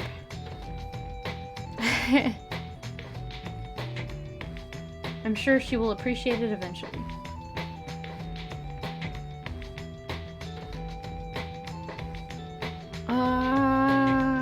So it's the Tempers. I'm not worried about that. The Fate, they're way at the bottom. I don't want to fight the Tempers, so we're gonna have to fight. So it's the Withdrawn, the Fate, the Withdrawn, and the Tempers. I guess we should fight the Tempers. Ugh. I don't wanna, but I gotta. They're gonna be upset with me because Jodariel already moved on. Or ascended. The term is ascended. Now the stars bid you to return to the Hulk of Ors, where you shall stand against the Tempers once again. Your adversary Ignarius likely knows the cycle of rites is drawing to a close. His last remaining chance to earn favor of the scribes and then regain his freedom likely hinges on the outcome of the next rite.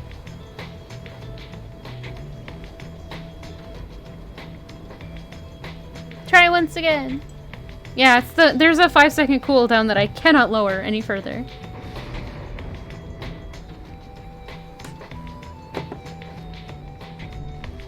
The cycle of the rites is soon to end, the exiles of the downside striving to be free. Your adversaries, your companions, even you yourself are running out of time. You were someone else? What do you mean?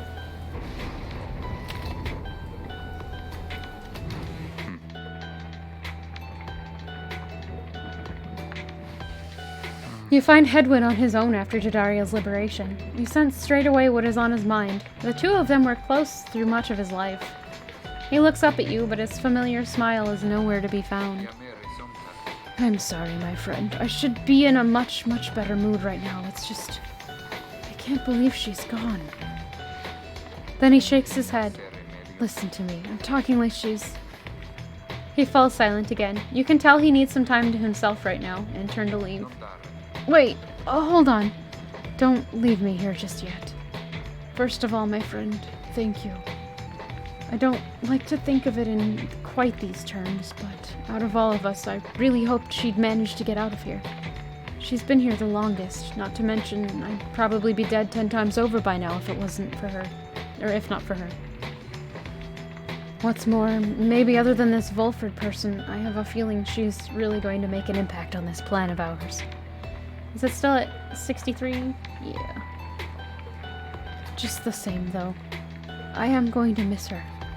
You and Hedwyn share some memories of Jadariel for a time, though it grows clear to you that he needs some time alone. Thanks again, my friend. I hope that one day all of us can meet again. Jody, she'd be happy on that day, I bet. It is very late now. You part ways after bidding each other a good evening.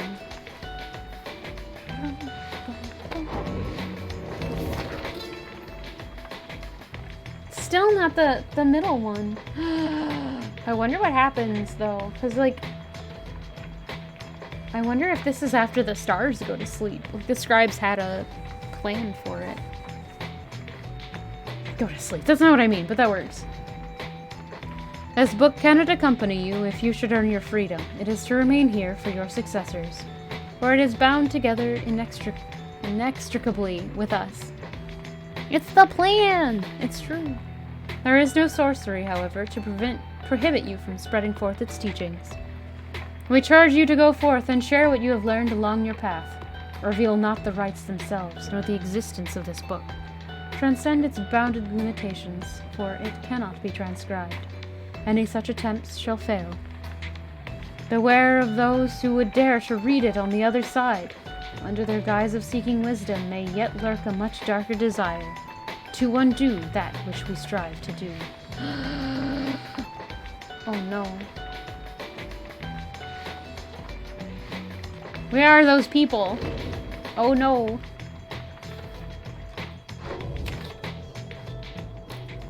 Hey, it's not telling me people have summoning sickness anymore. At dawn, your companions are prepared to depart. Everyone is silent. Your travels are to take you back to the Hulk of Ores, but soon after, the stars shall draw you here again. Oh no. Okay.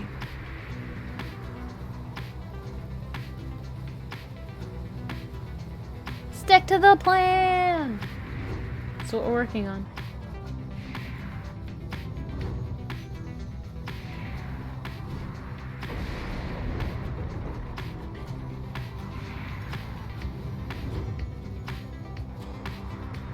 Okay, here, let's see. Hedwyn may gain a deeper understanding of the rites along this route. Or Sir Gilman observes that this current to Hulk of Ores is teeming with fish.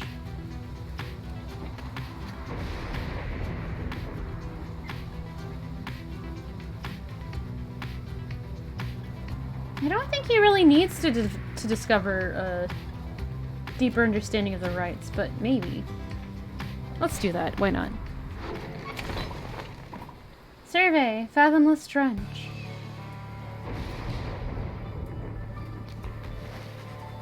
Having reached the Fathomless Trench, you decide to accompany Hedwyn for a walk along the steady currents. Your conversation soon turns to matters of the rites, which you discuss at length.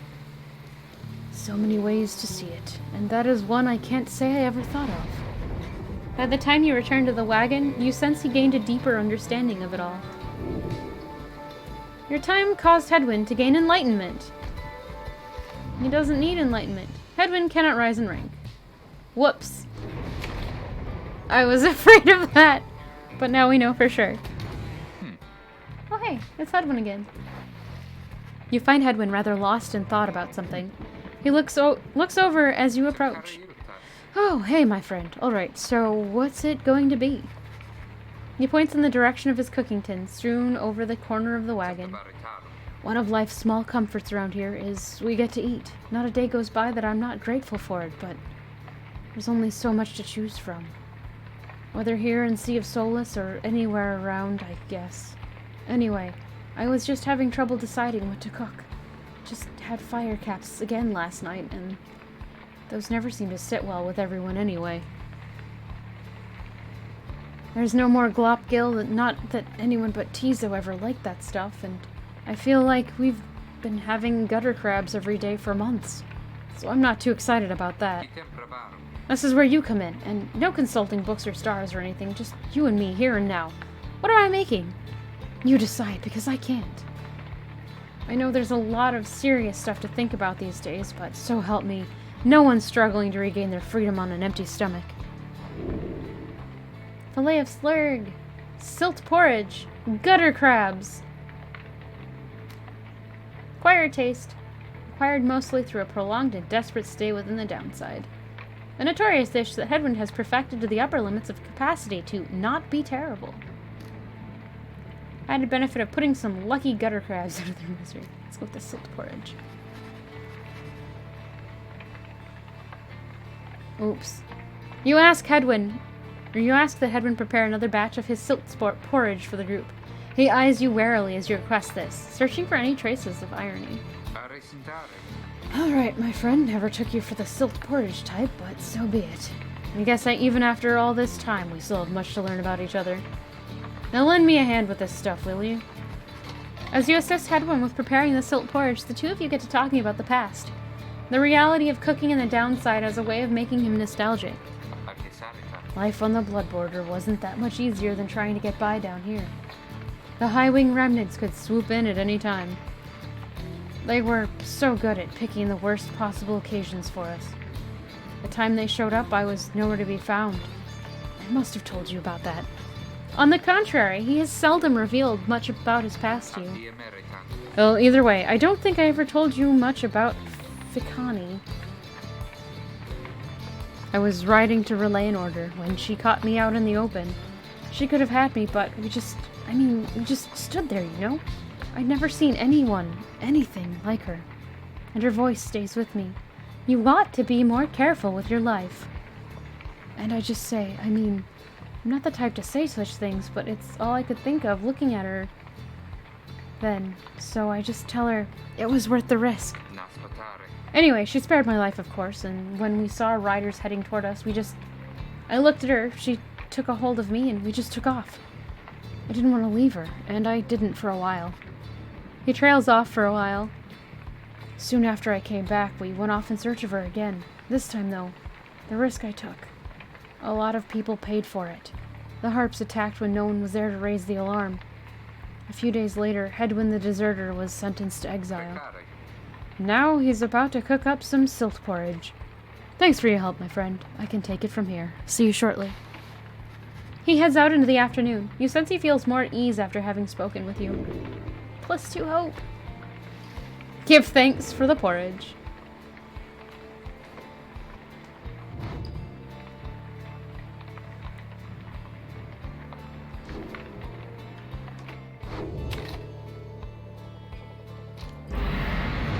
Continuing the journey. You are to conduct the rites here soon against Ignarius and the Tempers.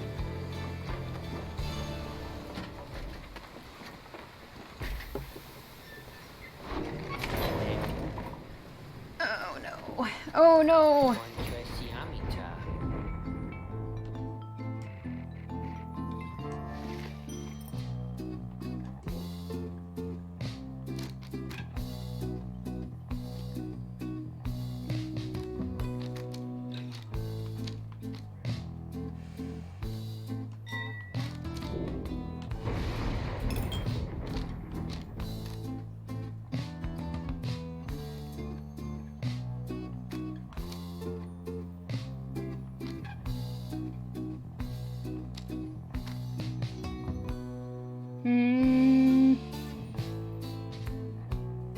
I'm really not using that. As much as I wanted to keep it, I should just get rid of it. Instantly recover all stamina, possibly? We have too many, other things. That's so expensive, though!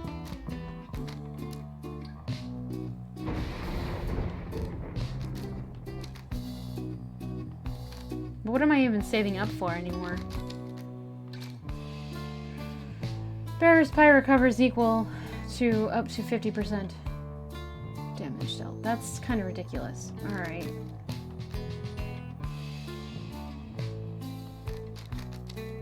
kind of want that. It's not gonna help, but I kind of want it.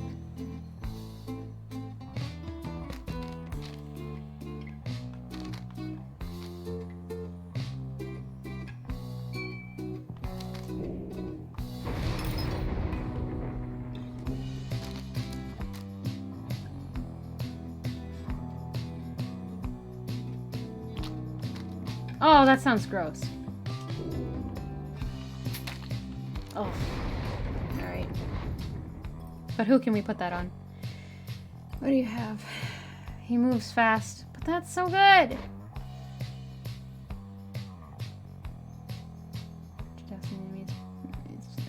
Instantly deal.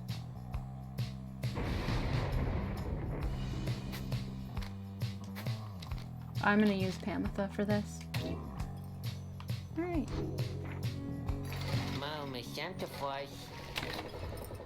Page reveal. Downside dining. What?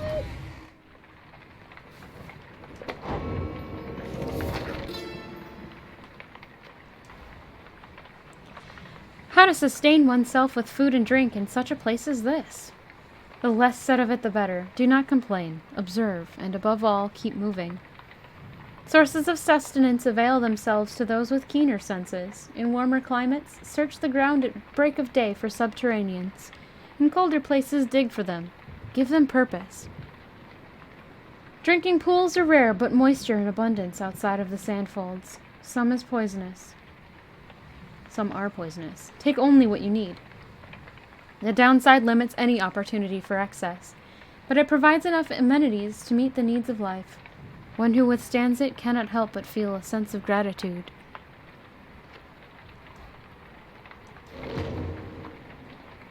Okay.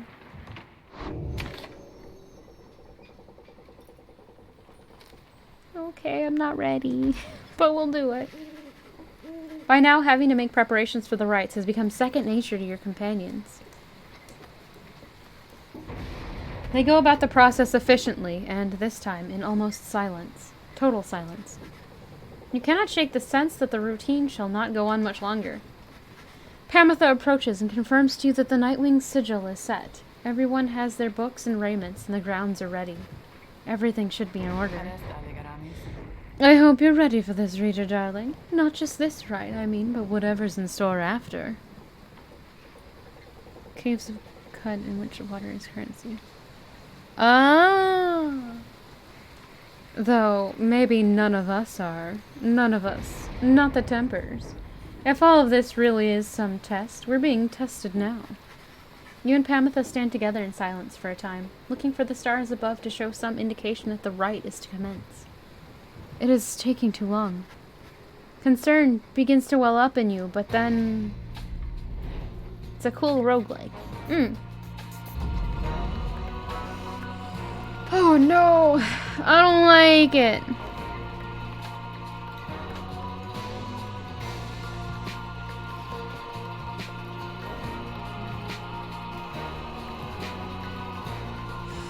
I really don't like this.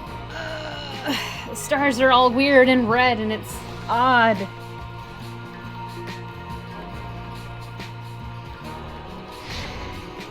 It seems like they might be going poof.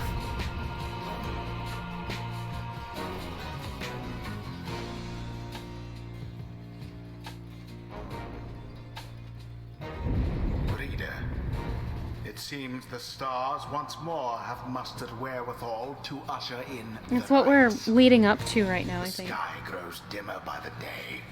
An age is ending. Surely you must know by now that you shall never all be free. Yet still you struggle to fulfill some senseless plan. But I digress, of course. Some of us still honor the tradition. Some of us hold dear the teachings of the scribes. The pyres on each side are burning bright. From across the field, you observe the leader of the Tempers approach and remove his mask. There they are, huh? Come to show us up for one last time, I guess. Used to be we could take these Nightwings in any old night. But now, it ain't so simple anymore. We got this one last shot against these guys. Might as well give it all we've got, yeah? Let's make them cry. Oh no, don't make me cry. Who shall it be this time?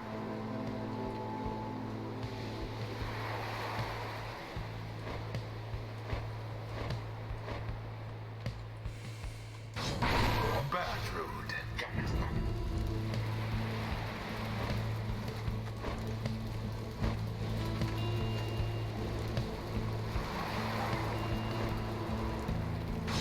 Headwind. Shoot someone. Kamatha. Exactly as. Predictably decided.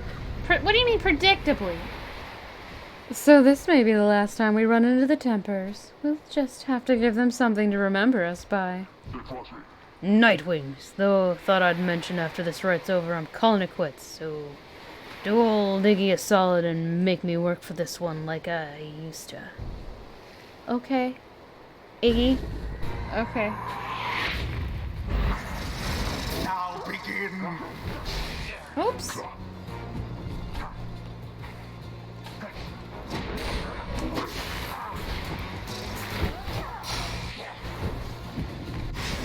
Oh no! Quite the close call there, no?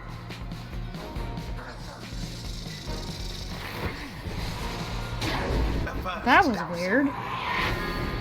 Okay.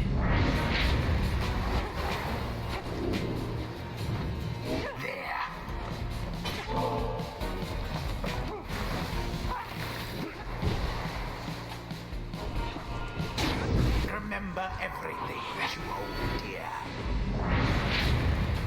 This is the path to glory.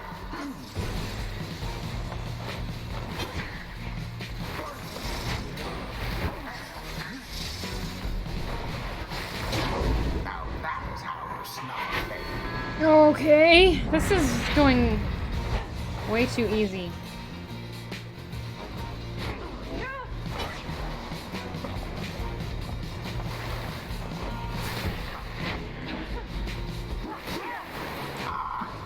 There goes the harp.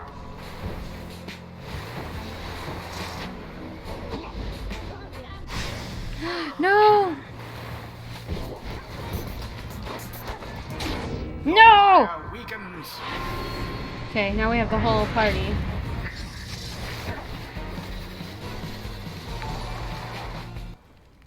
Ah! Mr. Oki, hi. Thank you for subbing at tier 1 for an 11th month. Keep enjoying your emotes, and here's a sip and thanks.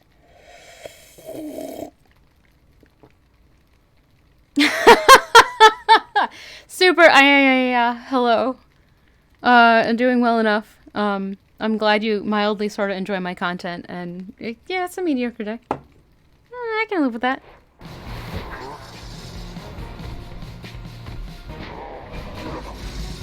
Alas for Edwin. Such wherewithal. You Nightwings, you're practicing, ain't ya? What about you, Iggy? You're just washed up old goat. You're through. How long you gonna keep at this, getting weaker and weaker and worse, huh? Come on then, Nightwings. Finish it already, will ya? Sooner we wrap this up, sooner we all can catch some shut-eye and put an end to this damn day. Oh no, you're so mean. Quite an exchange.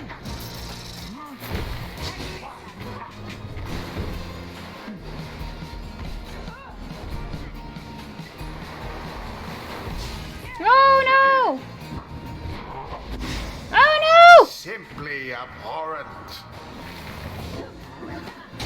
Thrust straight into your flames.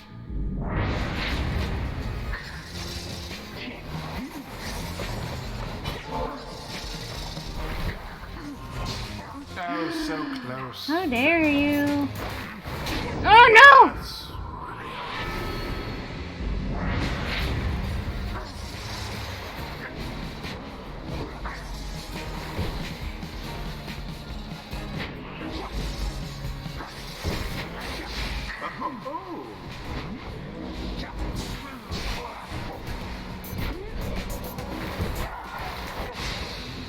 Why, that was all of them.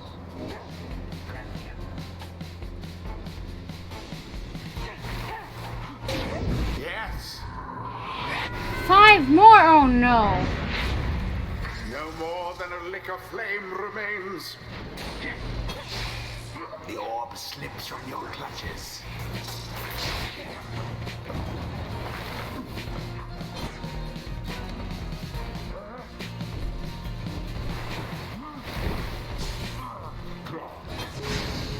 So fiercely fought. Oh no, that was not fair. The fires wane. That wasn't fair at all. How dare.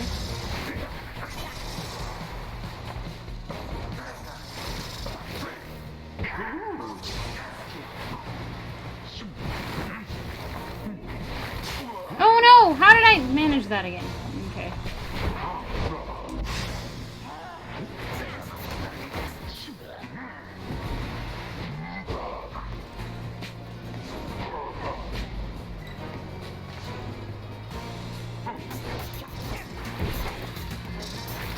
A stroke of luck is all.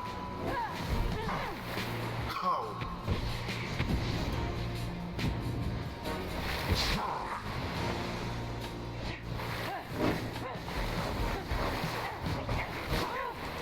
No.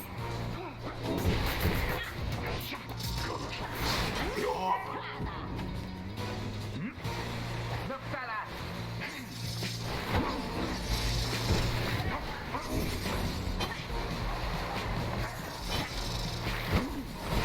And it is done. Done. The Nightwings once again prevail. Their pyre burns whilst that of their adversaries is what ash. Okay. I can't help but The feel I'm gonna ceremony regret doing this. is complete. Ye tempers you conducted here with such fury and such desperation that we must commend ye for it, despite the outcome which hath favored us.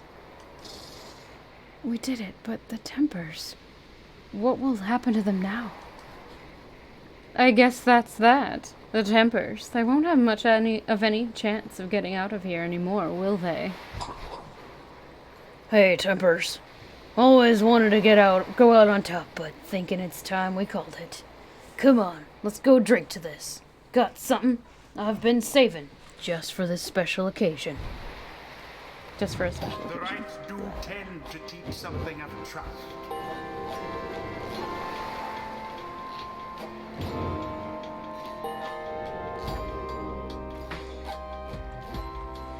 I eagerly await our next such outing. Please don't have the disease.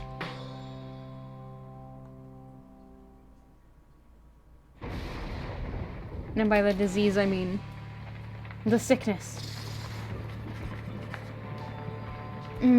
Yep, they all do. Inside the wagon, after overcoming the Tempers, Hedwyn is discussing aspects of the outcome with the others when the lone minstrel seeks you out. Wait, I guess maybe not. Whew, nice. Pardon the interruption, reader, though I need to ask of a moment of your time while the night is clear enough for you to see. Please, come have a look outside.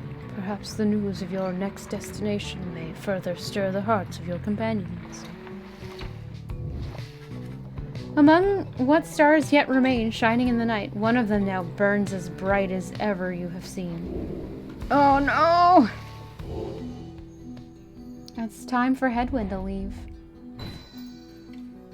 Who am I fighting? Oh no. The Curs. That's okay.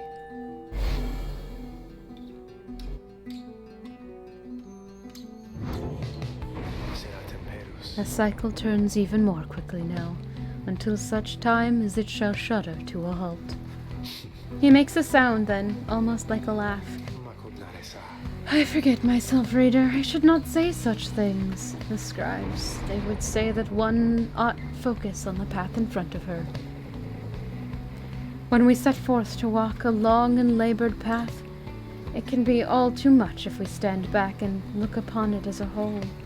We may well decide to turn around, but if we begin to walk whilst casting down our gaze, and whilst resisting well the urge to look too far ahead, we may make steady, careful progress. Soon enough we may arrive where we endeavored. The lone minstrel bids you a good evening, but you had best retire for the night, for when first daylight comes, it shall be a time again to take to the skies. I can do that right now. Oh no, I'm afraid of the next rite. Oh no. Dog burb. I don't know. Oh, that's the wrong screen. Dog, this one. There we go. Nearly headless. Let me grab my timer so we can take care of that. Do. Where's my timer? Timer. I lose this. Oh, there it is. Cool. It makes no sense that I've lost it, but then I find it. It's fine. All right. 30 seconds. Oh, puppy pet time.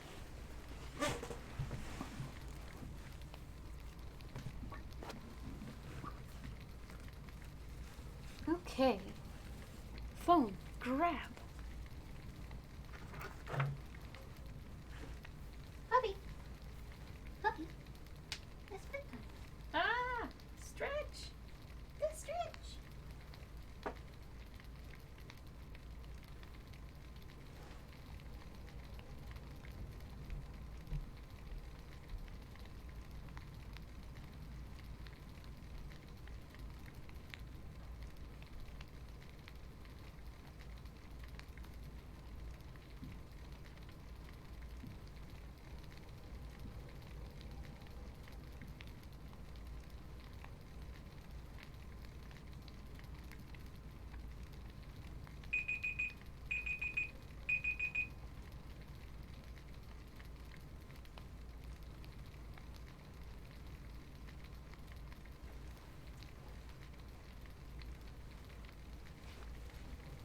There you go. Puppy has been pet. We will be saving this last rite, I think, for next Monday. So, let's at least get some of the side stuff out of the way first.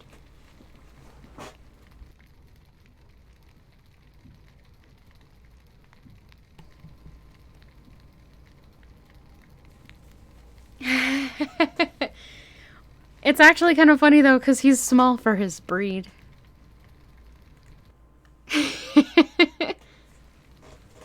Alright, let's get back into this for a little bit.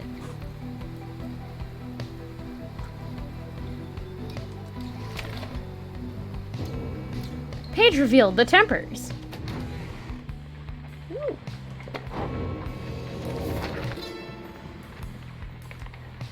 Myr, the Horned One, formed the Tempers upon his own ideals. Ingrained in this triumvirate are basic truths about the dual roles of strength and gentleness. The Horned One, he has had a dualistic nature for so long as he and I consider each a friend. The stories I am told about Myr's youth describe no one I know. That's why they call them Great Pyrenees. Yeah, that's fair. They are pretty large. They're also in Europe, at least in the France and Basque regions, they're referred to as Pyrenean mountain dogs. So the Great's like an English invention. Let's see. Where did I leave off? All of us are capable of more. I once was an imp that could not write. Myr once was a man that could not think. The Tempers were once ordinary folk. Now they rise to greatness, always striving, never overreaching. They are not like Myr himself. Rather, they are what Myr wished he could be. Correct. Should not be confused with a Pyrenean Mastiff. Also, fun fact about Pyres, they're, for the breeding part of everything, they're trying to actually breed them smaller, so they don't have the same health problems as others do. It's kind of a shame that I got him fixed since he has the small genes, but you know. Let's see. I don't know. I didn't really want to contribute to like dog breeding, but that's not the point. Anyway, let's move on. Plus, pierogi. Oh no! Oh no! Oh, that would be adorable! Somebody make that art. Oh no. Pyrenean mountain dog, you're right. Pyrenees. It's perfect. I don't really want to continue though, and it's just about time, so we're gonna call it good here. I'm just gonna go in and out of the wagon for some reason. Or not. It's saved, so we're good. Alright, I guess with that, we're gonna call it here. It'll be 7 by the time I'm done with my stuff. Let's find somebody to raid. Mastodons are big hairy elephants. They are! So he is a Pyrenean mastodon, kinda. Oh hey! I see somebody live that I haven't raided in forever. So why don't we do that? What is he even doing right now?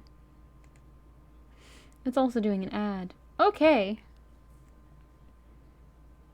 Kraken. No, not a kraken. I'm going to send you all over to Aaron, to you too, who is currently playing the magic of Scheherazade. Aaron, to you too. And after that, he's doing something with Zelda. Zelda 2. Oh no! Alright, everybody. The music is stuck in your head. Oh no! Let's go! Alright, everybody. Thank you so much for joining me. Thank you for lurking, chatting, subbing, throwing bits, throwing tips, throwing gift subs, following, hosting, rating, and just generally hanging out and being awesome people. I really do appreciate it. I hope you all have a great night, and I will be back on Wednesday with more Final Fantasy VI, Brave New World Edition. Later, everybody! Bye!